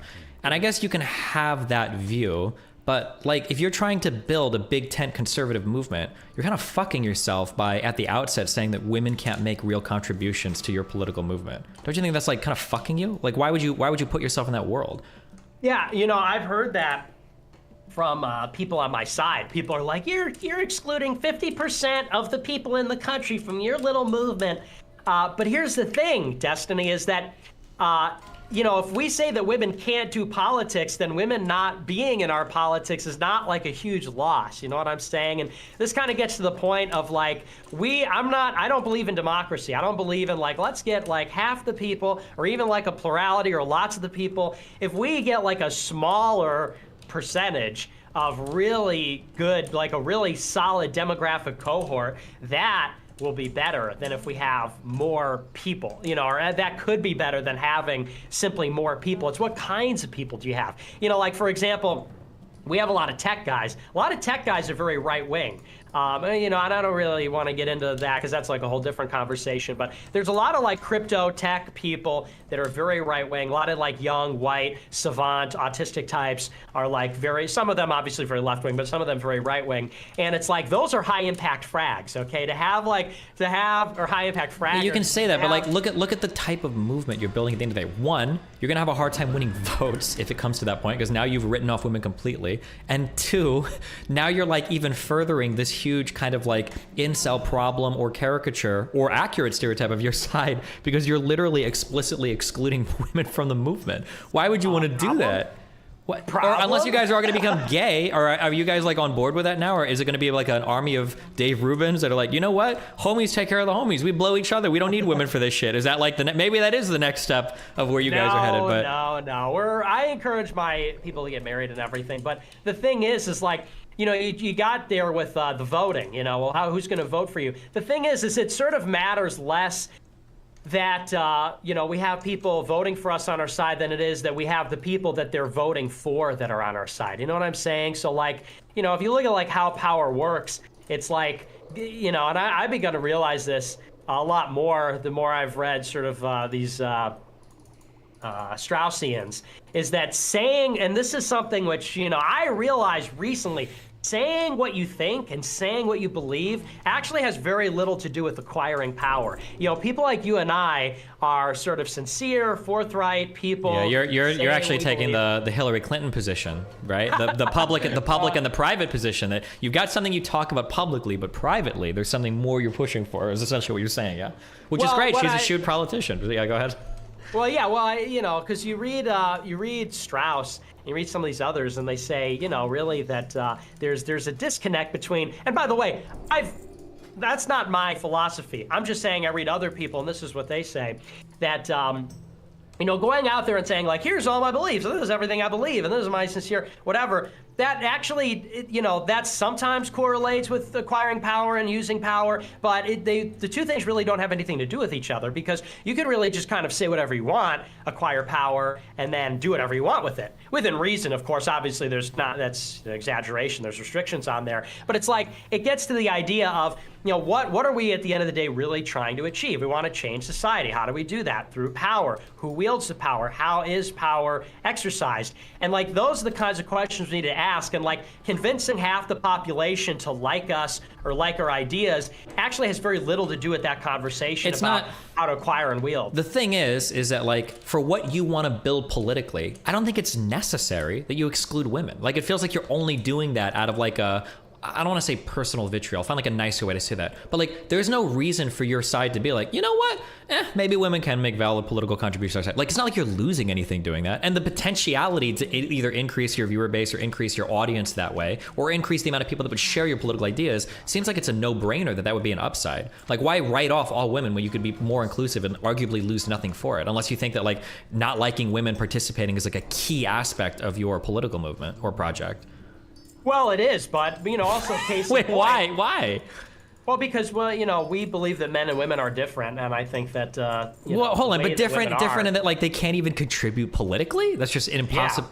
Yeah. Okay. Oh, yeah, basically. And, but what's more is, even in this particular example, like, Lauren Southern is the case in point.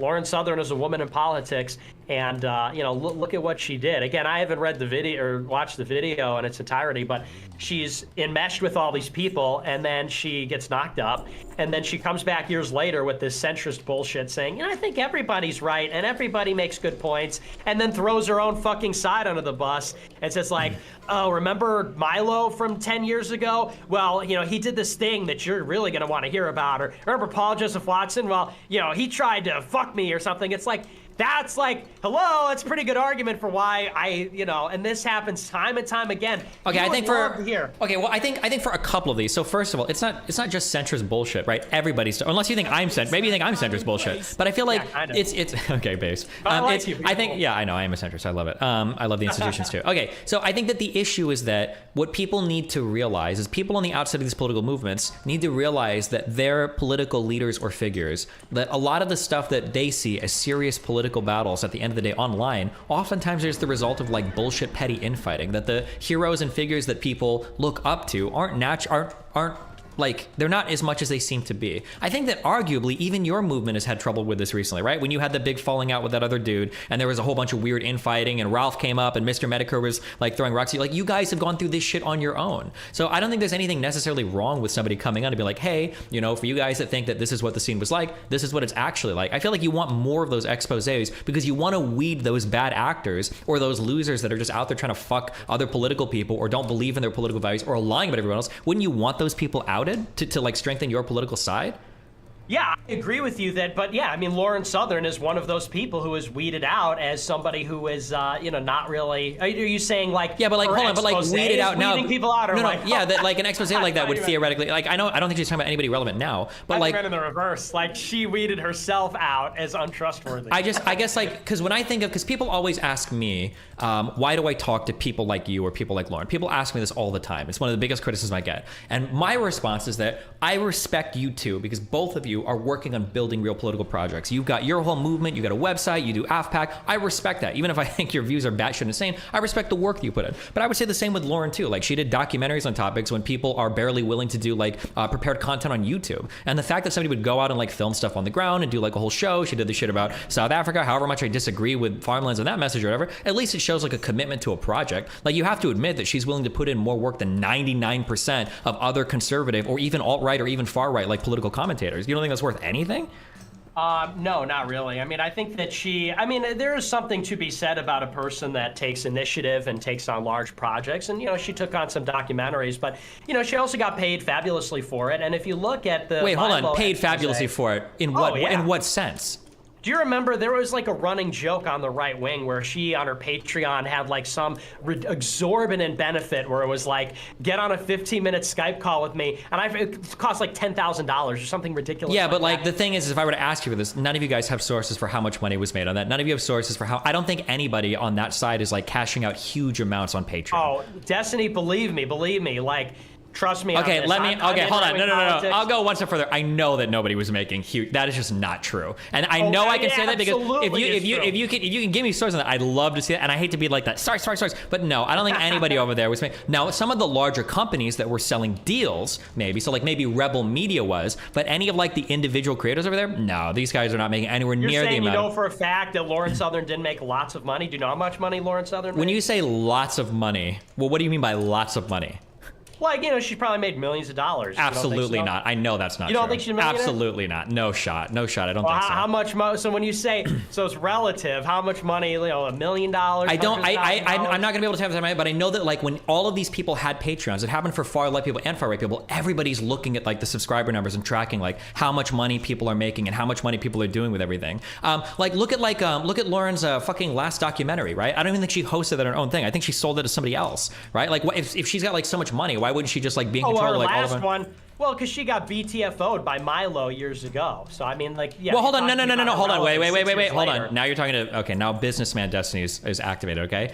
You can't get BTFO'd by somebody if you've got millions of dollars. No offense, but Milo is worthless, okay? Milo is never going to BTFO anybody that has like millions and millions of dollars by age 25. That's putting you in the top 0.001% of online content creators. So that story is just not true. If Milo can have an impact. What does the money have to do with that? What is the hold on. Because earlier you were saying that it wasn't a passion project. She wasn't doing documentaries because she believed it. She was just doing it to make fuck tons of dollars. And I don't think that was the case. I don't think anybody working for Rebel Media. I didn't say she didn't do it because she didn't believe it. I said that it just so happened that it's not like she's making some huge sacrifice if she's getting paid fabulously for it. Hold on. If she's getting paid fabulously for it, then here's my question to you guys, to the left and the right. Where are all of these other documentaries then? Where the fuck are they? If people can make so much money doing it, why is anybody else doing it? There's tons of them. There's tons of them. Are you kidding me? The right wing is a documentary mill. Have you ever heard of a man named fucking Dinesh D'Souza? He gets paid fucking millions of dollars, and he's the biggest grifter in the right wing, saying the Democrats started the KKK. We're all the country of Poland paid Jack Posobiec and Stefan Molyneux to make these documentaries. Yeah. They're fucking everywhere. So hold on. Firstly,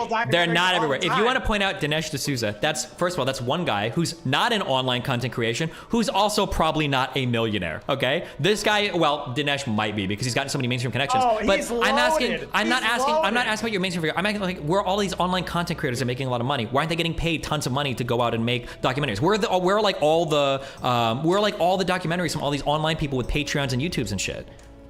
I'm just telling you, Jack Posobiec has made documentaries. Stefan Molyneux's made documentaries. Mike Cernovich made documentaries. What's his name? How many documentaries has Stefan Molyneux made? Hold on. Stefan Molyneux, if you're out there, we never got to debate. You're talking about that one documentary he made about Poland or whatever, right? The white nationalist shit. I don't think these people are making a lot of money on these things. I just don't think the money is there for these things that you think is. I don't think so. Dude, trust me. The way that you make money, hold on, fuck. Okay, we can disagree on this, but I'm telling you that you're wrong. If somebody has worked the business side of this, okay? And maybe you've got different experience, maybe I'm wrong, but like when you look at the people that are making money on this, it's going to be the companies behind it. So for instance, the big documentary recently that's probably made money is that Matt Walsh one, because in order to get that documentary, you've got to sign up for like the Daily Wire subscription service to do it. I bet those people are making documentaries. But if you were to bring out people like Stefan Molyneux, I don't think he made that much money in that Poland documentary. No fucking shot. No way. Yeah, well, listen, just because he, in that particular case, didn't make a lot of money, the point is he made a documentary because that is a lucrative thing that at the time was very in vogue back in like, I want to say 2018, 2019, and it still is. I mean, when I say there's a lot of donor money behind documentaries in the right wing, that's why, like, Stu Peters makes documentaries. I made a documentary. Like, I didn't get paid a lot of money but again, for my documentary. listen to when you say that. When you say that, so this is my business brain mode. When you say there's a lot of donor money to me, that means there's no money. Because when I work on projects, I don't need donor money to do it. I'm getting paid big dollars by corporations that are buying products from me, buying me to advertise shit, buying me to do events. If I'm begging for donor money, that means there's not shit there. That's what donor money means. That's what funds politics, dude. That's what funds politics. We're not talking Turning about Point USA raises $40 million a year in donor money, sure. dude. Well, we're not talking about just politics. politics. Okay, here's a link to her Patreon. According to this site, she was making $2,500 a month on Patreon. This is not true.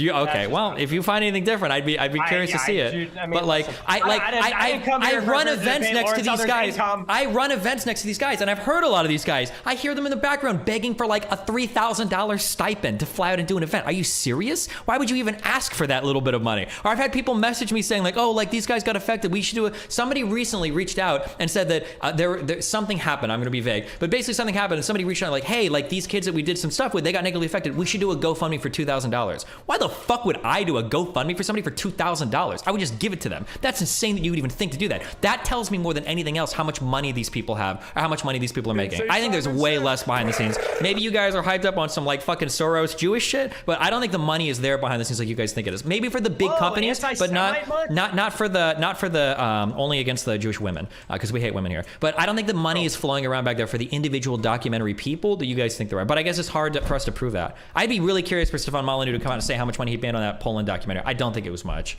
I'm saying, like, you may be right in that case that Stefan did make money on that, but I think that it's like a gold rush. It's like anything, you know, people see other people making money on things. People see that's a lucrative kind of thing to do. Just because they personally don't succeed at it doesn't mean they, like, I believe that a guy, and by the way, Stefan, I think his documentary in Poland, there was a time when the government of Poland, when I say the country of Poland, the government of Poland was literally paid Jack Posobiec to do a documentary there, paid Molyneux to do a documentary there. And yeah, again, sure. But like, again, like from a business perspective, like what is that telling you? Why are they paying for it? Because the money's not there to do it otherwise. Those government incentive yes, that's exactly why these programs exist. Government incentive programs exist like that because there's not the money to be made otherwise. Places like Poland are begging you. We'll pay you to come out and make a documentary because we know you're not going to do it otherwise. It's like the orphan drug program in the United States. Nobody's going to make a drug that cures 300 children unless the government's offering a special incentive for it. It's the same thing with these special incentives from governments to go and film places in these other countries because the money's not there for it. Well, it's just like a tax incentive, you know. I mean, like, you know, in Georgia, the state of Georgia, they have a big tax incentive for production. Now, does that mean that you can't make money on production in Georgia? No, but it means you probably wouldn't go there if it wasn't for the incentive. That's the whole point. Yeah, and that's the same thing with Poland. Poland subsidized a doc because people. It doesn't mean that people wouldn't make documentaries. It means that people wouldn't make the documentary in Poland. I was just making a side point about that arrangement. But the point is like people pay for these documentaries. Just trust me on this because you're skeptical. You don't have to trust me. You could look into this. Dinesh, James O'Keefe, all those guys. It's a bit. Peter Thiel funds the documentaries. I don't want to get too much into that, but he's got like production companies that's what they do. The documentaries are very big money, very lucrative content. I think that's a big reason why Lauren switched from being a YouTuber to doing the documentaries is because it was I will tell you that somebody of her size is making way more money on YouTube than you could ever dream to make on documentaries. It's not even close, Nick.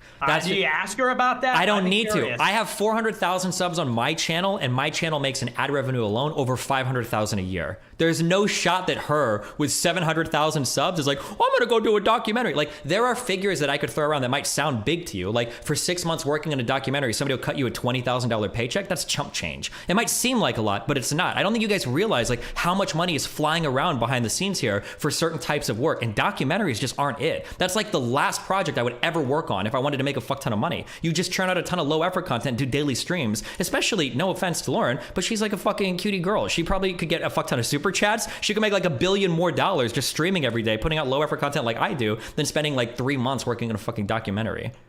I disagree. I don't think that she could make a lot of money streaming. Number one, because I don't think she could probably do it on Twitch or YouTube. She'd have to do it on something like Odyssey, where she would make lots of money. She's already been streaming on YouTube. Why could she not just keep doing really? that? Yeah. Does she stream on YouTube? Yeah, it's not that hard as long. Well, maybe for you it would be, but as long as you stay away from the Jewish stuff and the and other crazy shit, you're probably going to be okay on YouTube. Maybe not on Twitch, but on YouTube you will. In any case, you are severely underestimating the amount of money that is in these documentaries. I know people that have raised like millions of dollars doing these documentaries. And that's production budget, but believe me, people that are involved in these things get paid very handsomely.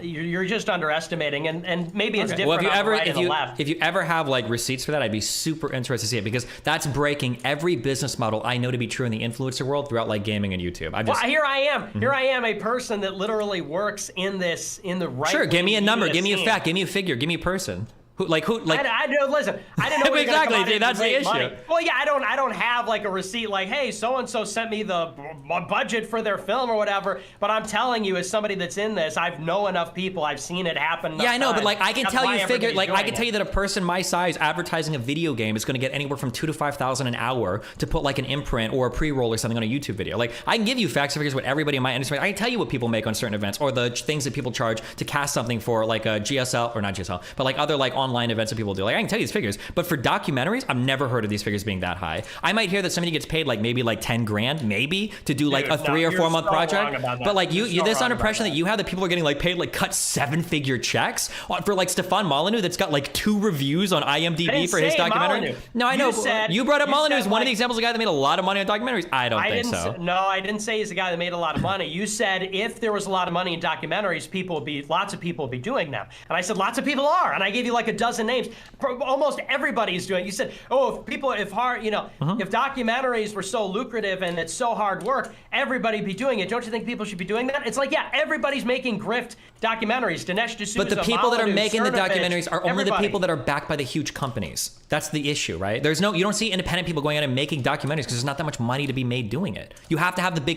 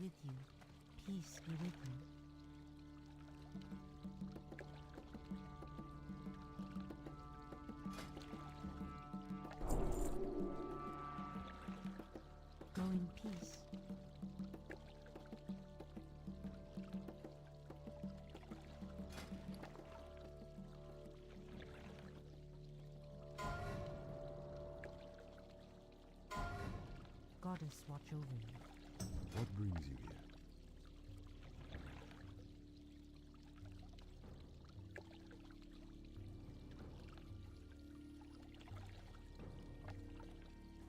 The next we meet.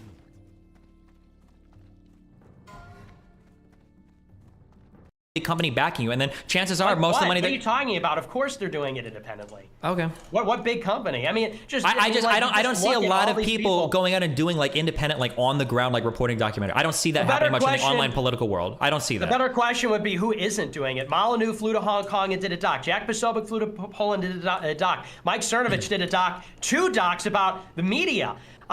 Where he's going to other countries and like that's off the top of my filming. head. Yeah, but hold on. So when you talk about Posobiec or Cernovich, are these guys like backed by companies? Or are they doing this like all independently funded? What do you mean independent? Because I don't Just like did it usually by these guys are themselves? like, yeah, or they're like working with their own companies and doing this stuff on their own. It seems like these guys are all part of big companies that are getting bankrolled or funded by other people. No, they definitely. I mean, they're getting bankrolled. But you think Lauren Southern was not getting funding? Not this huge exorbitant funding that you're talking about. No, not generally. Oh, she was backed by Ezra Levant with Rebel, and that's a big company. They raise millions of dollars doing grip. They raise millions of dollars for the entire company, right? Yeah, they You're looking at eBay revenue about versus bullshit. profit. There's a huge difference there on the business side. You see, I mean, you're like, you're really just splitting the hairs. I'm here. not I splitting mean, it. No, these are. I'm sorry. Hold on. This is just because I feel strongly about this because it's my business now, right? When you talk about like profit versus revenue, it's like these numbers are important, right? If you're gonna tell me like this company raised $2 million, okay, and they've got 30 employees that they pay over like 2 years, like this is not any amount of money. This is probably barely covering expenses. If I'll concede this to you, okay? If you guys ever come out with like big receipts, I'd be super curious to see that because like that's what I need to see. Show me that like Cernovich got paid $2 million for some documentary, or Lauren Southern raised she raised $5 million and it only cost like $100,000 to put this on. I'd be curious to see those facts because we have them. I know you don't though, and I know they're never gonna come out. But if they do, I'll admit they're like, okay, yeah, I'm incorrect on that. I'm telling. Yeah, I mean, like I said, I thought we were here to talk about the 3-hour documentary. If you want, we can do that. We can documentary. Sure. Well, point being is like. I didn't come here with like a 20-page document about here's all my evidence that like right-wing people make lots of money doing documentaries. Sure, and that's fair. I'm telling you this is somebody that knows everybody in the scene, been in the scene for years, and I know you're saying that, but like I know people too, and you said things that I know personally are incorrect because I've heard other things from other people. Such as what? Like, well, I'm not gonna. If you're not gonna, making... not even just from her actually, but from other people. But I'm not gonna sit here and hash this out if you're not gonna tell me anything exact. But there are things that you said I know are not true. But that's like irrelevant. What? Such as what? Well, if you're not going to volunteer any exact fact or figure, I'm not going to volunteer any of my exact facts or figures. That's just how it goes. Well, I'll give you things related to me and my industry, but I'm not going to dig into the political world because I'm barely making these connections. I'm not about to burn every connection I have to like win a debate that you're losing already. Okay. We're in a debate about who is making money and how much money they're making. The point is, to get back to the original point about she's making the Farmlands documentary and wow, isn't that so great? Mm-hmm. And I said she got paid money. I mean, like these e-celebrities and influencers get paid lots of money. And the point is like you could say, they're doing lots of hard work. You could also say, I mean, yeah, that's true, but they're also getting paid money. And you said, oh, well, there's no money in documentaries. And it's like, because if there were, everybody'd be doing them. And I'm like, yeah, well, everybody is doing them. And you're like, well, but they're not making that much money. And yeah, like, I understand. We're going around in circles of this. Like, here is my impression of somebody who's spent a long time in this world, 12 years in online entertainment. If you want to make money, the lower effort, the easier it is to churn it out, the more money you're making. You would never, ever embark on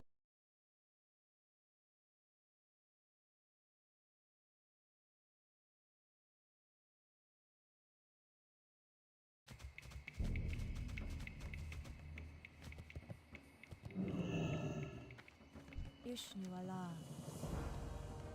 Good luck, friend.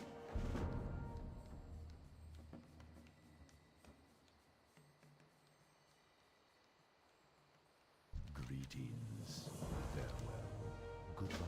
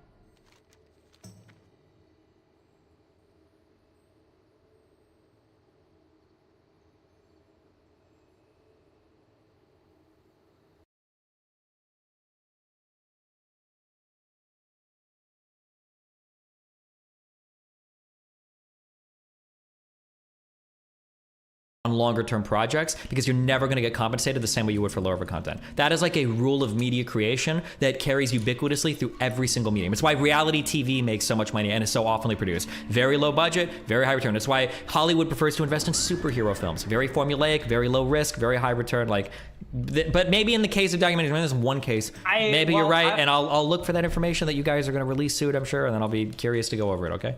I understand what you're saying. I agree with you in a certain sense, but there's also, like, the political scene is a little bit different because unlike the world of entertainment media, you know, you do have this political thing that it's not just a product, it's also propaganda. And so there are people that pay lots and lots of money, and sometimes it is low effort. Like, honestly, doing these documentaries, not like the high budget kind of thing that you're talking about.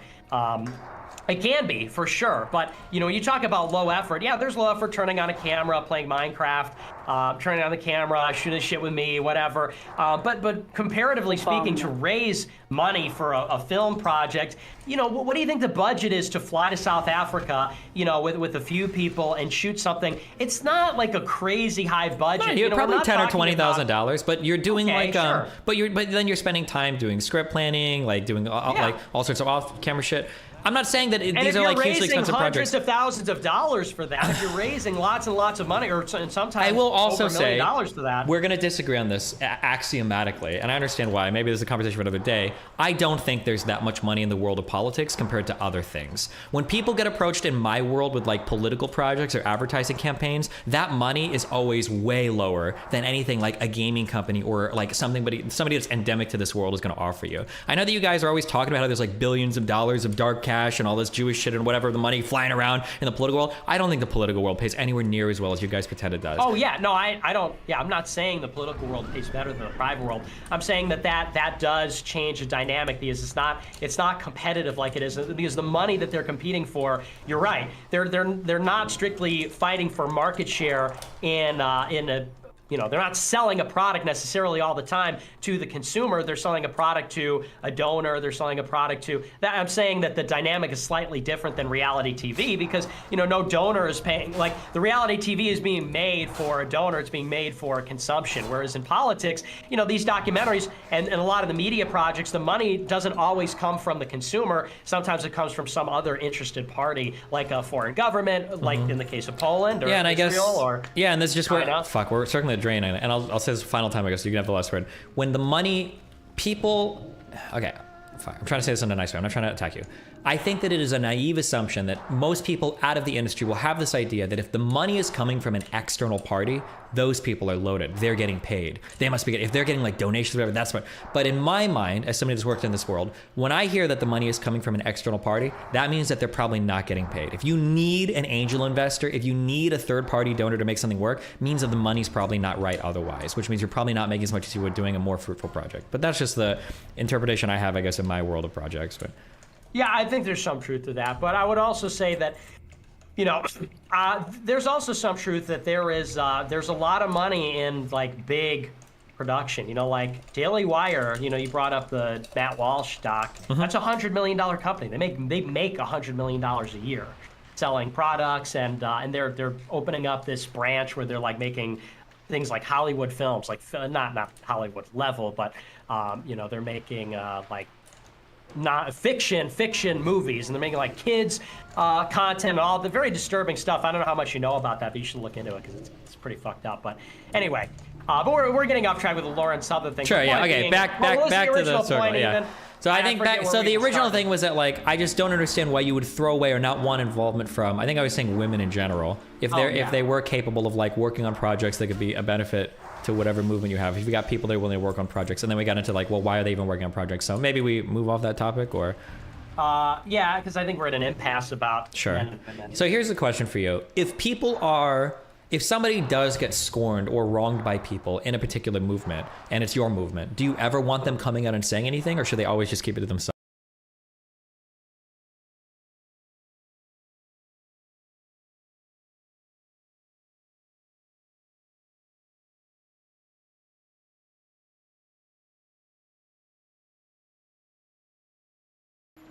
Selves.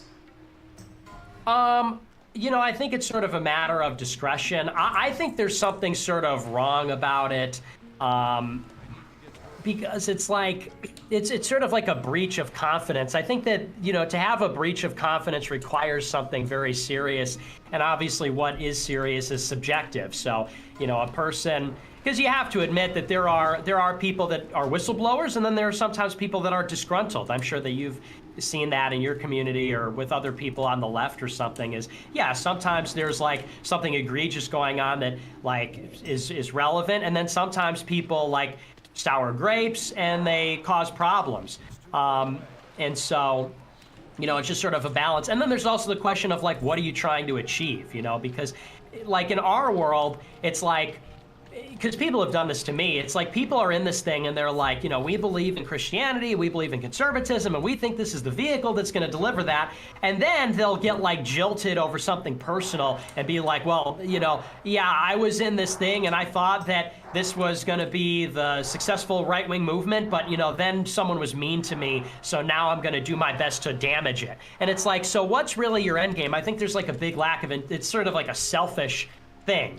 You know what I'm saying? Like there's something that's relevant to the sort of nature and goal of the organization, the purpose of the organization, and then there's something that's sort of just like, you know, are you just doing that for personal reasons? It's a vendetta, it's vindictive. Yeah, I guess you know it's hard because like it feels like if you want to accuse somebody of doing something like this for personal reasons, you're always going to be able to make that excuse. Like because it's probably going to involve them personally and how they saw something that was wrong or they were wrong, because oftentimes it takes you being wronged personally to realize if something wrong is even happening. That's just like human nature. Right? Like you guys will even make fun of the left for it with that one comic of the, I think it's a Stone Toss comic, of the steamroller has rolled over 5 people, and then there's the one guy in the middle, and he's like, I think we've gone far enough with cancel culture now, guys, right? Oftentimes it takes somebody being the victim of a thing to realize like, okay, fuck, maybe this is like a shitty thing. So in that sense, I don't think it's enough to just say like, oh, well, they were just personally jilted. I think you have to go a step further and analyze the claims. Like, well, are these claims like valid claims that should be brought up?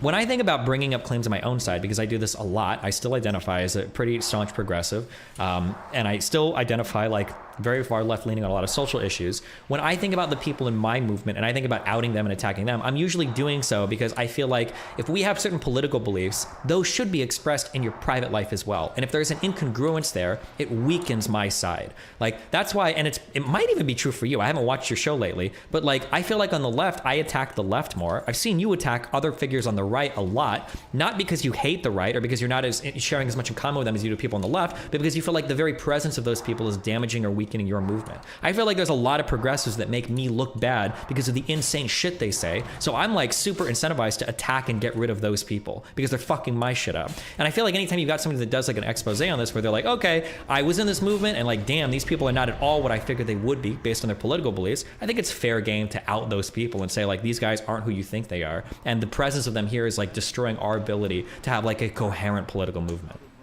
I just think that's kind of like a dysfunctional approach because, you know, you could say that, and the problem is once you open it's sort of like Assange and Edward Snowden. You know, the thing is, like, I support Snowden, I support Assange because I hate the people in the government, I hate the regime. But by the same token, I also understand that the regime doesn't work if you can have people with a high security clearance where they can be like, oh, you know, today I'm going to give up all the government secrets because I think I have a good reason. Like, to set that precedent, like, then you can't have secrets, then you can't have a government, then you can't have confidence, you can't have discretion, and it's like no organization doing anything serious or large or complex or ambitious, no organization can set that precedent. So you could say on a case-by-case basis, well, was this thing warranted? Was this thing not warranted? Sure. But it's like the second that the government says, you know what, Assange, it's not so bad. You know what, Snowden, it's not so bad. The message is sent that it's like,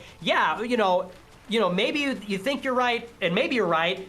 Maybe you think you're right and you're wrong, but, you know, if you want to quit and then just blow the whistle on everything, you know, you could totally do that without facing consequences.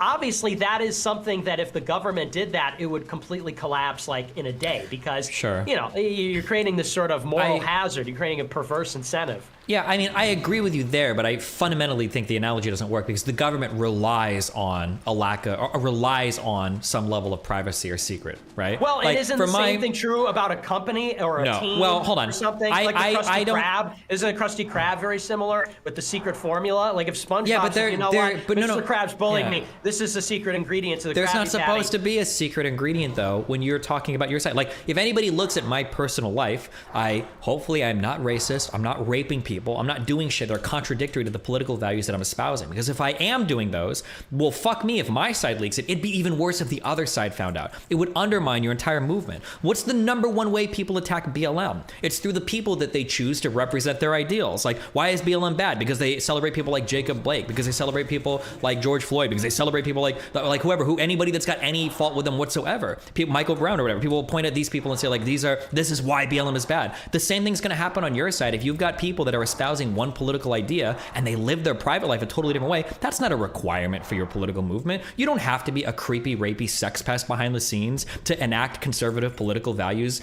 like in the public. I don't think these two things are comparable at all. I just don't think you need to do it. I just think this sort of presumes that like everybody is always going to not just like be right, but they're also going to have the appearance of being right, because it's like, you know, as well as I do, or as well as anybody does, that there's two sides to every story.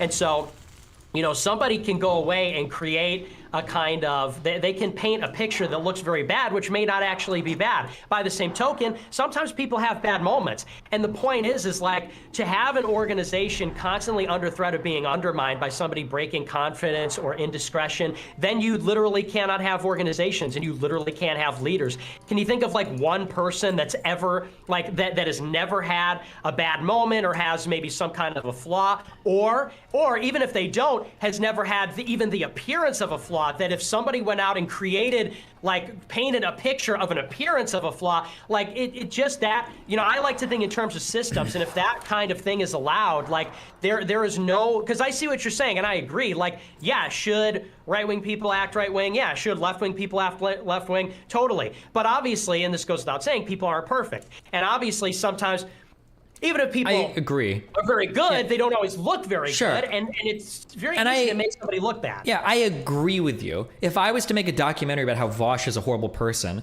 and I'm like, one time we went out to eat and he forgot to tip, another time when we were driving, he double parked, one time we were driving, he got road rage, and he like flipped off a black driver, and he said, go back to Africa, like, or some shit like this. I can understand that, like, you know, at some point it's like, okay, well, you know, there's like being really bad, and then there's like, this is kind of like petty bullshit. I guess this is hard if you haven't actually watched her documentary, but like, it feels like some of the claims that she was bringing up. So assuming if like, if Milo Yiannopoulos, for instance, was lying, like just completely lying in his documentary or threatening other people, like blackmailing other people, those seem like more than just like, oh, that's like a personal, like just a little personal thing. You're never going to be able to go through my background. Not to say that I'm perfect, because I'm not perfect. You're never be able to go through my background from me like blackmailing somebody not to release information about me. Like, if you do this, I'm going to destroy your life. Or you're never going to find me, you know, inviting like, oh, you're a fresh new 19-year-old little nubile woman who wants to do politics. Let me fly you out to some event and try to fuck you in the hotel room. Like, that's never going to happen, because these aren't just like small little personal disagreements. These are pretty substantial moral failings that kind of fly in the face of your political project. And I think will damage your political project if they get out, especially if the opposition finds out.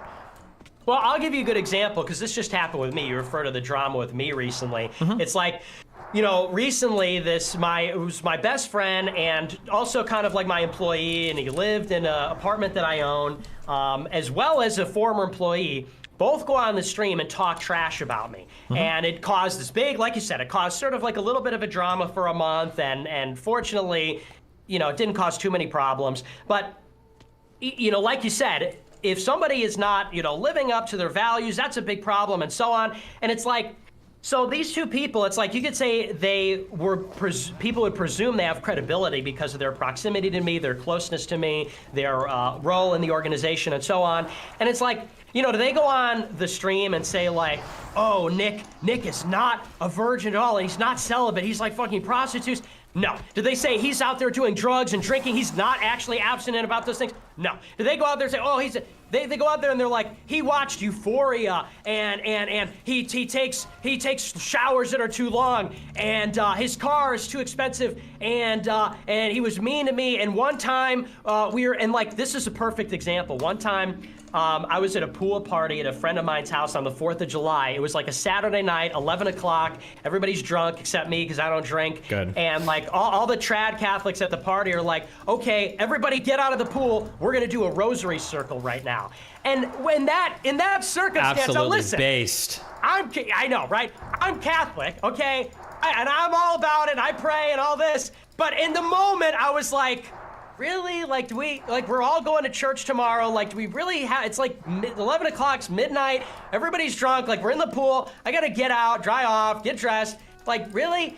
And they go on the stream and they're like, oh, he rolled his eyes when we prayed. So he's like a fake Christian. Like, now that's a perfect example of, I'm not even doing anything wrong, but you could see we're told a certain way. It's like, he rolled his eyes during prayer. What? Blasphemy. Sure, and I understand. You get, like, the impression. Sure, that's fine, but like, wouldn't you have? But then, like, do you feel like there's a claim that she brought up in her thing that was like so minor? Like, why would you even bring this up?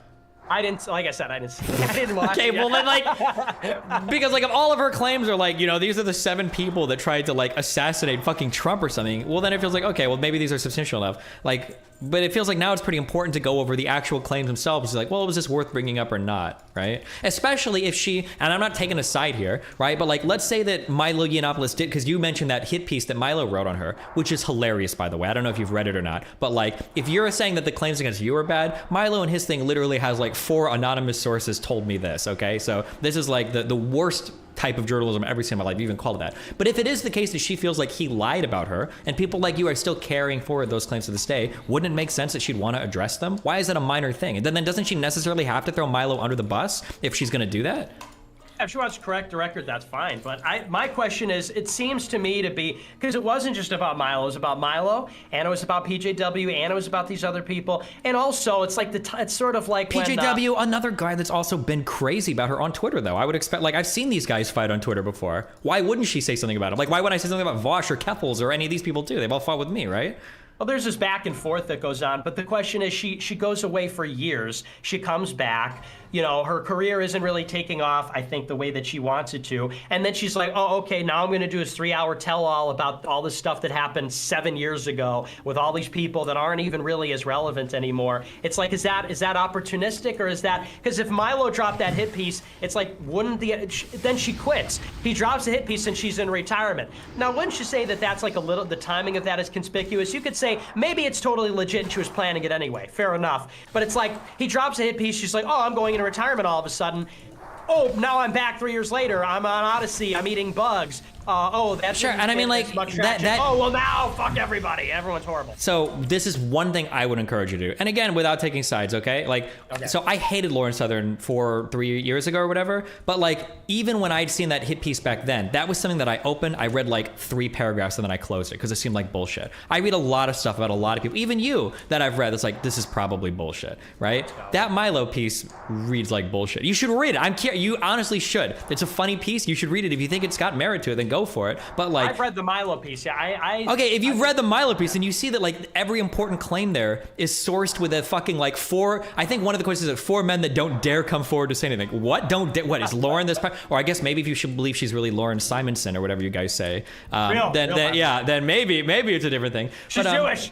Yeah, so like on one end, like you could explain it all the way with conspiracy, but then on the other end, you could just like take it all at face value. It's like, okay, well, she started a family. She didn't want to do politics because the Australian government said no, which makes sense given Christchurch and everything else. And then she just stepped out of the political life to do this other stuff. If she's coming back to be involved in politics and she wants to make money, like again, just as somebody that does this, all she'd have to do, and I've seen her stream, she can just turn on her stream, collect like super chats and just talk about like modern cultural shit. Like how many views does she even have on that video? No offense to her, but it's what, like 300,000, 400,000 views? Like who the fuck cares? Like her channel could be doing millions of views a month if she just turn on the camera and talk every day about like, hey guys, here's how the trans women are fucking invading our bathrooms and doing that. I think she did a video like 2 months ago or 1 month ago about Matt Walsh's trans documentary. I think that thing almost got more views than her fucking manifesto got. So the idea that she's doing this just for like huge profits or something, it just doesn't, none of it makes sense. Whereas if I look on the other end, people make false claims about me and it pisses me off, and sometimes I have to correct them, because if I don't, that's all I see in my chat constantly. Are people saying like, Destiny, why haven't you commented on this? Why haven't you done that? Sometimes I won't comment for a long time because I'll see if it goes away. I did that with the big Naked Ape hit piece on me. But then other times it's like, okay, fuck, I need to do a big stream and like address all these things. Otherwise these claims will haunt me for the rest of my life. Like, I think all of that makes sense. I've seen it happen to me personally and to other people. I don't need any like wild conspiracy to explain it. And you haven't even gone over the fucking specific claims of the videos. How can you say that none of them are without merit?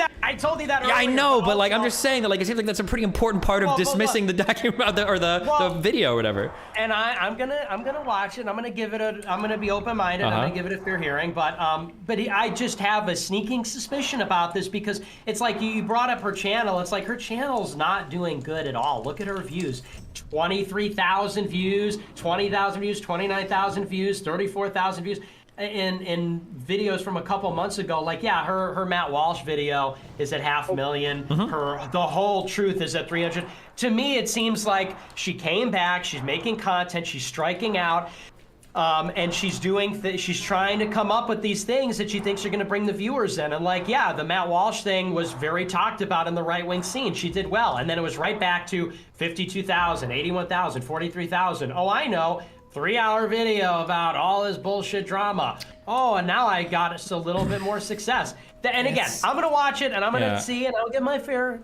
And I understand your perspective on that. And then again, and you're free to disagree, because I am being condescending when I'm saying something. So I understand that you're free to disagree. But like, if she wanted to make money, or maybe she doesn't trust me, but she would talk to anybody else. If she wanted to make money on the channel, this is not the way to do it. Like, stirring up a bunch of shit like this isn't going to increase the monthly view of her channel. It might even alienate some of her older fans. If she wanted to make money, all she has to do is post a video 2 or 3 times a week about whatever the cultural issues are. Roe v. Wade happens. Find some insane fucking people on Twitter, because God knows there's no fucking shortage of them nowadays. You know, put a couple tweets up on your screen, talk about shit, and do it. I've even given her that advice when I was like, Lord, your channel, if you want to make more money or whatever, do this. Like, I think I've even said it to her on stream, like, bro, you should just comment on this shit. You'd make so much more money. The idea that like spending like 2 weeks like filming and doing all this shit for a video that's not even gonna crack 500,000 views, it's so mindfucky for me to think that somebody's thinking like, wow, she's definitely doing this for like clout and viewership and all that. If that was true, she'd be attacking more relevant political figures, not just like, it looks to me like it's just a video of like clearing up lies of the past, and everything seems to line up with that thought.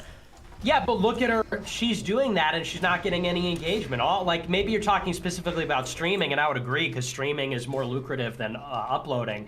But look at her uploads. 12-minute video. Woke scolds get man fired for filming Ghetto Bodega. 43,000 views. Woke scolds, by the way. Do you remember that? Woke scolds. SJW. If she can pull 40,000 views on a video and she uploads once a day, one, the channel will probably grow, because people want that type of content right now. It's not because she's not, but look, oh god damn, you don't understand the business side of this, but that's okay. Look at the upload frequency. She's uploading like, what, like 3 videos a month? 4 or 5 videos a month maybe? How many did she do last month? I see 3 or 4 videos. And then like what? Like 1, 2, 3, 4, 5, 6, 7 videos in a month. Yeah, that's not. This is not a good upload rate, right? Like, okay, if you're trying to seriously grow a channel, this isn't it. Like, this isn't. Yeah. Yeah, I agree. Like, the video length is inconsistent. Some of it. No, it's not about being a hard worker, bro. Making money on YouTube is not about being a hard worker. It's just about knowing the formula and then churning out content to do it. You think people like me are hard workers? No, it's just about knowing the formula. Destiny, you are a hard worker. You say you're not, but you're a live stream soldier. You go live every day with high quality content. It's not high quality. It's low effort but high money value. High money value. High quality. Look at all the time she wasted doing the American Mirage thing, right? Her last documentary. If she was just trying to make money, that's like literally the worst thing you could do. Is like trying to do something like that. I'm not saying she's not an idiot. Okay, but it's like so simultaneous. But now, like again, you fascists all do this, Nick. You all do this, okay? You do this thing where your opponents are simultaneously like conniving, mischievous, and they know what they need to do to make money, but then they're also too stupid to do the right thing to make money. Like, well, what is it? Is she like doing a tactical, 3-hour video in order to blow up people and blow her career up, or is she a dumb fuck that doesn't know what she needs to make money? Like, it's got to be one or the other, right? No, I don't think there's any sort of opposition between being stupid and being dishonorable. I think she's doing something which is opportunistic, and I also think that she is dumb. I think that, look at her video. This was an opportunistic thing, and it still didn't even get big viewership. Like, because I don't think because there's nobody like even relevant today in that video. I don't think it is very opportunistic. And I think that's stupid. But it's still. But that's still more engagement than she gets, except for one video. It's Let's not see the more last time engagement. She got a video that big. It's not it's not more engagement though, Nick. It literally is. Nick, hold on. The further I Nick, scroll back, because Nick, I'm banned Nick, from YouTube, is 6 you don't, months. no, and there's like Nick. one video that's more engagement than that. You just don't understand, okay? So what are you saying? Where's the video that got more sure. engagement than this in 6 months? The one that she did before that. Woke Scolds get man fired for filming Ghetto Bodega. That 43,000 views. Yes. And she got 356,000 on her tell-all. Yes. Okay, when you're so she making got 10 times more engagement. No, Nick. What? When What you're are you making, saying? hold on. Now I'm giving you free business advice, okay? I'm helping you make money, Nick, okay? When you're trying to create content and you're trying to measure engagement, you have to look at the time spent with a project. Ratio. Yeah, that's what matters. So if she spent like fucking, I don't know how long she said she spent, months or weeks or whatever, working on this particular thing, right? And she has one video worth 360,000 views. If she would have spent that same time doing 10-minute segments about dumb shit on Twitter, and she would have gotten the same amount of views, right? Or 10 times as many, which is more likely, because that woke skull gets fired for filming Ghetto Bodega. My guess is she did probably 5 to 10 minutes of prep for that. She found a few tweets, read them off, did a video, boom, 43,000 views. If she does 8 videos like that, she's already overcome the whole truth video, and she's consistently putting out content, and she's getting more subscribers by being consistent, and she's playing more into the algorithm more, so she's like getting more like internal support from YouTube or whatever. Like, it would just be a better thing. This is not good engagement given, 1, the size of the channel, the number of subscribers she has, and 2, the amount of time that she invested in the video. I'm just saying from a business point of view, that's... I understand, I understand what you're saying about proportionality and all this, but I think that's just not really relevant. I think that she made this video, you could say she spent more time making this video, but the question is, why did she make the video? You could say that the video didn't achieve a proportionate level of success to the amount of effort she put in. Why do you think I made a big video responding to a naked ape accusation video about me? I think I made it like 1 or 2 years later, I think. Why do you think I made that video? Was I trying to farm Naked Ape after he'd become irrelevant? Or do you think it was because I'd seen people bring up the same claims that he made in his video? His video was called... I don't know anything about Sure, that. he made a video called His Destiny is Autism, where they had a whole bunch of wild claims about me fucking kids, laughing my friend kill himself, etc., etc., etc. And I just didn't respond to it because like, oh, okay, fuck it, I probably don't need to say anything. This video is wild. But after a year of seeing the same claims brought up over and over and over and over again, eventually I was like, okay, fuck it, I need to make a video responding to this. But I'm not trying to clout farm off him. He was irrelevant at that point, just like the people she's talking about in her video. It's probably just to set the record straight. Content creators do this shit all the time. I bet you've had streams, Nick, where you've gone on and you've probably called the stream like addressing the lies of XYZ person. I'm sure you've done it before. Yeah, but I've never retired because I got knocked up and then spent years in retirement and then came back and then sucked at what I did. You've never retired because you don't have a family. We know that. But if you did have a family, you needed to step away from doing content for that family, would you do it? I would never do that because I'm a soldier for the cause, Destiny. I thought are you a Catholic first or are you a soldier first for the political cause? I'm a soldier for God. Catholics No, not a soldier. Hold on. Mormons, If you're a soldier for God, then go sign up to be a fucking priest, okay? We've got 7 sacraments in the Catholic Church. You can go do holy orders if you want, Nick. That's an opportunity for you to be a soldier for God. From one Catholic to the next, if you're a soldier of God, go do holy orders or else shut the fuck up. That's not your calling, okay? For God and for America and for the white race and incels, okay? You're not a soldier for the white race because you're not making more white kids.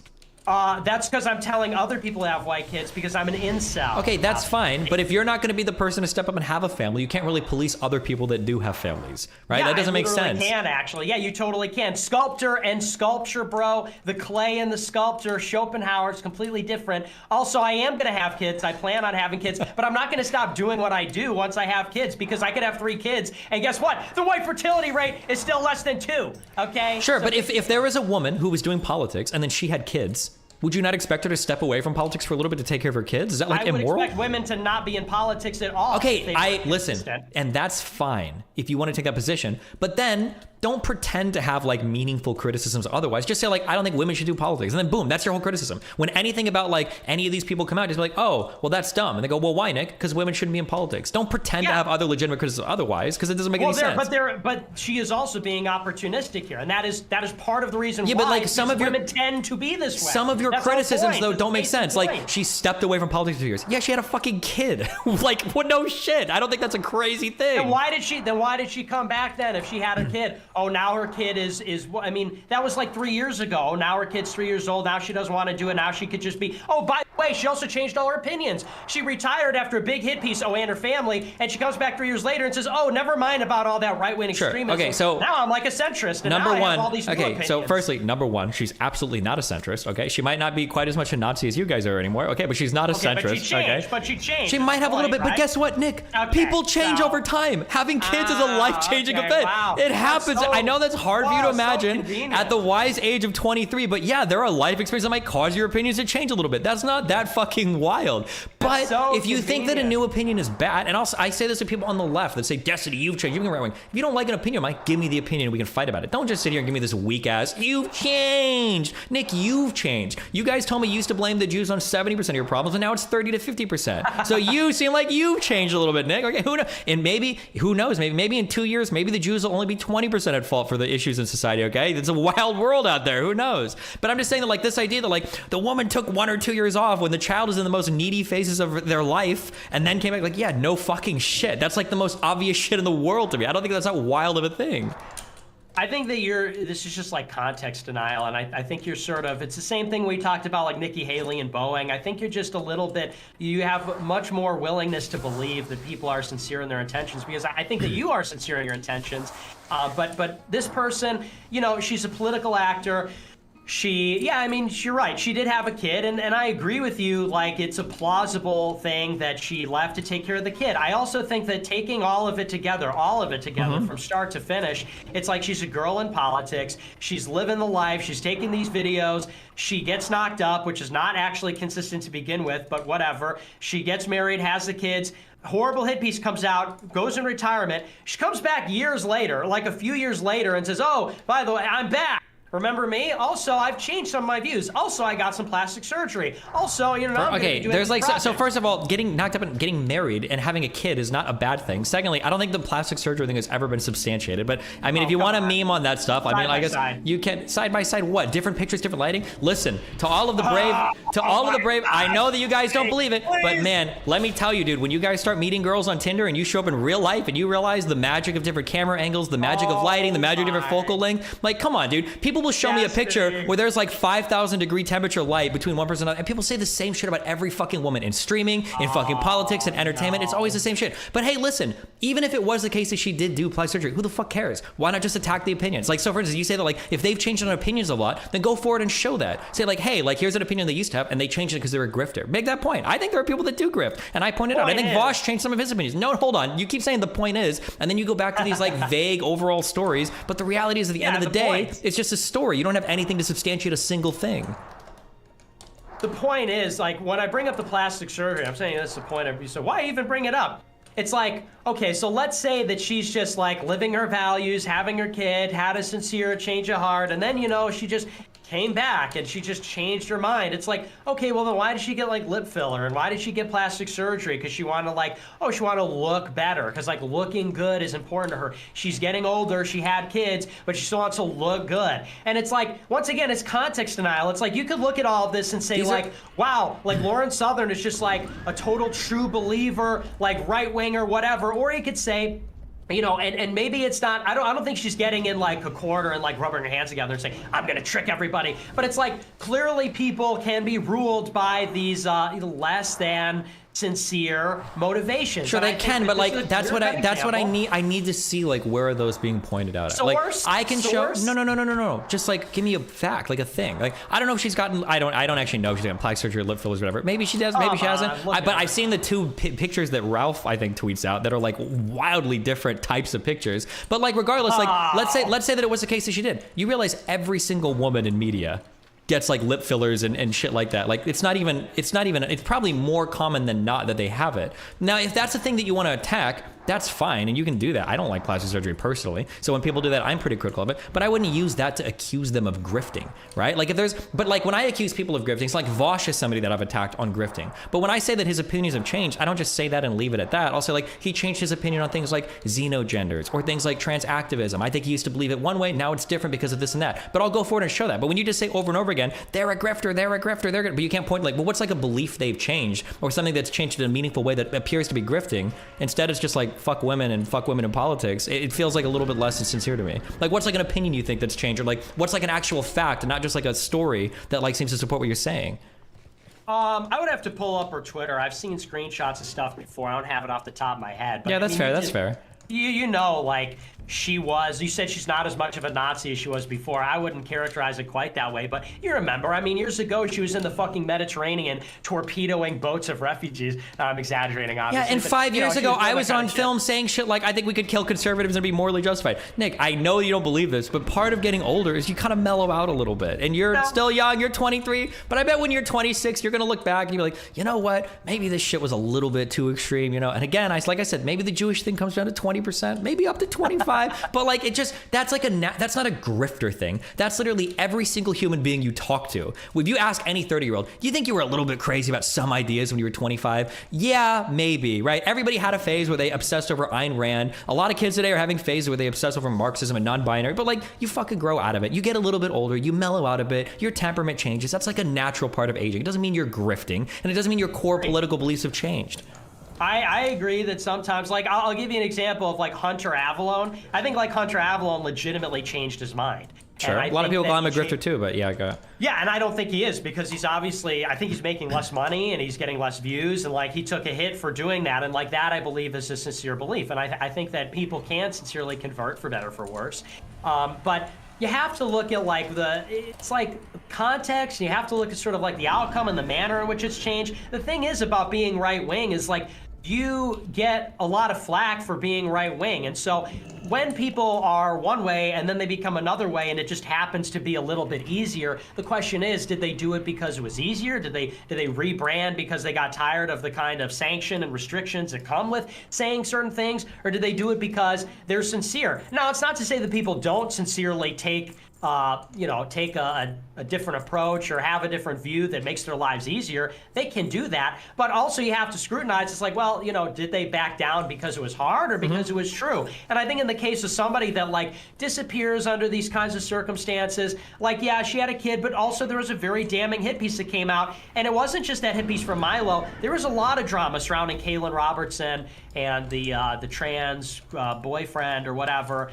There was a lot of smoke around that with Ezra Levant too, because Kaylin Robertson, say what you will about the Milo piece, but he flamed out with Rebel and Ezra Levant too. There was a big beef, and then Milo comes out with this piece saying, oh, and now they're the producer for Lauren Southern. So, there's a little bit more to it than, like you said earlier, these like 4 anonymous sources. So she retires, and there's one thing going on, but there's also this other thing going on. Yeah, and I agree with your methodology. That's what I would look at. Like, what are the other things? But I guess, like, and either I'm more shrewd or you think people are more dumb there, or we just disagree on how they do it. If somebody wanted to come back to the scene after a long time and, like, grift hard, a 3.5 hour video would be the worst way to do it, right? Like, and I'm gonna be totally honest, because I'd heard her mention things like this before. Like, even I would have done this a different way. And I think I even told her as much. I was like, bro, if you wanna do this, like, for real, and you wanna, like, fucking milk views out of this, you should make a trailer on your main channel, create a second channel, link from the trailer to that secondary channel, get people to promote it, because you can pay other people a small amount of money to get trailers. Like, there are so many different things that she could have done if she wanted to come back and just grift, right? Now, not to say maybe she is grifting and I haven't seen that or whatever, but, like, I just don't think the behavior that I've seen lines up with your story. It just seems way more obvious to me, like, oh, this is somebody, I've seen it, everybody's seen this happen. Somebody got told a lot of lies about him, they want to make a video, set the record straight, and this is how they do it. And, like,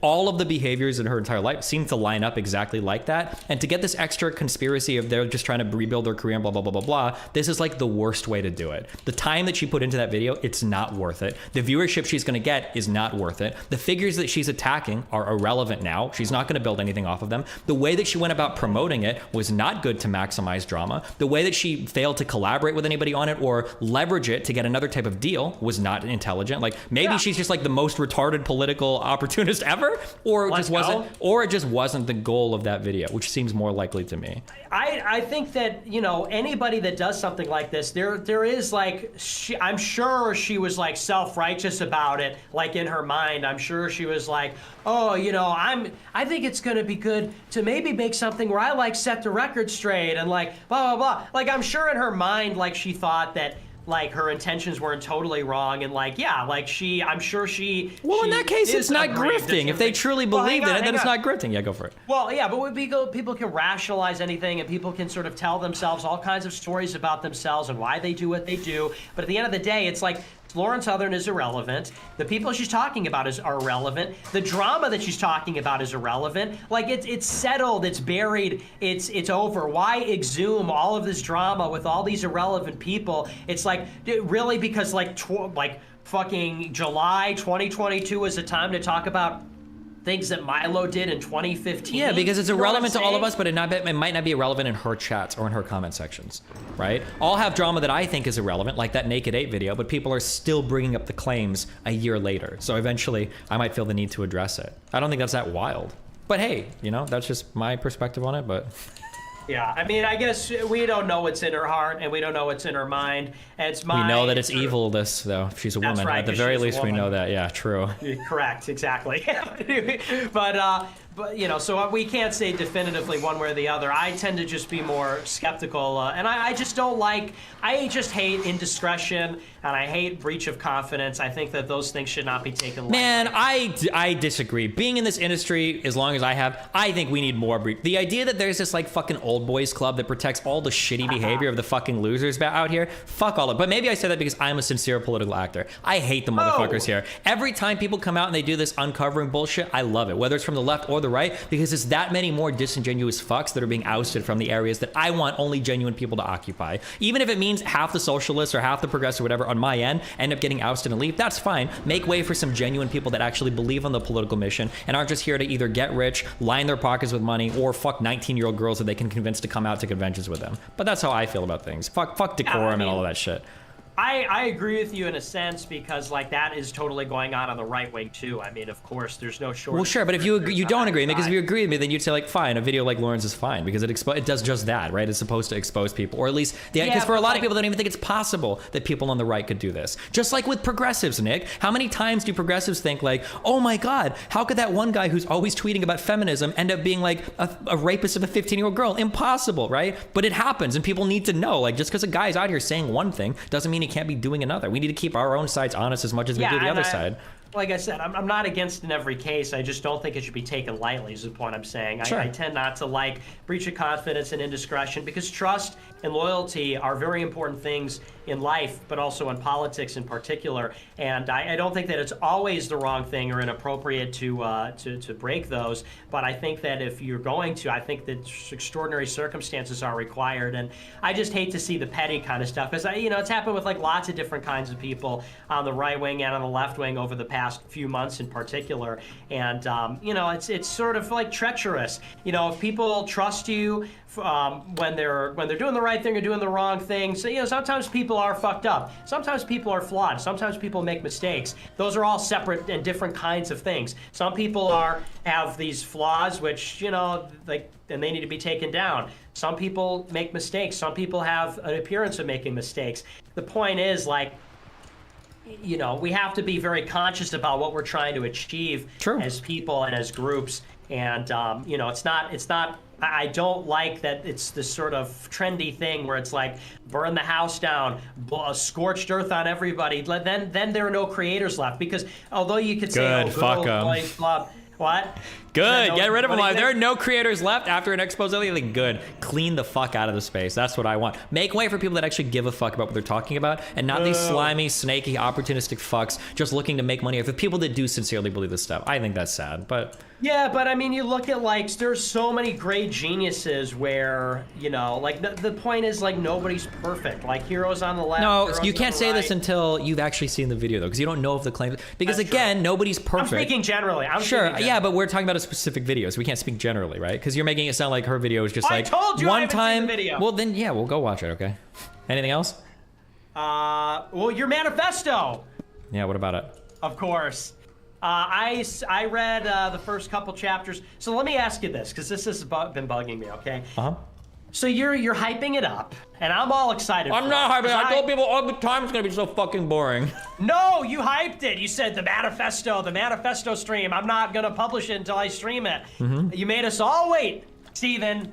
And 30,000 words, and 10,000 of them are emails? No, it's okay. It's okay. But so that's not my question. My question is, you hype this up. We're all excited. We're all rock hard. Okay, you've teased us. Yeah. We're ready to go for this big thing, and it's not really a manifesto, is it? Because it's kind of like it's kind of just, it's a little bit about e-drama, it's a little autobiographical, it's a little bit about trans. Yeah, literally the point was like, here are all my views. People misquote me on a lot of them, and then here are like some people that lie about me and why I think that's wrong. That's all it was. It's never. Yeah, so it was that's never not really a manifesto, is it? No, it's not like my last ones. But I was telling people on this for weeks on my channel, like, guys, this is not going to be. I put it in my subreddit, like, and even other people were saying this. But I think the problem is that my community memed it a lot, like, oh God, we're all hyped as fuck, and then people on the outside started getting hyped. But the reality is that, like, I told my community for weeks, this is going to be fucking boring. It actually got better response than I thought it did, because I thought it was going to be. I didn't even think it was going to get the response it did. But I think I got 1 million views between all 3 videos, or maybe a little more. Yeah, it was now, huge. Yeah, well, everyone was talking about it. But yeah, but that was always going to be a boring thing. It wasn't like a huge call out thing. But there's a real Destiny renaissance going on, frankly. I don't know. I mean, I don't really watch your engagement very closely, but I think you're doing a lot better on YouTube than Twitch. Is that right? Well, given that I'm permanently banned on Twitch, yeah. Well, I mean, like that you were doing on. Oh, then I was doing. Yeah, probably. I think I'm just being a little bit. It's because I'm gonna be honest, okay? You can track all the ups and downs of my career based on how addicted I've been to League of Legends, and I've been off that league pipe for months now. So, if I stay off the league pipe long enough, I could be president of the United States. But you know, I'm feeling the call of that rift. Okay, they've released a lot of new champs. I got a friend. We haven't gotten a diamond in a while. I don't know, man. I'm feeling it. We have to get this man on League to save the internet right wing. Yeah, true. Well, really, more like save Vosh. You know. He's hanging in there, you know. He's in his corner. That's like the right wing sits, sort of like that meme with that movie Thor, where we're like, you know, we can't be, you know, the right. Gotcha. I'll consider that. Okay. Yeah.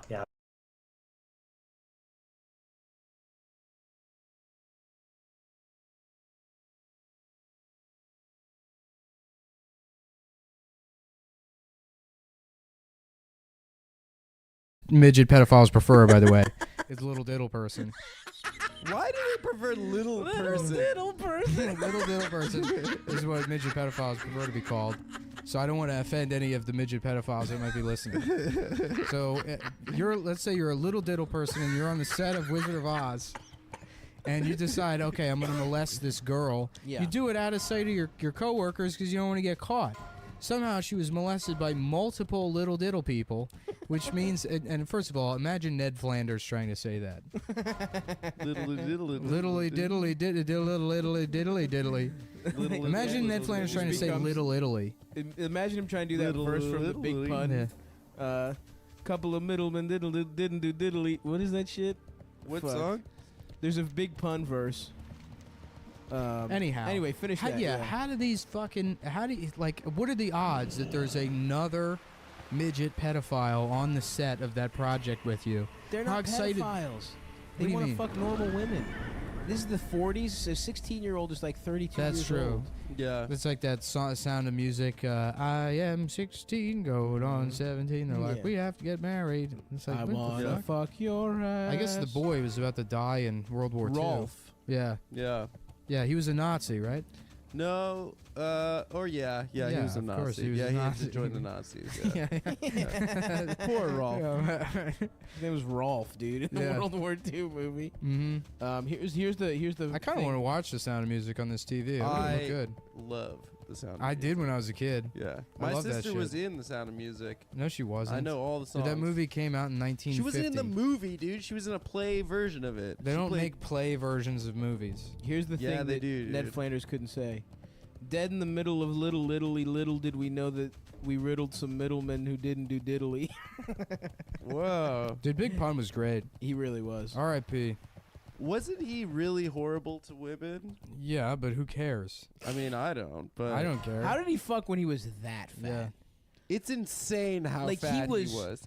If you look at a lot of that happened in the last year and a half of his life. Oh yeah. He gained 500 pounds in a 2-year span. Damn. Yeah, because when he died, he was damn near 700 pounds. He was a 5'4". TLC special. Yeah. So wait, what happened with these fucking what happened with these midgets? They fucked Judy Garland? Yeah, they fucked Judy Garland. That's pretty cool. Good for them. What the fuck? Molested? What does molested mean? They grabbed a titty? I'm reading it now. Ex-munchkins. I guess they were called munchkins back then. Yeah, but you're right, Adam. How about munch kids? Yeah, why is that the one? They're munchkins that go down on good bitch on children. These munchkins love to munch kids. That's the headline of the I wish I wasn't out there for the 7th, to be honest. So I was at 90 pitches, and I didn't think I needed to go anymore, but it is what it is. How long have you been doing? Is that a conversation in the dugout? I don't know. What is a good term, though? For There'll be a midget? What do you think conversation it would be? soon. Dwarf is like Lord of the Rings. Dwarf's funny. They don't like dwarf because that's like kind of like elven. It's like Yeah. I don't know. What about miniature? What about they don't like guinea person? Like They guinea don't. pig. They don't like gnome. They don't like gnome. What's up, baby boy? What do you think a good term for midget would be? No, we're saving for the next episode. Okay, all right. Oh, 'Cause yeah. we gotta wrap this How one long up. have we been doing? 58 minutes. Oh, so this one's done. I guess if you want to start shaving 2 minutes off at the Come end. on, you fucking. You In know 6 weeks, what is it gonna be? We're doing Look what? at this 12-minute guy, dude. episodes. Trying to Jeez, I'm pinch sorry, pennies. dude. I wonder what impulse of yours led for that. I'm just saying they pay $5. Runners go. The ball gets away. And she got fucked by the dwarves. Seeing the defense be I'm as trying to. They would make Judy's life miserable on set by putting their hands under her dress. Oh, that's not, The men were 40 or more years old. Yeah, but they're children. yeah, exactly. Their little ass hands probably felt so funny touching pussies. Yeah. It must feel weird to have a little No, hand. their hands are Imagine like a little normal hand jerking. size. They you thought they off. could get away with anything because they were so small. They would hide in the cracks of the floor. What's the source on this? It's her ex-husband. Oh, What's the what? Who wrote this article? I don't know. who cares? What the fuck do you David think who Carr. wrote that?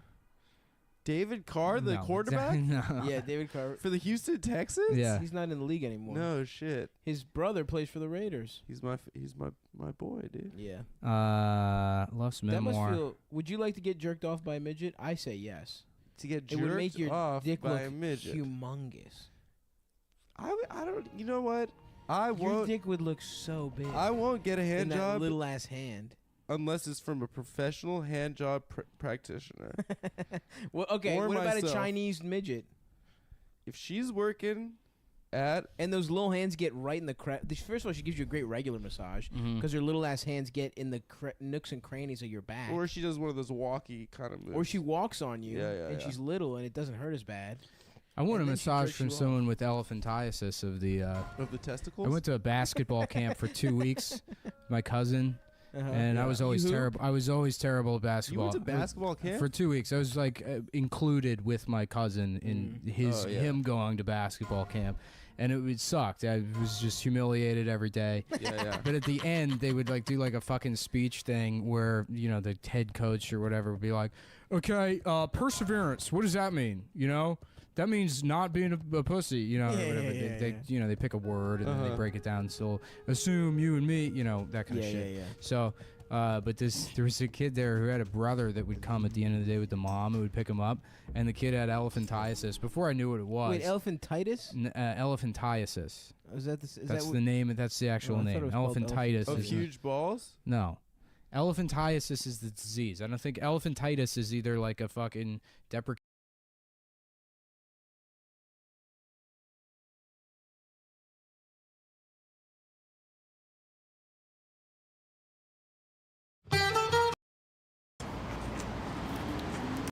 Category pizza Americana.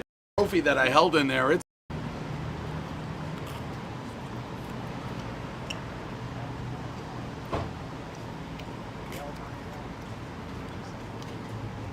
interesting.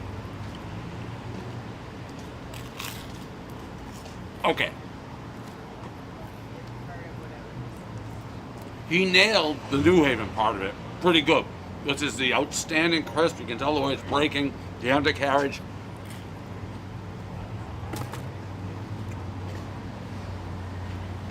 The top is heavy. Like, it's great, but I definitely would put this into the artisanal category. Like, I can't eat this whole thing. I wouldn't be able to eat it. Slice or two. Check out. I'm gonna go.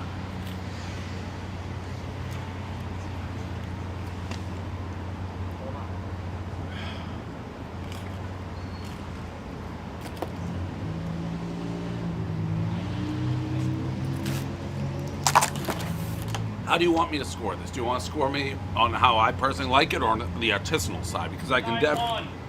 9. It's artisanal. Yes. It's like a heavier pizza. Yeah, with the sauce and stuff. Yeah. I mean, I think that you got the New Haven down. I like the crunch. I got to keep it how I don't love doing that, but I gotta keep it on. 7-9, there it is. That's our view. Romo pizza.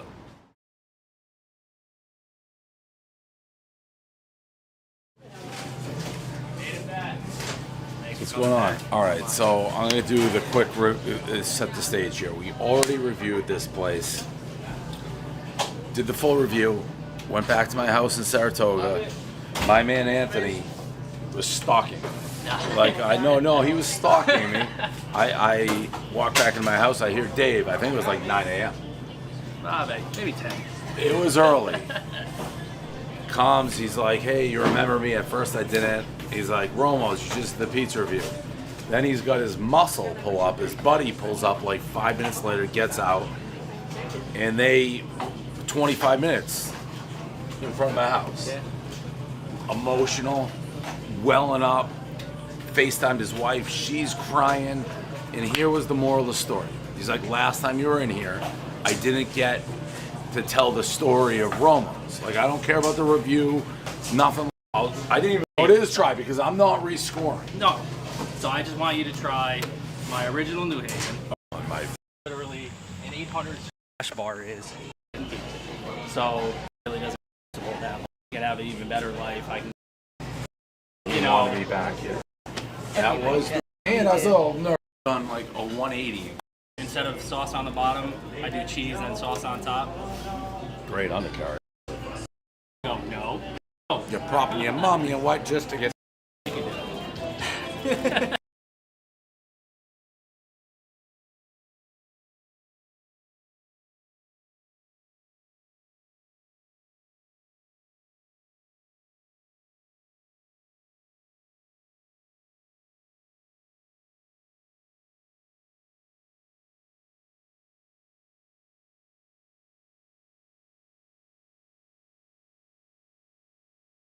It is time. Oh, baby. We've been waiting. Man, It is time. I am about to do the Jets win-loss game. No one's called in for the Jets yet. I think everyone knows this is my territory. Well, they knew we wouldn't put the call through. No, it's not true. I would have taken one. But nobody's done it yet. I'm about Adam to hangs up on them when they check say the that. box. Even when you lose, I win. And here's the thing. I just spoke to Joe Douglas, the general manager of the New York Jets. He is up for the task. And he told us, when I asked, is Breece Hall back? Does he look like the Breece Hall who ran through holes and creased end zones?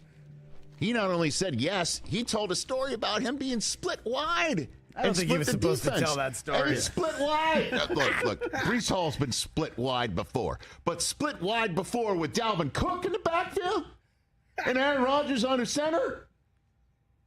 I mean, I wish we No, that has not happened. Excuse me. That has not happened. Can confirm. That has not happened. Well, that's true.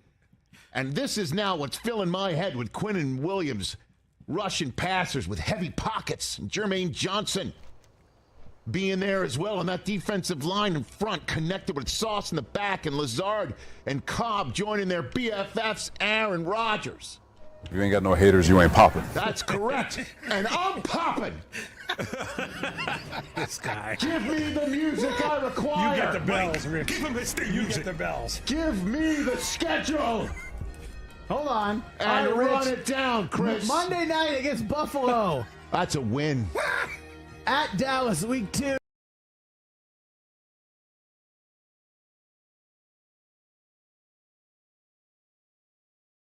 Term. One. You do one. The ones that are good are the ones where it just doesn't fit at all, but you still make it work. Like what? Because but you have to do it like the ones we were doing before. Suck my dick to pieces. Suck my dick into pieces. That was good. I'm very, very gay. Yeah. Suck my dick. Fuck a woman. No, thank that you. Works like it works, but where there's like an extra word, those are the best ones. Yeah, it is. You're right. It's stupider, but there's so maybe we got like I was doing the Nightmare Before Christmas song, Making Christmas. Where like making Christmas, but it's sucking dickmas. Yeah, that's good. Yeah, that's look, because man. It doesn't fit. That's what makes it fun. No, they're all fun, and you're bringing a little negativity to the sucking my dick songs that I'm not really appreciating right now. I think there's a little room for everything, you know? Some of them can be elegant rhymes, some of them can be, you know, little clunkers that are fun. That's my stance. I'm trying to think of other good ones where there's just what were we one just word. doing? We were just doing a pretty good one. Like classical Pretty much music. every Billy Joel song works. Yeah, absolutely. Every Billy Joel song is perfect for. Well, yeah. What were you just doing? He did a bunch of drafts when he wrote the lyrics, and Yeah. the original lyrics were typically about sucking dick and being gay. Well, 50 did you know 50 Ways to Leave Your Lover was originally a song that it was to teach young Paul children McCartney how to suck dick. Yeah. He wanted his Paul son- Simon's son. Yeah. Paul Simon's son. He wanted his son to learn how to suck dick and fuck his dad. So Yeah. that's why he wrote that song. That's really nice of him. Oh, suck on a dick, Rick. You were just doing one that was really good. Something about, oh yeah, you wanna blow my dad. Yeah. Is that? You ought to blow my dad. Woo! Billy Joel, BJ. Billy Joel's great, dude. Yeah, blowjob. Billy Blowjobs. Yeah, he has the best initials ever. Did you see that Christy Brinkley is in Sports Illustrated with her two daughters, and she's Do like they look good? the bikini one, and it's like, well, yeah, like she's like 65 or whatever, and she looks still hot as hell, and the other daughter looks exact like a young ass Christy Brinkley, and then it's just like Billy Joel's daughter. It's like so clean. She just looks like She looks like a chameleon. I mean, she doesn't look bad, but it's She's just got like those weird chameleon eyes that Billy Joel has. yeah, exactly. She's got Billy Joel's face. Is that Alexa? The other Joel? Yeah. How The like, Downeaster Alexa? Yeah. It must be so annoying to have to do that photo shoot and know you're the third hottest one, including your 65-year-old mother is just like blowing, and your sister just got to look. How jealous is Billy Joel's daughter just looking at her sister, who looks exactly like their mom? Very jealous. Anybody Yeah, want to weigh my in? answer is very jealous. That's how I don't jealous. know. Maybe she's okay with it. She's pretty rich, you know. That's true. I want to Yeah. get rich, dude. They asked Paul Simon. They were like, "Your lyrics are so incredible." Like that song, you know that song "Diamonds on the Soles of Her Shoes." They were like, "What is that all? What is that about?" And he just answered, "I don't know." I don't know. Well, that's why music's bullshit, dude. Most musicians don't know why they're fucking saying certain things. I mean, there's plenty of them that do, but the amount of musicians I've met that just write these fucking cryptic, false, like a false mythology to all their lyricism, and it's like, what the fuck? What does this mean? Yeah. That's why the only concept albums. That's why the only good band is Led Zepp, because they're singing about Lord of the Rings, dwarves. Getting the lead out, dude. How about Head Zeppelin? Head Zeppelin. Oh, nice. It's dude. a blimp where you get your Blowjobs. dick sucked. Get on that blimp, you get your dick sucked. That's the Yes, real Lolita dude. Express. Head Zeppelin. What idiot called it the Lolita Express and not Head Zeppelin? Wait, it's in a blimp? I thought it was in a plane. It's a plane, but blimps are a type of plane.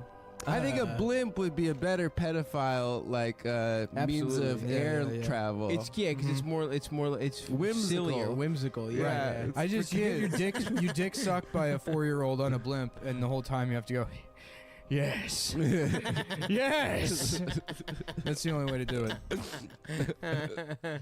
Yeah, because a Wearing blimp a is top basically hat a and a bouncy monocle. house. Like basically, I'm imagining the Penguin if the character's story was that he was a pedophile. The lived in a Penguin blimp. definitely fuck children, dude. All That the guy villains do. That's why they're villains.